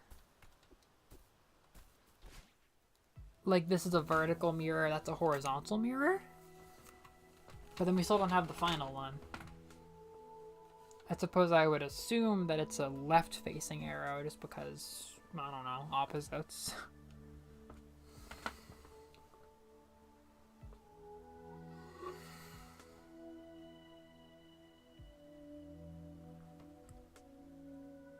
Okay, okay. Well, I kind of remember that, but not directly. Jesus Christ.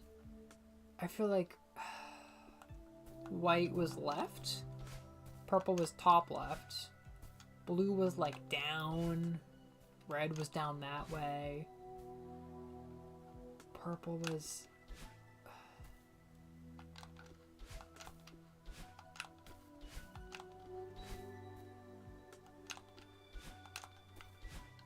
Nah, it's like...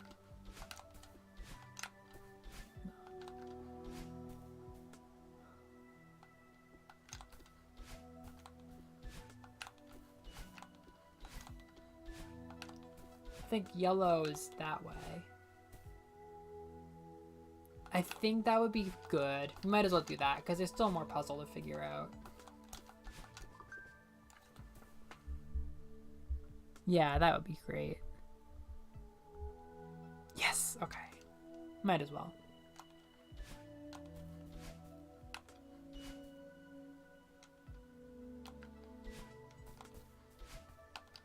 Yes! See, I remember getting this to light up as a kid. I mean, as a 20-year-old LMFAO. So now we're doing a vertical mirror.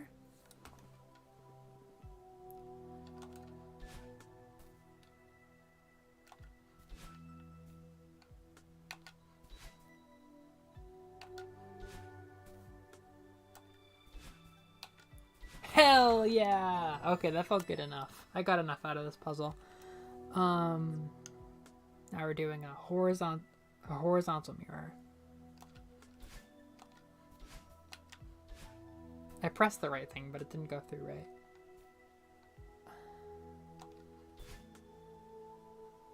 No. Wait.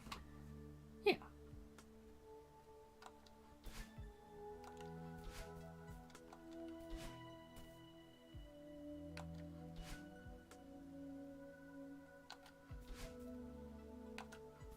That felt right. Wait. Down. Up. Down.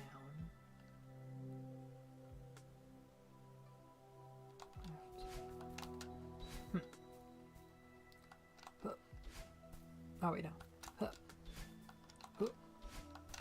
No.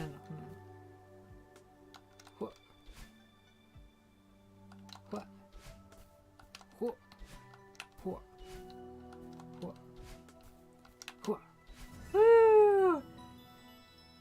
So,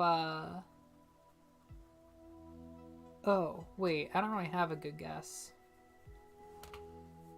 My guess is backwards.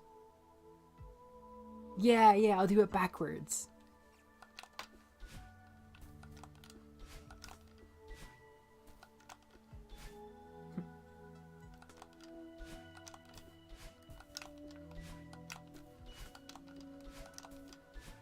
See, I thought that was real smart of me.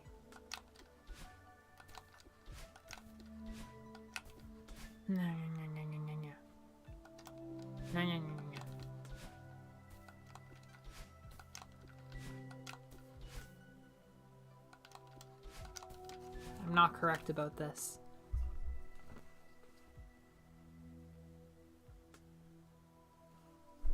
What would the last one be? Backwards seems like a really natural one.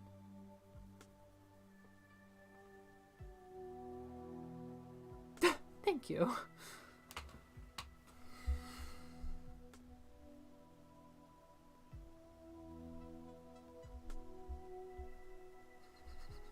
My Uncle Ken just called my cousin Kenny his son Kenito. Reflections.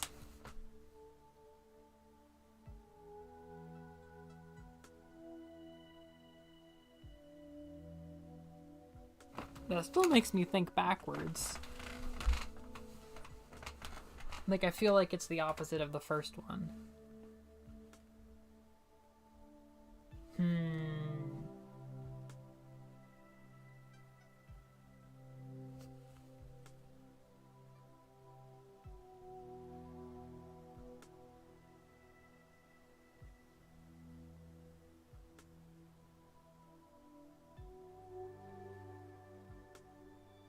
Right.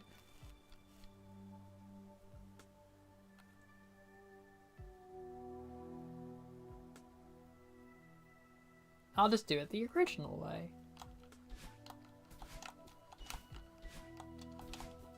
No. Right, but there's two diagonals to pick from, so why would one be the right one and not the other?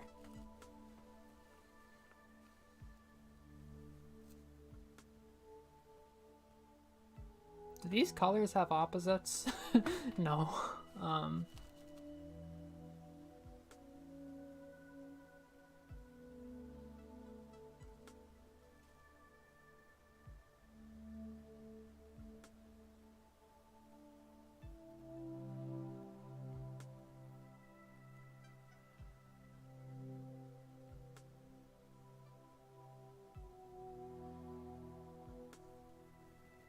Yeah.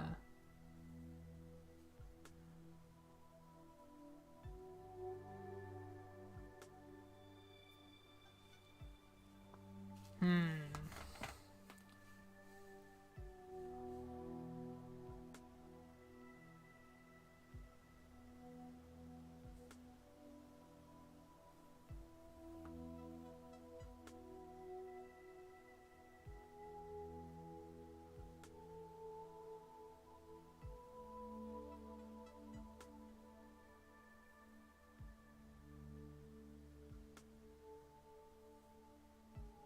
Can't think of any other angles to think of this out.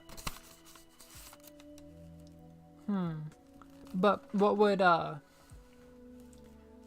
prioritize one option over the other for the final one?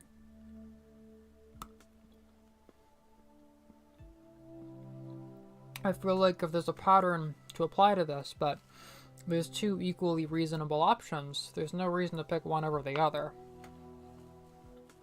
So it's probably an angle that only gives one option, right? If they're expecting us to guess it.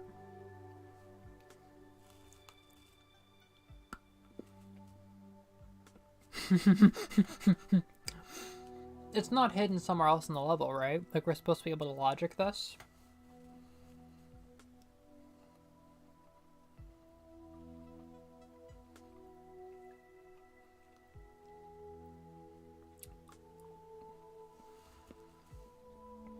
Yeah, the statue is very prominent.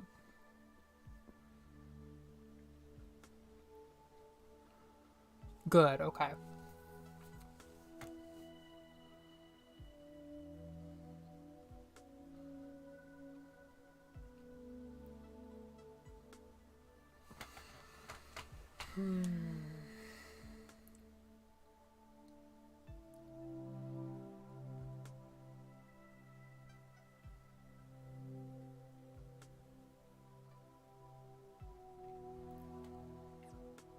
Yeah, I think open-ended puzzles are kind of like, it's hard to stay interested for me. I like finding clues. I like looking at something and like figuring out what part of it is relevant versus like applying every kind of logic I've ever considered to a puzzle, which is what a lot of latent puzzles were. Where it's not about using what's given to you, it's about remembering that like, oh, the clock could have been unplugged the whole day. Which wasn't quite as satisfying to me as like, I don't know. Like I don't know. I don't quite have the phrasing for it. Like pattern detection. I don't know.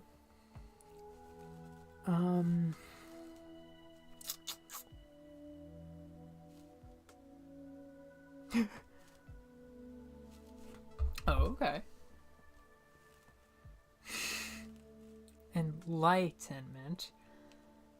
The entirety of the journey using techniques one has already experienced. Wow.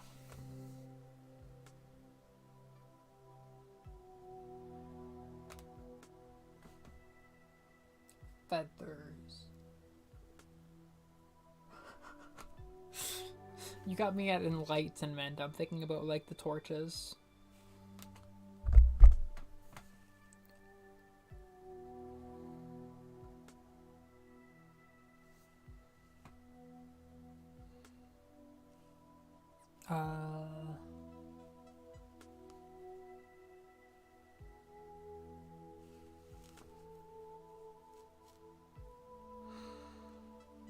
Oh.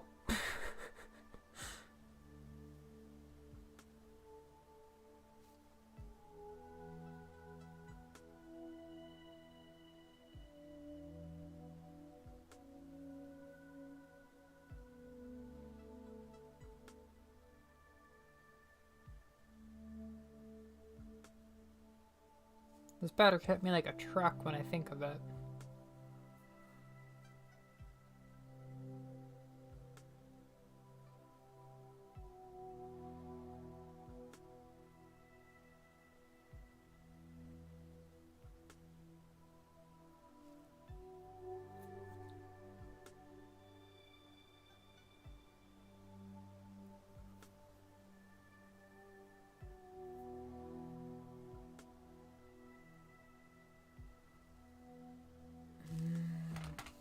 Purple, yellow, red, and blue?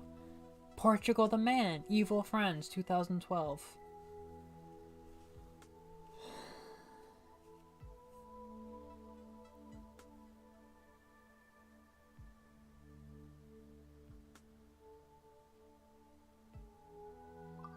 I'm thinking about characters that could be in these colors. I'm so lost.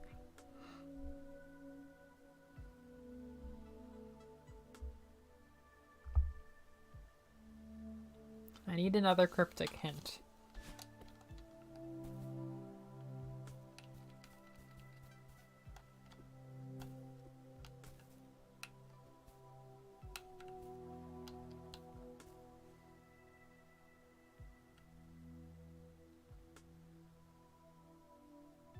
Oh, is that right? Oh, okay, I might be quicker to play my DS Laytons then.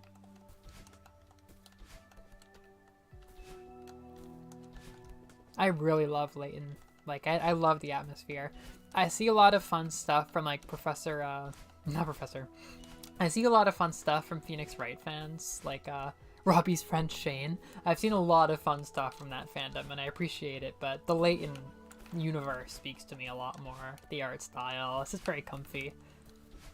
I, like, really like it, but I would probably watch it as an anime a lot faster than I would play the games that I have. Although I seriously want to get more into my DS, like, mystery games and stuff, because I don't have enough reason to play my DS Lite. Yeah, shoutouts to Shane for exposing me to the Ace Attorney fandom for so long.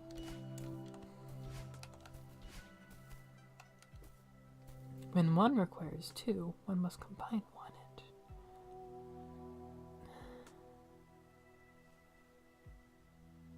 Okay, what is this? Requires two. A square!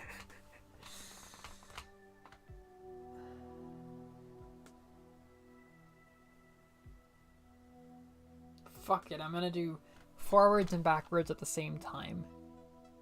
Bah! Bah! Bah! Bah! Oh my god. Bah! Fuck! Okay, bah! Bah! Bah! Bah! Bah! Bah! Bah! Bah! Bah! Bah! What order is this? Bah! Bah! No. I merged forwards and backwards together. Yes, I've seen that one. I'm like very aware of those two series. They come up so much in gaming videos. I have such warm feelings for them. I just don't play text-based games very often. Okay, I've tried making a square. Because these are diamonds, and I could put forward and backwards together to make the final diamond. I mean, this right here is a down arrow, but that doesn't mean anything. Down, down, down, down, down, down, down. Oh, really? I heard, like, glowing things about the Layton movie from one person's review. It seems pretty. This is getting pretty desperate. I can't see the logic here.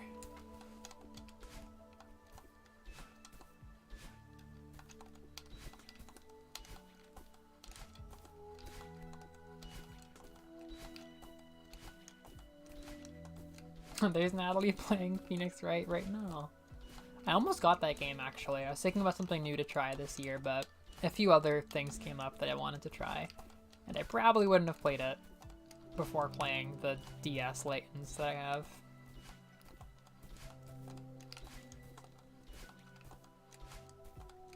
Starting to feel kind of desperate. If you can possibly tease it any longer, I'd appreciate it, but I have got no clue.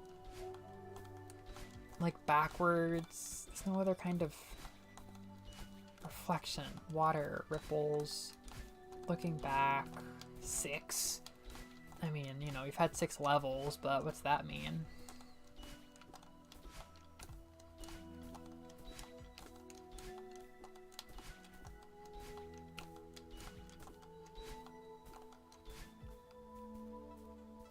On the Phoenix versus Layton.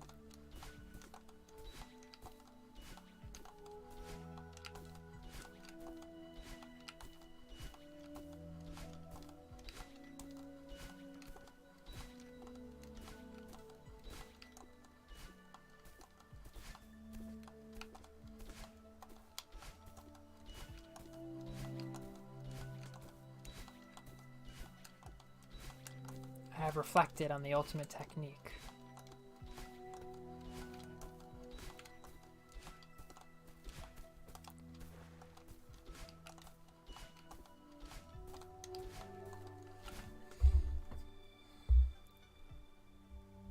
Oh. Yay.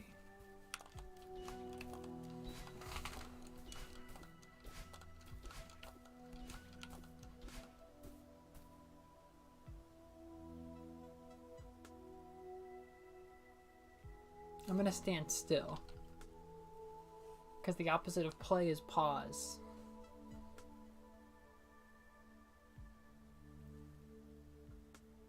Addition.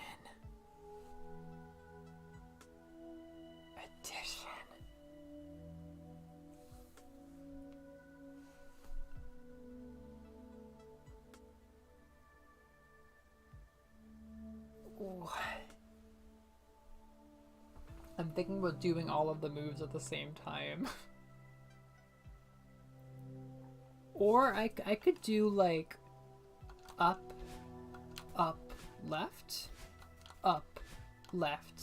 down, up, left, down, up, left, down, up, left, left, down, up, left, down, up, left, down, up, left, down, up, left, up. That was my greatest move.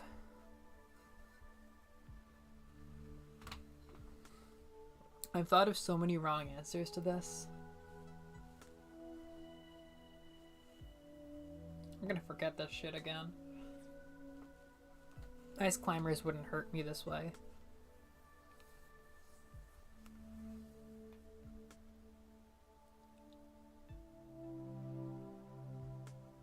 It's the 4th one, so I'm gonna do the 4th color, which is red, which is this, 4 times.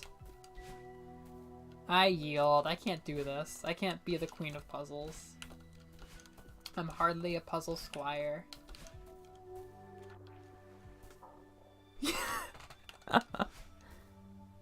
Wait, Noreen, you have a guess? Oh my god, wait. If you can possibly hold it, Amber, I'd love to do Noreen's guess.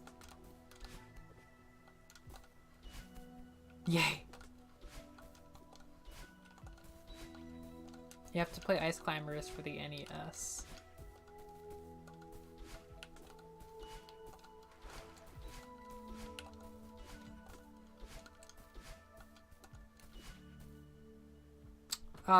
Elaborate. Reflect along both directions. Oh! Okay. Okay. I'll do them in order. Okay, so... Oh, fuck. So, a vertical flip is not much, and the horizontal is downwards.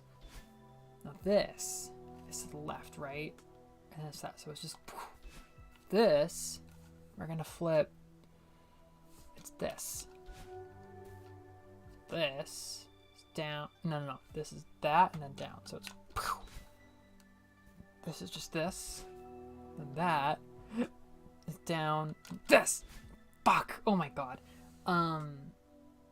Okay. It's this. This. This. This. This. And... This! Noreen, you did it! Oh my god! I gotta be honest, I had no fucking clue. I did the muscle work, though. That was tough. Heavy and frail. I don't think I've ever seen that. I cannot believe you got that. I hope you were glowing right now. For real. Wow, thank you so much for putting up with that, Amber. That was bullshit. I had no idea. I mean, it makes sense. It's fair. I wouldn't necessarily think that. Maybe next year I'll be wiser. Wow, I've done it.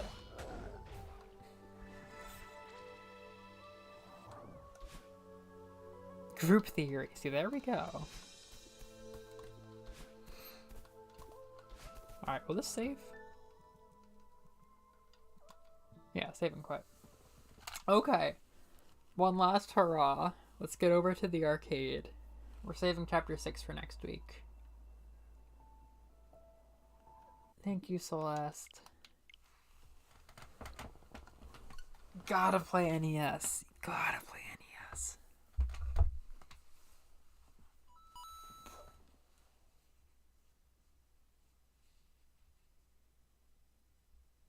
Wow. That's beautiful. That's one initiation for puzzles, huh?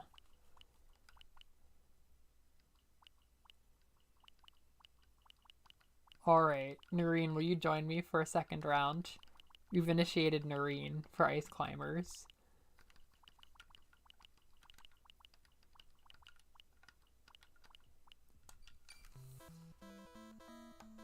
You could too. Noreen, it's on Noreen to yield. I was gonna offer Noreen a second chance.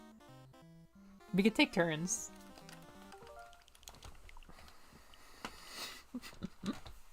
I love seeing the excitement for Ice Climbers. Okay. You can start with Amber. I love this. If Robbie or Drew don't want to get in on a turn too, we can do it. I'm playing probably not till midnight, but maybe for another half hour. Have you ever seen a 5-person lobby for Ice Climbers on NES?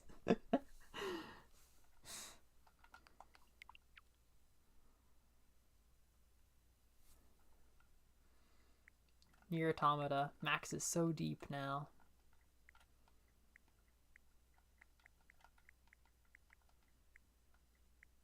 Oh my god, that's cute. Where are you? Did you get banished? Oh, there you are.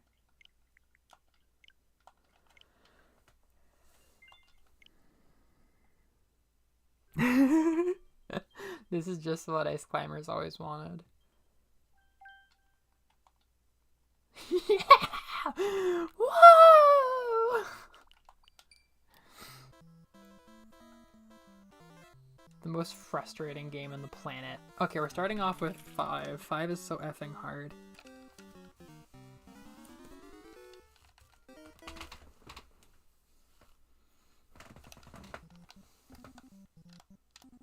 Onwards and upwards. We tried the final level, and what's amazing is that they didn't even make it hard by, like, increasing the number of enemies. They just did that Ice Climber thing where, like, all 72 of your possibilities all lead to getting sent, like a pinball, down to the one space where the one enemy is waiting. Well, you made that. I feel like it's like impossible to make those angle jumps.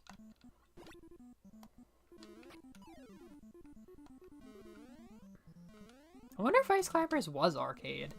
Probably was not. It was probably just NES. But it sure has the vibes.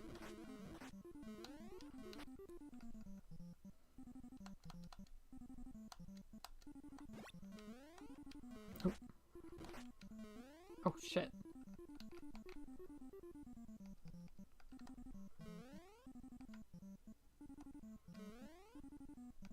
You monster!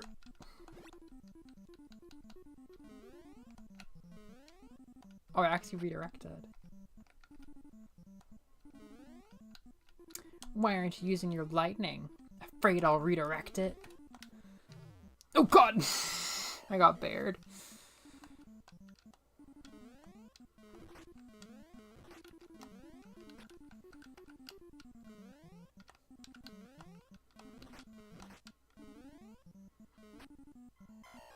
Oh gosh.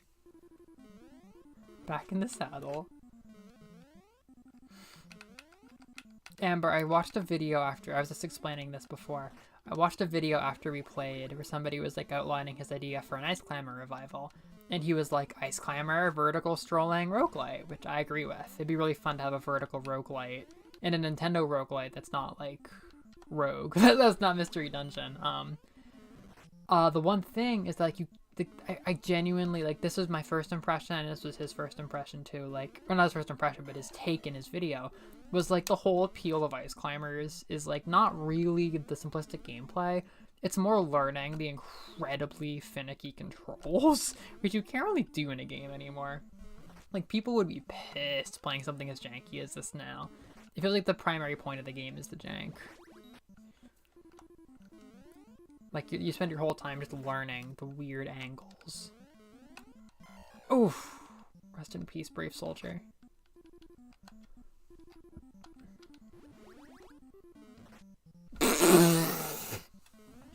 That was raw.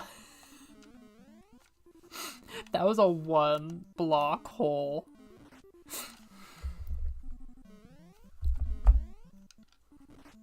Oh my god, that's so fitting.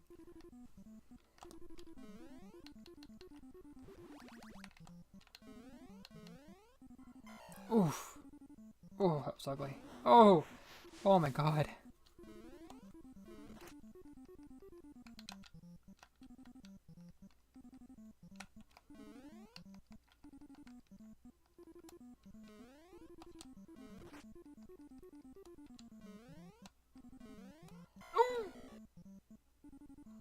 That's rough. Pure pain. Wow.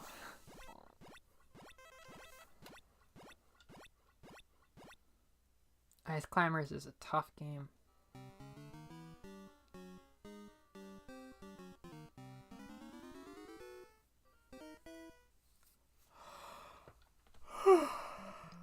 And it is funny imagining like the Condor getting the Palutena treatment and being developed into like a full-ass character in the modern age.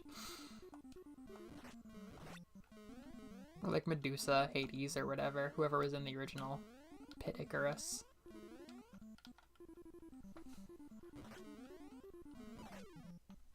Icarus is such a cute concept for a game. Like, he's a heroic little boy. Oh shit. Speaking of hubris. Okay, that's so weird. Why can I jump through the blocks but not break them? That is just wild.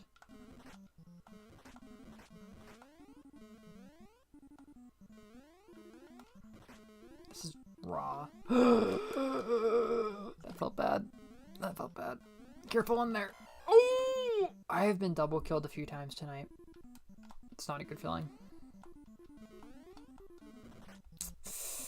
That gets you. That is Ice Climber's feeling. Oh my god, you got double killed. The worst kind of double kill.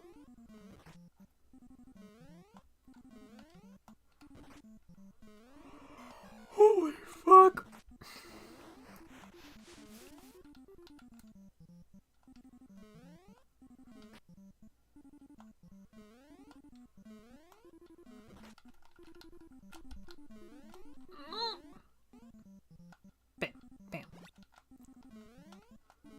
I won't squander this.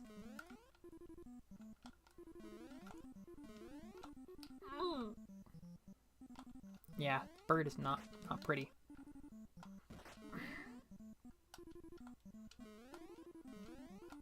Oh, shoot.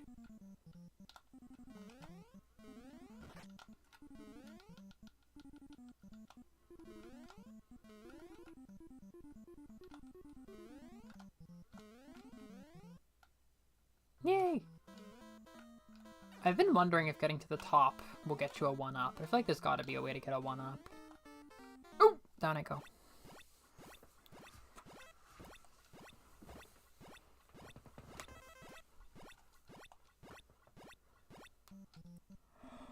Whoop!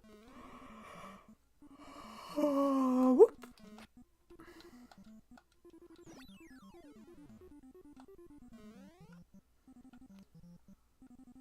Whoop! Bam! Ooh, it is hard to judge when your jump is gonna save you. I remembered you. Let's start on level 6, because we deserve it. Yeah, I've been over-trusting the jump. It really only seems like the back and top parts of your jump will really save you. The bottom part, you can be very vulnerable. Noreen got this thing where she was jumping backwards and hit the bird kind of like in the first half of her jump with the hammer, but I tried to do that to the icicle and it was like just not quite active her hitbox yet.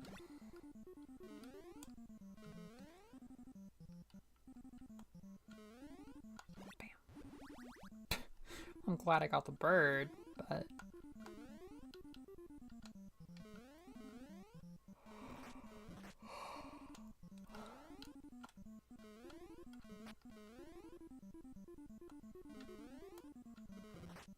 Just watch. We'll get it next time.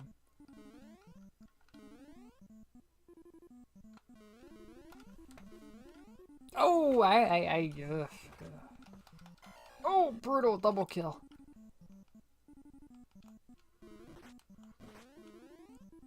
Oh, God.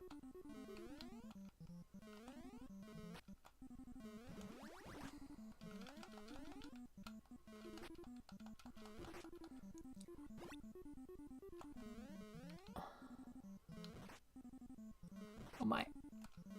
Oh my.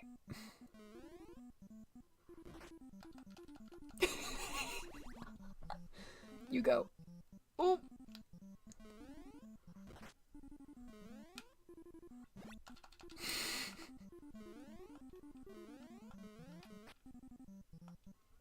Okay, we're here.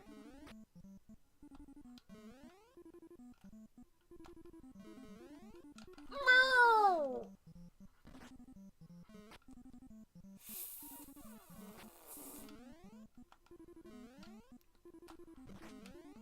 Oh! That was rough. Oh, nice, nice, nice. It's just not right. Dorian, that's like the most Ice Climbers comment. Oh, that's just not right. This game is rude. Oh, we made it though. Oh no, we made it to level 7. Okay. Surely things will be better here. You have 3 lives. Oh my god. Maybe we get a restock between levels if you're not dead. Huh.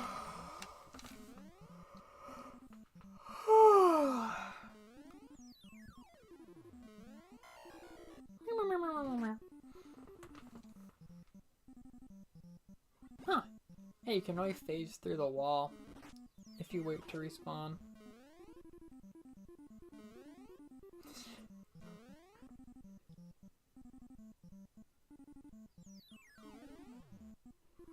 I think this might be the most dickish game that Nintendo has ever made.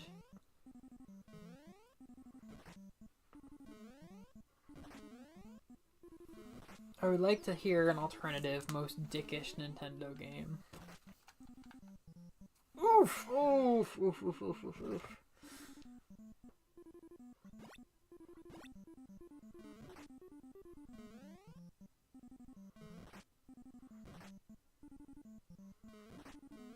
Skyward Sword can be dickish, but it doesn't want to be.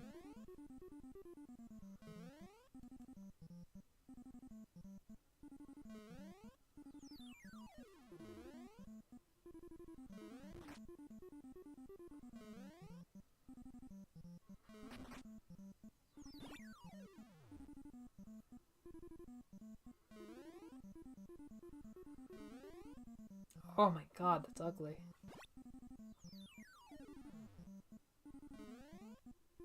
Oh, your life is on a thread.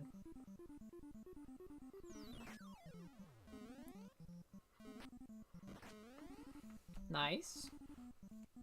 Oh, no pressure. Nice. Do it again. Most dickish game 1985. Where's their 40th anniversary?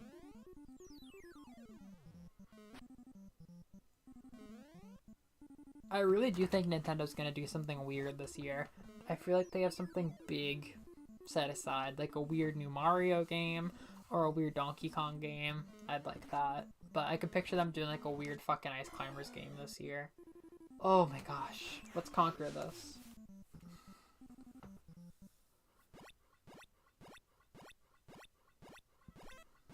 Good effort out there. You were really fighting against the odds.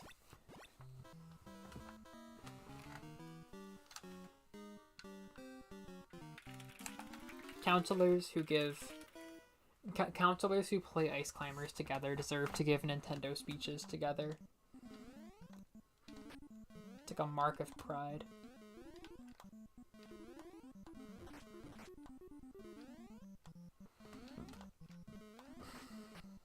Nice. Whoop. You know what? That area over there is a lot safer than it looks. Watch this. Shit. I thought it would be really safe.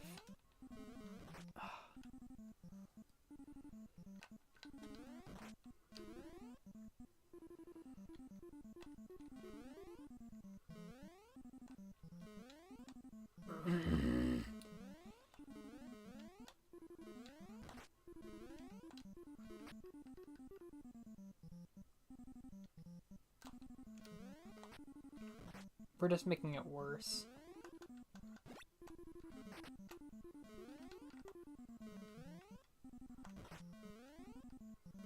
Yeah, see? That's what I was thinking. Haha, you won't bear me. Get out of here, you jackass. Oh, you're just chilling. He's just fucking chilling. Oh, we heard him. Yeah, no more time limit for us. Attack on bear. Watch this. I'm gonna do... And you're dead. Oh my god, I'm sorry. Oh my god, I'm sorry. Mortality. Triple death. Oh my god. Oh my god! That was hard to watch. Oh my god! Oh my god! That's just Ice Climbers for ya. That's just not right. Oh, thank you, Builder. It's a shame Amber's not here to appreciate the safe floor we have now, but the bear is probably coming, so I'm just gonna fucking die. Yeep! Oh my god, get out of here, all of you. No! That's how they get ya. Oh, god damn it. Sloppy. You can't be sloppy. This really is like Castlevania.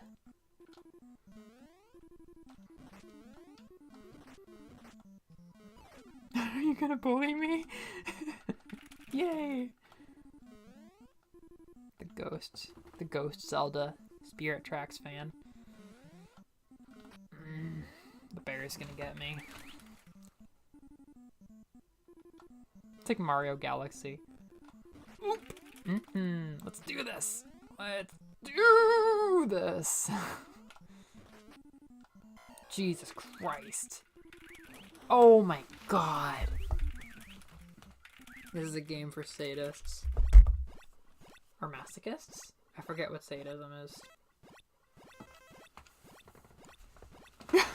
The master hands.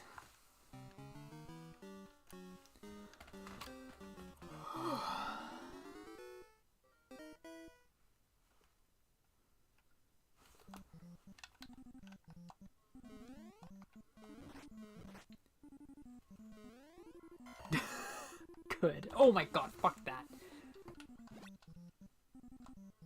I'll imagine like a sarcastic tone on your claps. I wonder if I've played the most ice climbers of any streamer this year.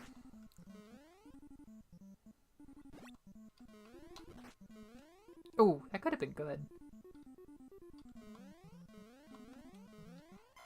Oh, I'm glad you were the pioneer. Never mind, it killed us both.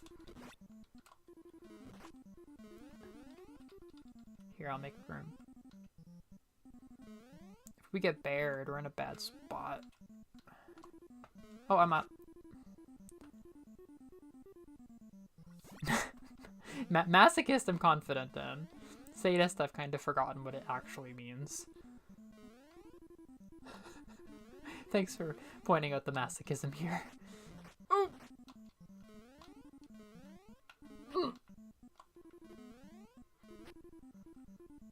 That bird's coming. Fuck yeah. Nice, thank you. I'm just gonna make it. Okay. Oh my god. No, no, no. Fuck right off. You know what? I'm just gonna go for the fucking gold. I hope it doesn't kill you though. You know what? No, I'll protect you. Take your time. They're not gonna build. They're not gonna bird. They're not gonna build.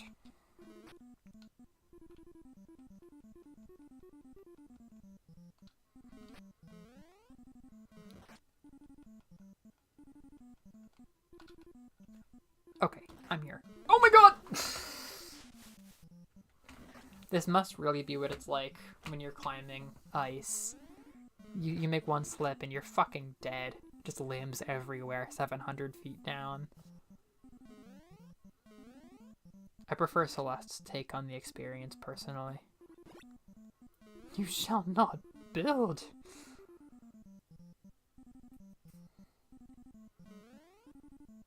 Good luck with those. Fucking bird. There are 32 levels of this.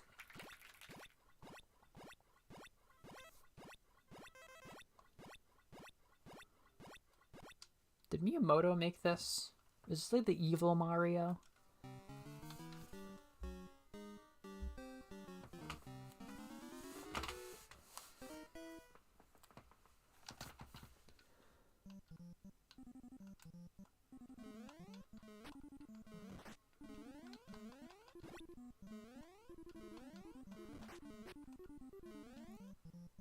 I feel fine about starting this level now. That's starting to feel less intimidating.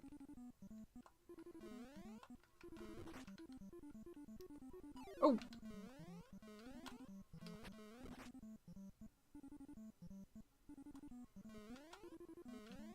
Okay.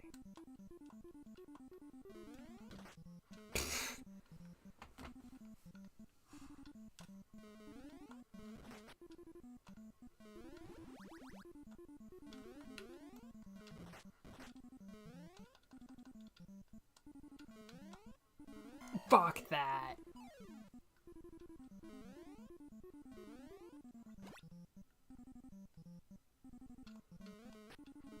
This is not a place I like being.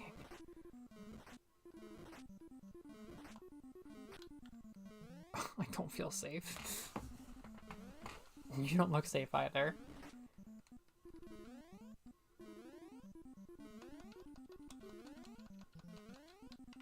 Oh, fuck that.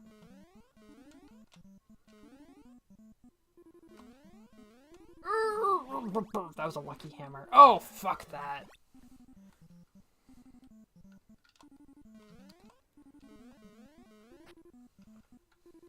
That was cruel.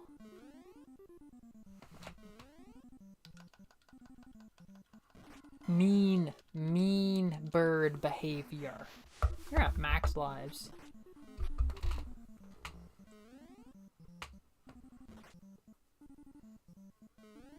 Nice.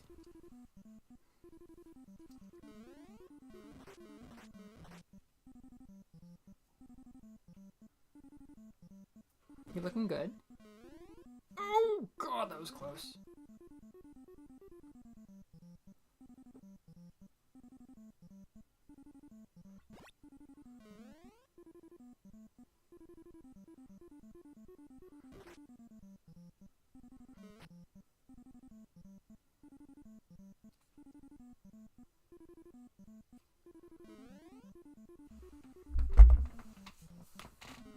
Very nice. Very, very good.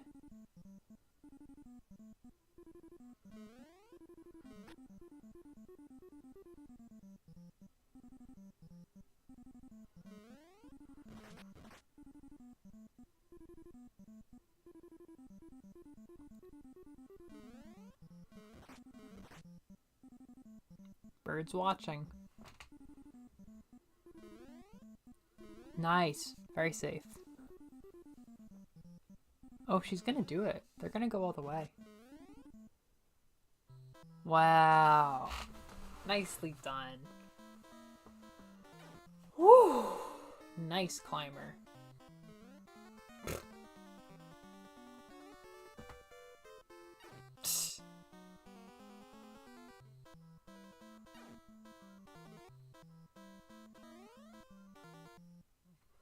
Tapping out. Respectfully. So do you get a live back for surviving? No.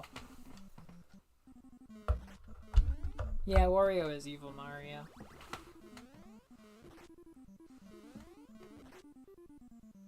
And apparently Wario is Rabid Wario. I didn't think we had Rabid Wario yet, but we actually have Rabid Wario and Waluigi. They were just like sub-bosses.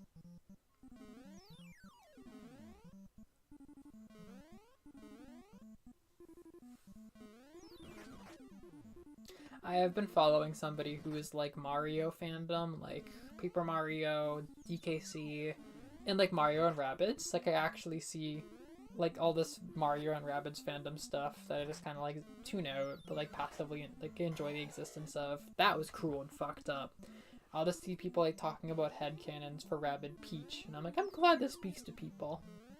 I'm glad. That was a nice hammer hit.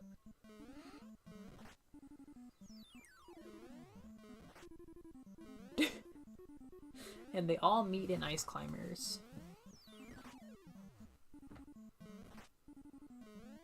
Apparently the new Puss in Boots movie is like crazy. I've been seeing stuff on Tumblr.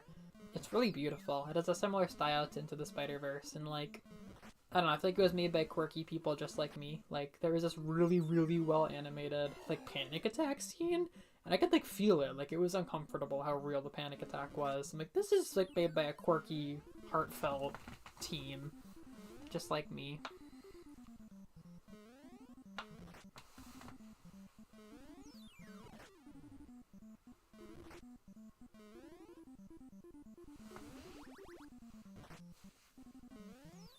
My ripped jeans have ripped to a ridiculous degree. My leg is curved. All that is covered is my ankle and my upper thigh. It is like 65% skin exposure right now in this chicken wing pose. It's barely pants.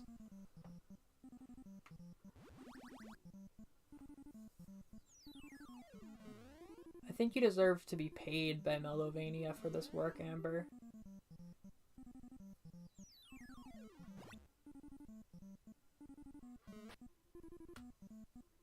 We don't make money, though.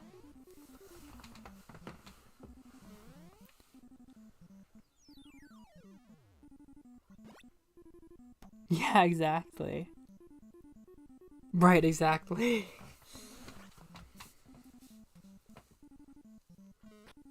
Yeah, it may be in the Shrek verse, but like we actually mean good with a G.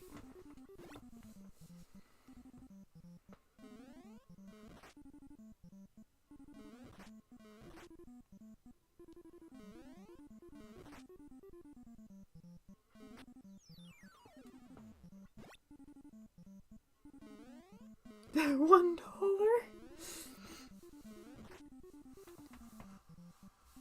The $1. Oh, I saw that coming a mile away. That just ain't right. That's just not how it should be. How do you feel right now? I think you deserve therapy. That was brutal.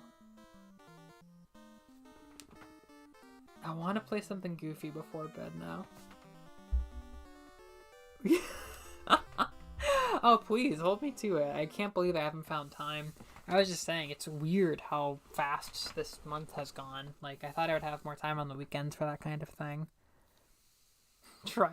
Friends who play Triforce Heroes together. Playing Ice Climbers together. Okay, one last game. One last game. Thank you, thank you.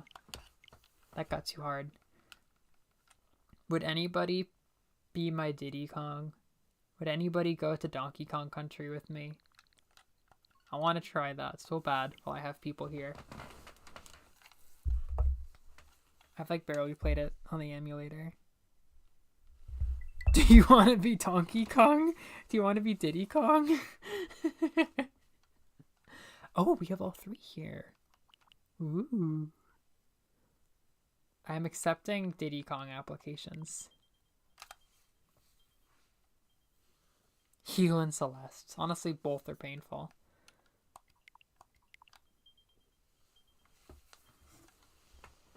If you want Diddy Kong rights, Trina, you can have it. It'd be your first time playing on the stream. I'll definitely take you. Who's most passionate? I'd say priority goes to Juno if she wants it because she hasn't played yet. But absolutely taking any Diddy Kongs right now.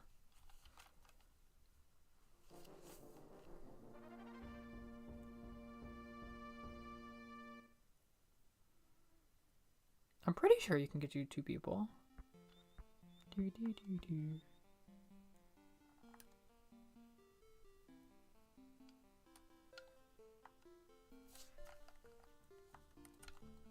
Yes.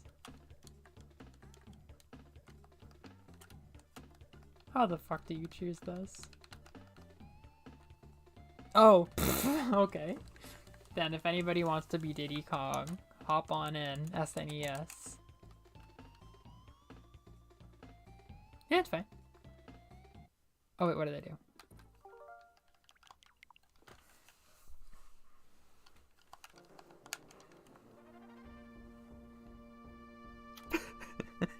I dragged you to Ice Climbers. Now I have to help you play Triforce Heroes. I really want to play Triforce Heroes. It's not often I have anybody who will help.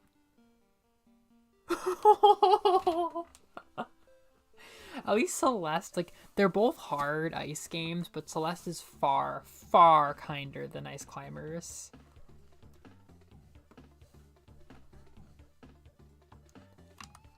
So what button do I press to move down here? It's not X. Yeah, come on in, Diddy Kong. Get some more SNES platforming under your belt.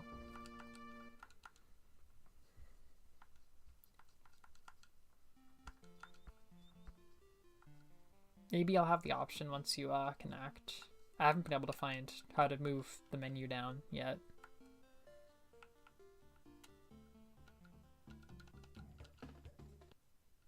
It's not B.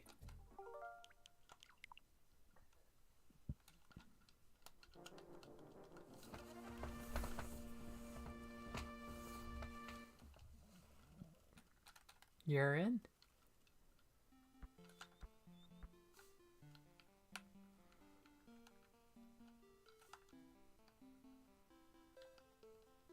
I didn't do an invite, so you might have to manually look for me.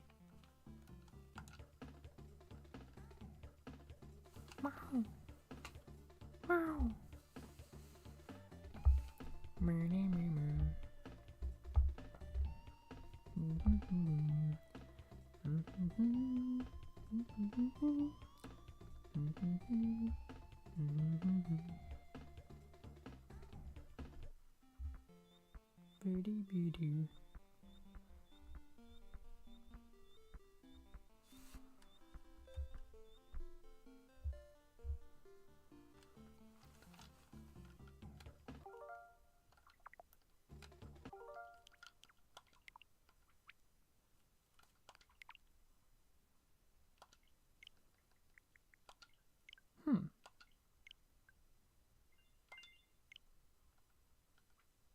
I just did invite. Quick monkey.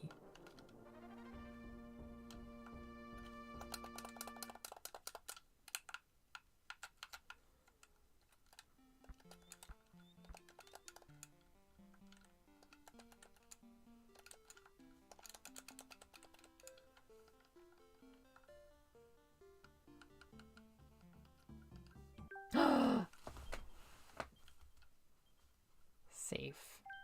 Okay. Huh.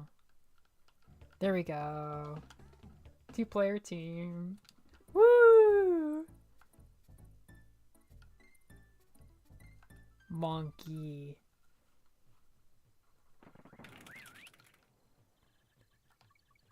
Where are ya? Maybe I have to tag you in with a barrel. So the story is that we lost our bananas.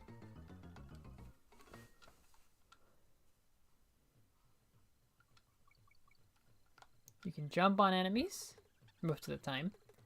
You can roll into them. And by holding that, you can run faster. These barrels are how I tag you in, I think.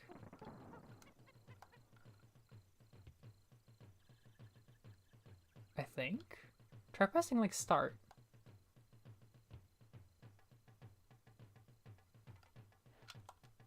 What if I press A? Oh no, you're in control. I think you paused it somehow. Maybe I did. Try pressing plus. There we go.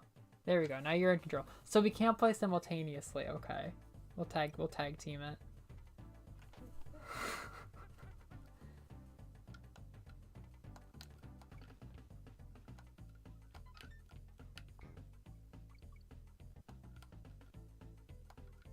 Oh, that's you. You're in a dangerous position.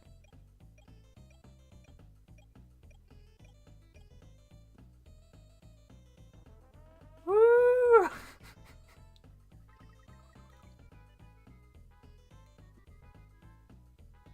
Checkpoint barrel.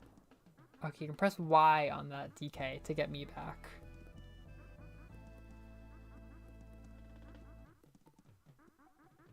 There we go. Okay. Oh, this is danger. This is big danger. Oh, okay. I recommend fleeing. Oh, that'll be a rhino. That makes everything better.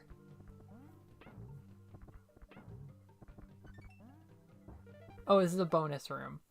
The challenge will be to get a bunch of bananas. Guiding somebody else through Donkey Kong Country is quite nice. I would grab a rhino before you leave. Oh, I think we've lost him. Okay, we've lost the rhino. It's okay, we can carry on. It's not a very long level. Careful. The bigger guys, you might be able to take out by rolling, but it might be a Donkey Kong thing.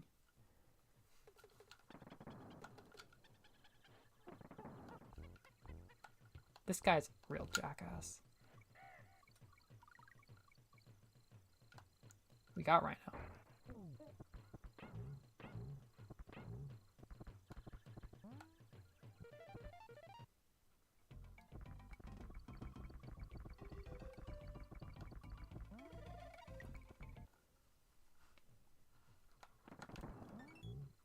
Wanna.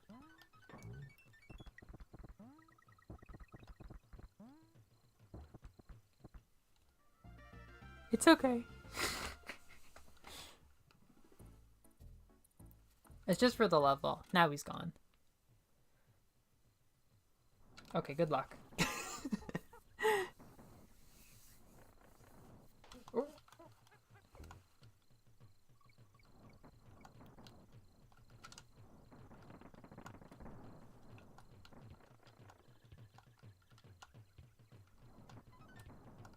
Oh, so these you hold Y on the run/roll button to climb up.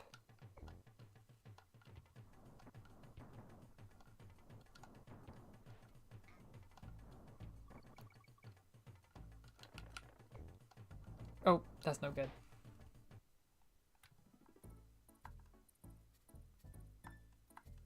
I think you're in control. So press start to start the level.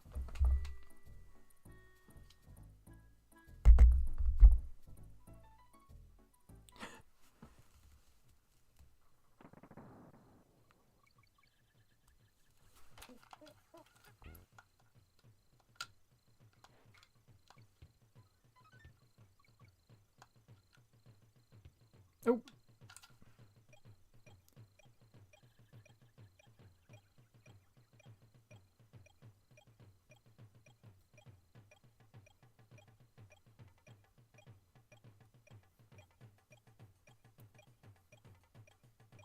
Yeah, it does.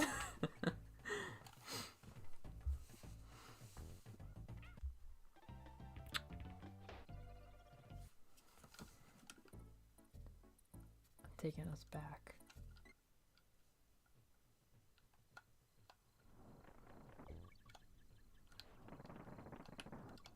Oh, fuck. Wonder if that sends control to you. Yup, it's just Diddy Kong.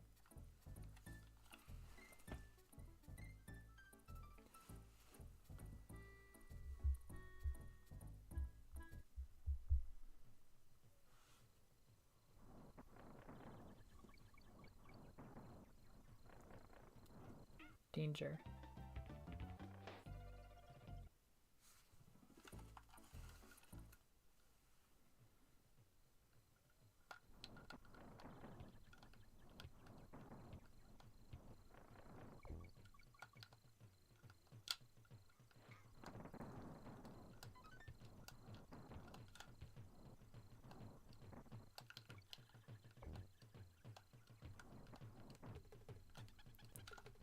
Back up. Oh, let's get the emu. Wait. Oh, what? That's a rhino? Okay.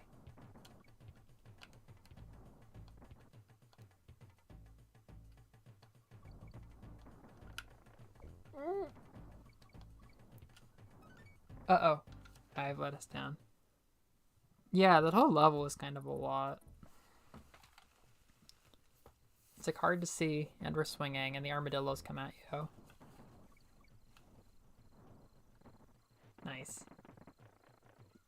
Oof.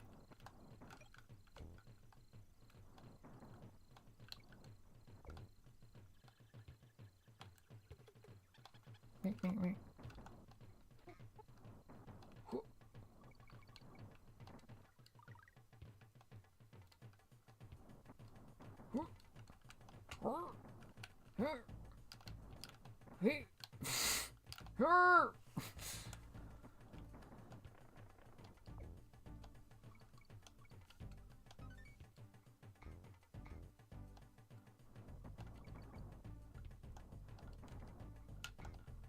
Oh, danger.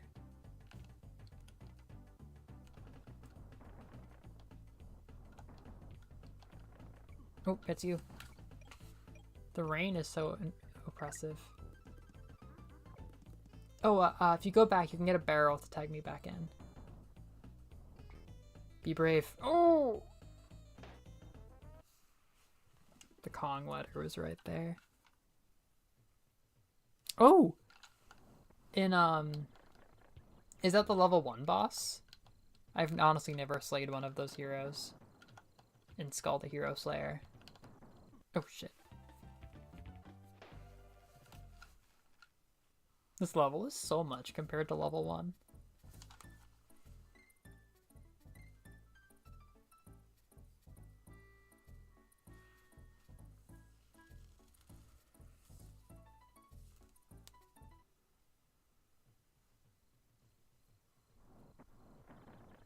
Oof.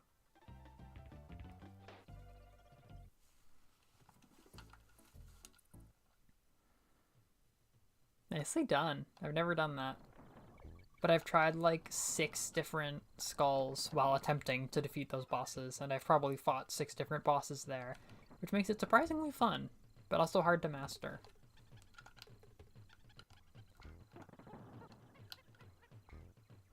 I'm actually kind of digging. Oh, we're gonna do a mini game.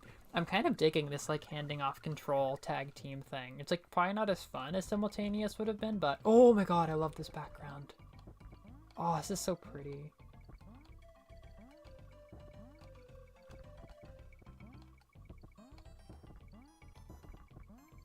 Now we're not gonna die. Now we're gonna get some level ups. I mean 1-ups. In this monkey RPG. I love the wintry areas in Donkey Kong Country.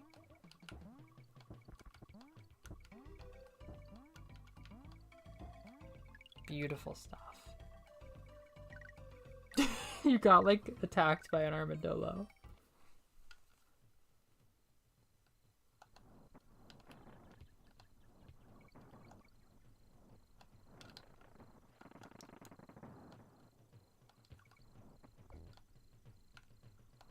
This level is so much, like compared to the first level.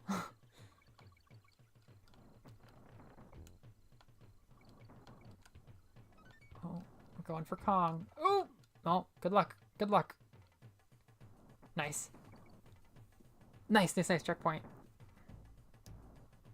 Nice spin, nice spin.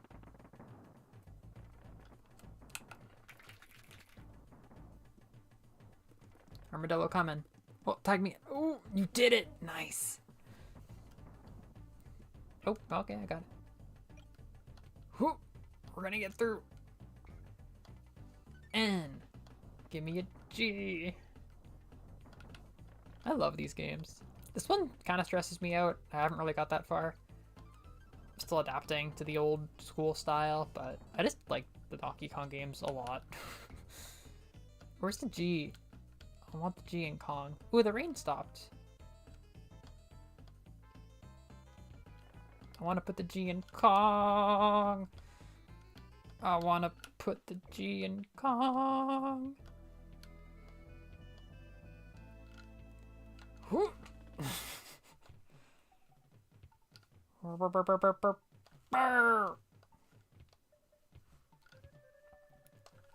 Ugh, no. Can't do it. Well, at least we beat the level. Give us a G! Cranky Kong, the star of the original Donkey Kong game. This here is Rhino Country. So it is. This next level is really pretty, and I think a lot less overwhelming. Yeah, I like the snakes. I like the caves. They're pretty. Noreen Kong. It's all you.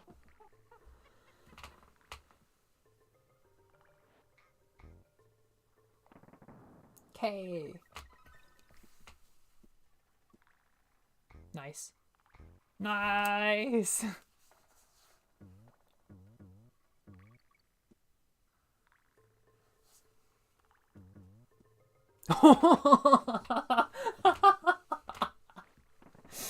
That's so sad.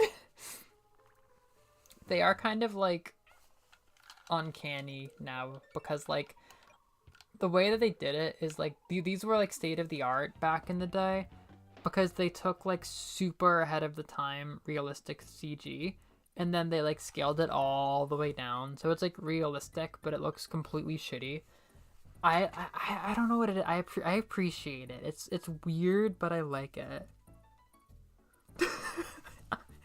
I've played this first area a few times. It's like, I don't know, it's like a finicky game. It's like hard, like sometimes it's like hard, sometimes it's easy. It's just really weird. It really is just like an old game. I don't know if you have access to the second one, Amber. People rave about the second one. It seems to feel like a lot more modern, a lot less like clunky, janky. It just seems like a really solid platformer. I get the sense that it's probably worth skipping this one, but I don't know. I just really like Donkey Kong Country, so I've been giving it a lot of time and patience.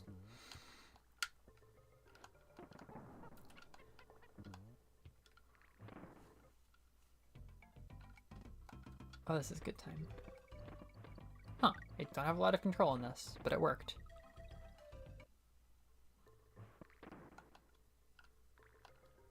Oof, that's you.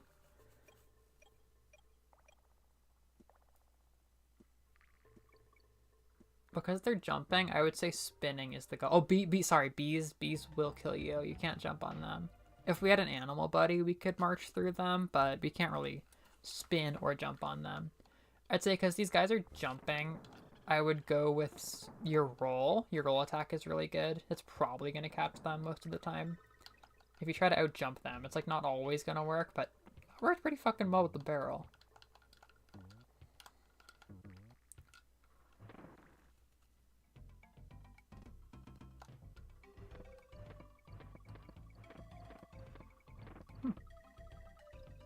Yep, no, it's understandable. They're too spiky.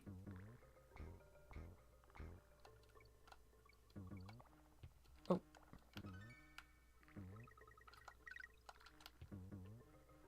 I'm on like World 3 on my 3DS emulator for this. But it has taken so many tries to get that far. There were some times in World 2 that really tried me. Like, I was pushing it to get through World 2. Oof.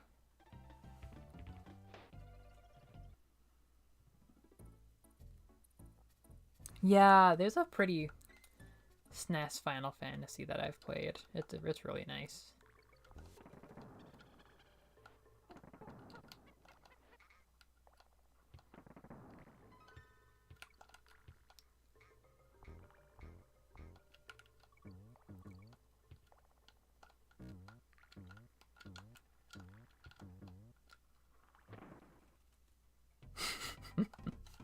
Yeah, they come at you fast.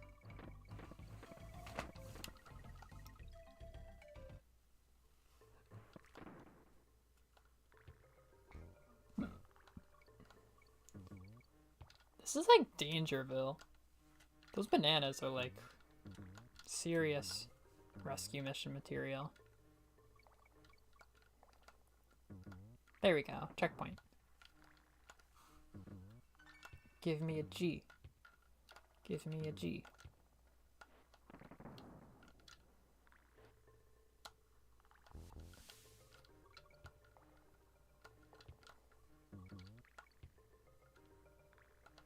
Give me a fish.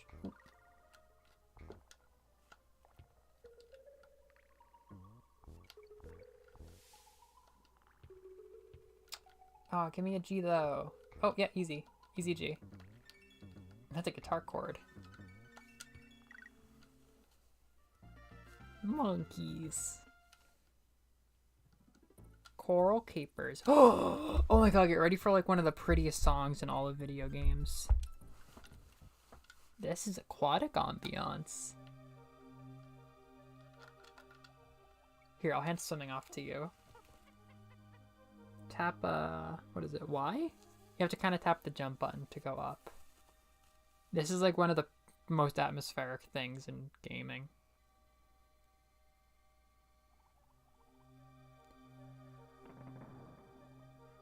Oh, piranha, I guess.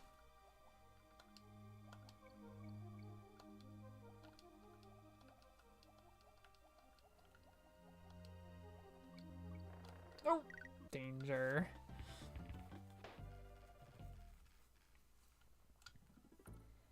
I was trying to explain to my dad and my sister how video game music was like really good, and I played this for them at Christmas. Hee! I'm so glad I could give you the Donkey Kong experience a little bit. Random break from the winter. Much necessary. Well, that's a K, isn't it? Yeah. I did this in like the most magical 7-minute bliss of my life the first time through. I think the hardest part is these urchin-y guys.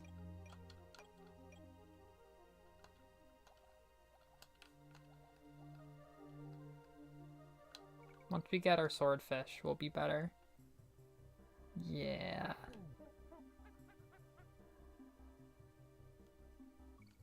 Oop. Mostly better.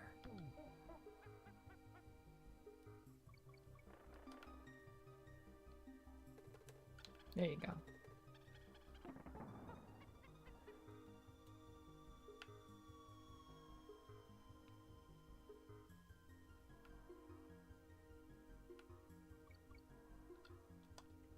hand off swordfish duties to you.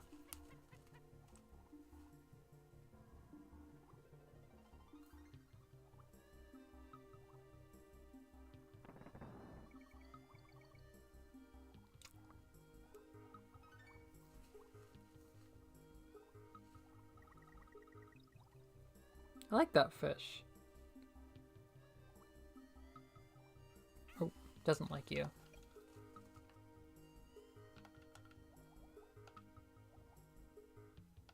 I think. Yes, we abandoned our swordfish. Oh! And we're in turn abandoned.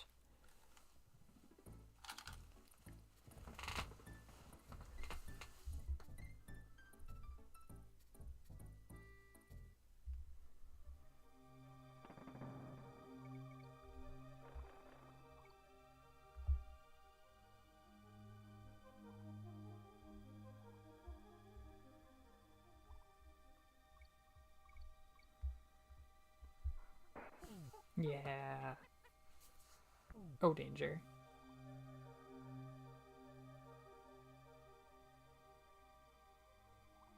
Oof.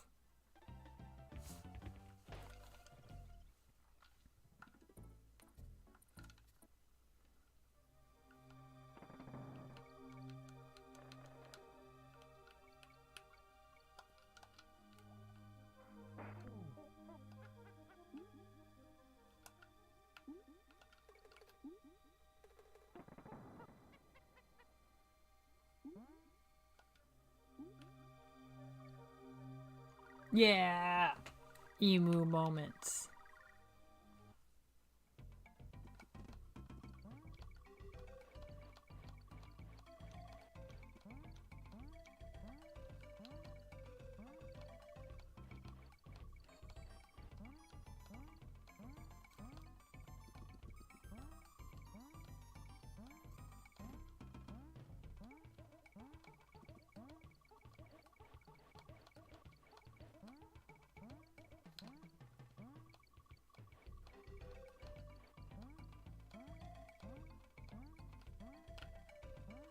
I have never gotten the ostrich in normal gameplay before.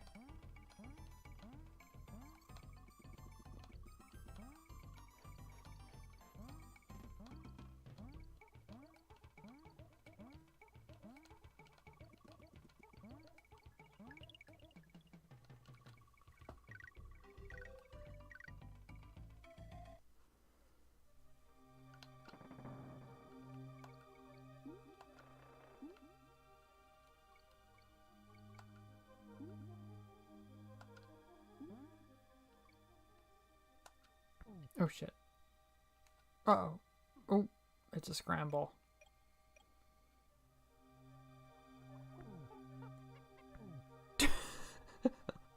When you get 3 of the golden animal things, it sends you to a bonus round thing. It like pauses the level and sends you to like a little animal challenge so you can get 1-ups. I like it because if it's like you don't naturally get 3 of a kind playing the level through once, but if you're stuck on something and your checkpoint is like right before a golden animal, say you're in front of a golden ostrich and you try that 3 times and you don't succeed, then on like your 3rd time you're gonna get that bonus thing and a bunch of lives. So it's kind of, I think it's kind of in there as like a way to not just mix it up, but like bail you out with like some extra lives if you keep getting stuck on the same thing and replaying it over and over, which we may do at this rate with the ostrich.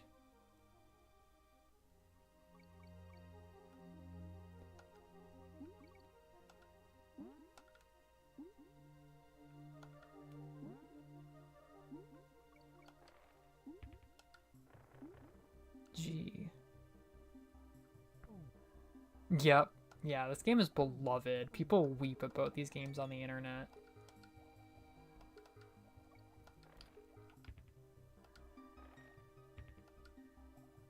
Did we fully lose On Guard?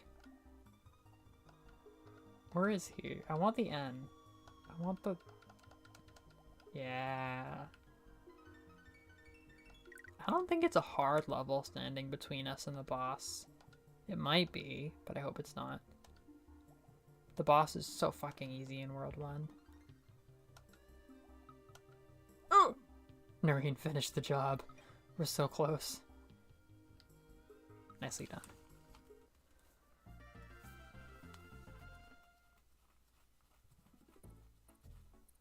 Funky's Flights. So this is a serve. This game is so weird. This is the only way we can get back to like level selection, which you don't really need to do because there's no other levels to play. But in the future, it helps us navigate the map. We probably just want to fly back to where we were, but it's such a weird archaic map system. Also, like, we haven't saved yet. This has all been one run. We have to get to one more level and then get to the save girl, Kong. I'll replay the rain level. Murder! Murder on the high seas. I'm skipping that. We're going back.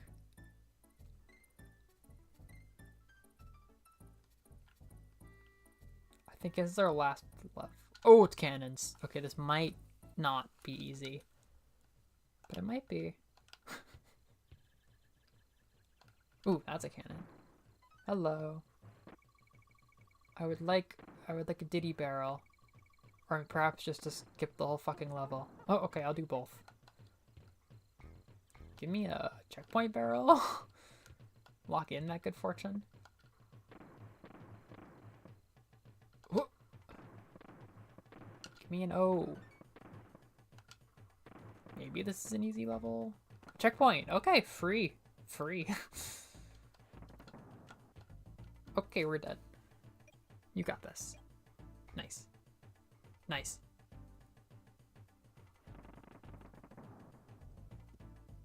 Oof. It's okay, we're safe.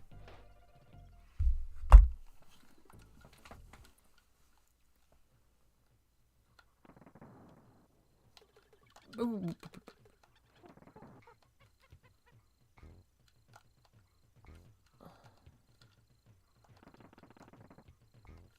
Oh, that's you. That's quite okay.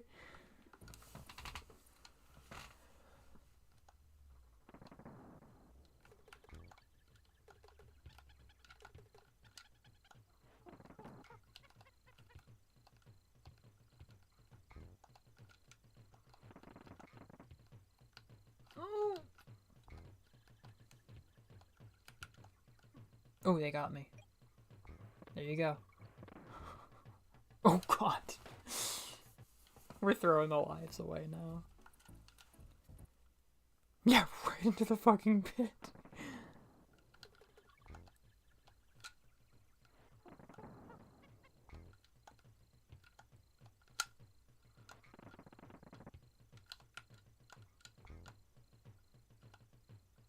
Oof.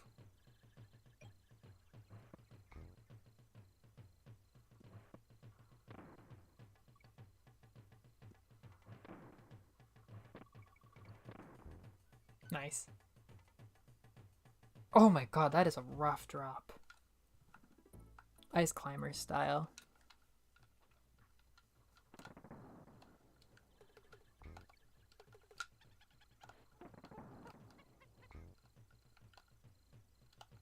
Oh, I have an idea. Shit, that wasn't really the idea. I think I can blow up one of these walls with the TNT. Uh-oh.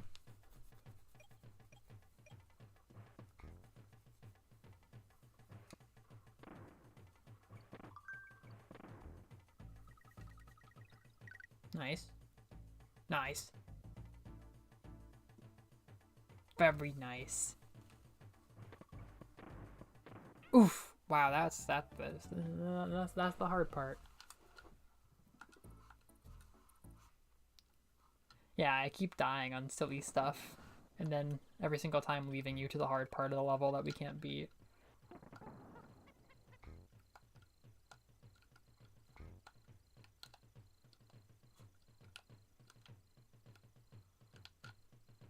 No. Oh, I keep dying in the same silly way.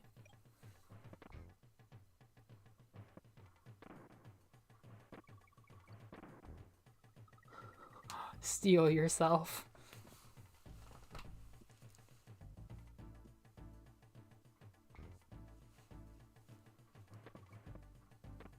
Ooh.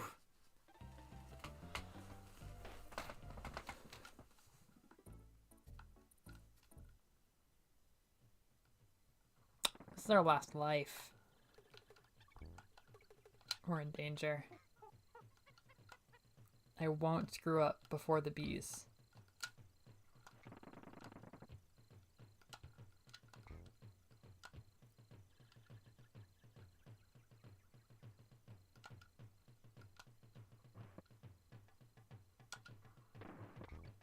Oh, that went well. Oh! I lost us. Everything. We lost all of our progress. I'm sorry. I'm so sorry. That was the last checkpoint before the save point. We lost 100% of our progress. Old games. We had a great run. Thank you. You were so good. You really donkeyed with the Kong. Very happy.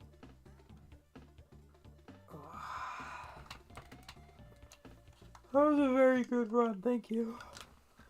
Oh my god, it's bedtime. It's so fucking bedtime. Oh, thank you all for coming out. Oh, I'm so happy. I'm so happy. I would love to have a friend to play Donkey Kong Country with. Truly. It seems so comfy. I feel like I haven't really clicked with it on my own, but it's like I clicked so hard with the remake ones. This is the original SNES trilogy. I clicked so hard with the Wii and the Wii U ones that, you know, I want to go back and play this one. But yeah, it just feels so good. It's music. It's literally my favorite video game music, like straight up. You're welcome. Happy Celeste month, everybody. I'll be back next Friday, as far as I know, unless I go feral and I'm like, I'm gonna get my thesis done, and I'm not gonna do it, but I'm probably gonna be in the area to stream. If I travel home on a Friday, then I won't stream, but it's probably not gonna be the case.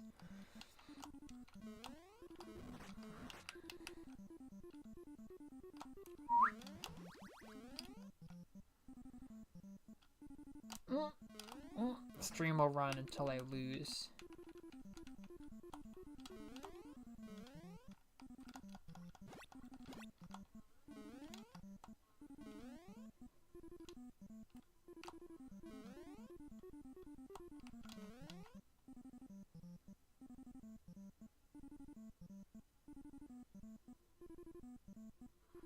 Just a little bit more pain before I fall asleep. Yeah, this has been super fun. I love weekly streaming. It'd be so cool if I could do it in Japan. Or just generally if my life calmed down enough that I had Fridays off routinely.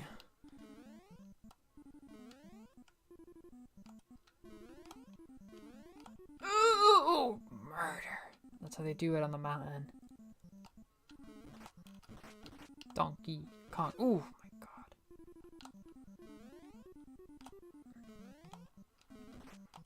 Oh, god. Oh, brutal. Easy. Easy. Easy. Hey, we level 7. I'm going straight to the top.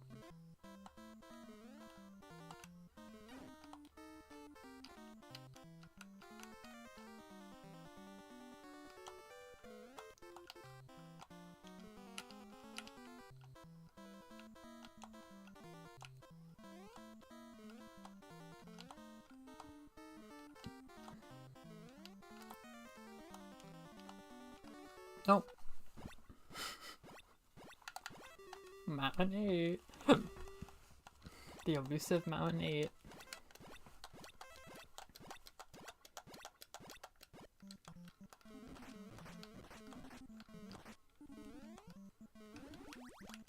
Oh shit, we got fast clouds.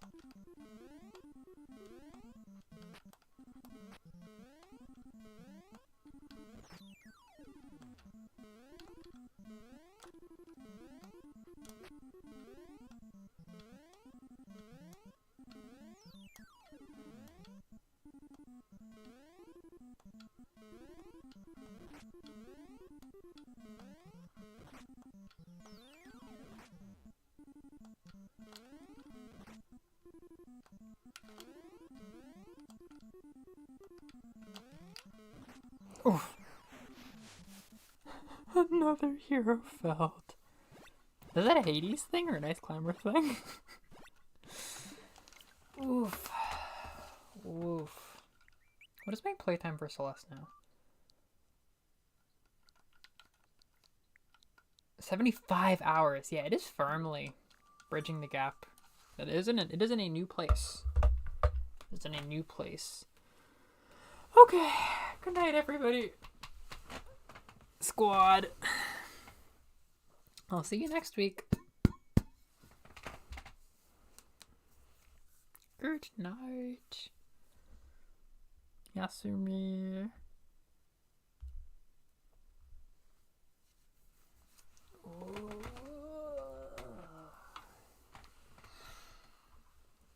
A skull thing. Oh yes, a skull thing. Oh, the year of skull. I would like that quite a lot. Another thing keeping me from playing Hades. Oskare-sama. Oskare-sama. Ishumatsu o. Good night.